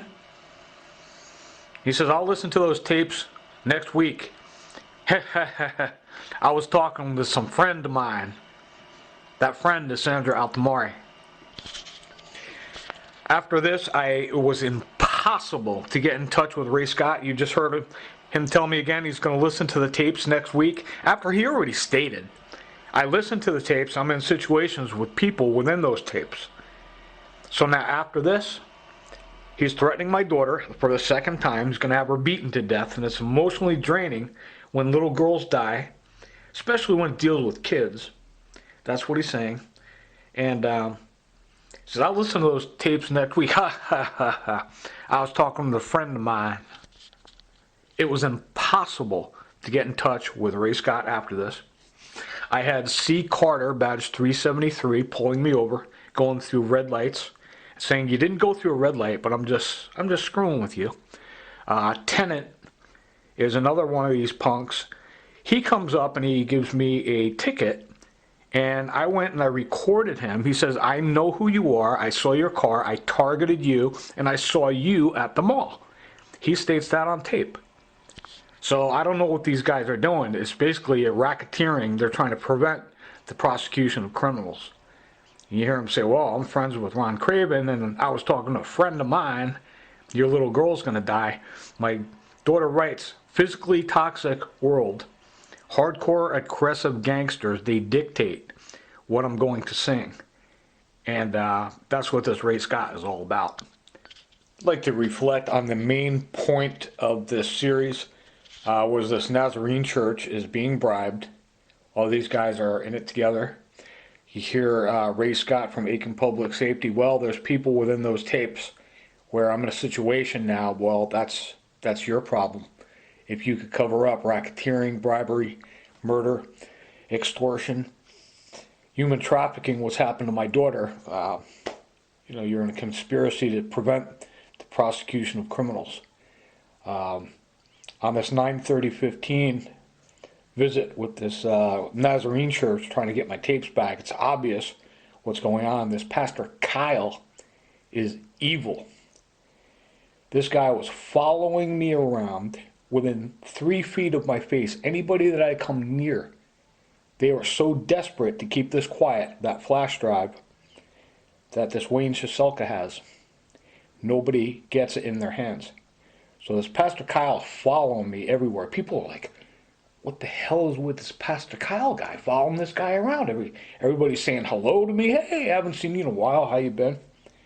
This guy, Pastor Kyle, is evil. You hear him say, well, Kyle and somebody else, the SDMI, whatever the acronym stands for, chairman for the South Carolina district, they all got the chairman together and pay them. And he starts laughing. And he says, they were mixed up with the evidence. You clearly hear this, Wayne Cheselka, making sure nobody gets that evidence. I had a hard time trying to get the prescription for my prosthetic. You heard that whole series, I'm sure. I hope you understand what was going on. Nobody has to tolerate that kind of harassment. And I had to drive all the way to New Jersey to get the prescription. And there was always someone that was very helpful. And anytime I've been around a third party that I believe that person to be an associate or affiliate with, it's always been a pleasant experience. And when I went to New Jersey, I was harassed at the doctor's office. Girl gave me the same thing. She said, well, your Medicaid's cut off. I'm like, cut off? Come on, man. I just drove up South Carolina. You guys were doing this to me in South Carolina. And the doctor in the background said, hey, come on in here, man. What do you need? Gave me the script. I'd like to thank you. I think her name was Kandil Mali. Thank you. So finally you get to the bottom of it. These guys are taking bribes. All of them basically say the same thing. Well, we know what's going on. One guy says people within those tapes and, you know, the Nazarene church is paying all these churches something about SDMI, get all the chairmen together, the South Carolina district, and they pay them. That's with your tithe money. And then you hear them say, well, they're all mixed up with the evidence. Ha, ha, ha, and you're cracking up. You could hear the guys in the discrimination at the Charleston shelter, all the guys in the background laughing. It is the same thing that happened down the block at the shelter, not allowing me any food or shelter. Job 15:34, for the congregation of hypocrites shall be desolate, and fire shall consume the tabernacles of bribery. Thanks for all your help. Everybody have a great week.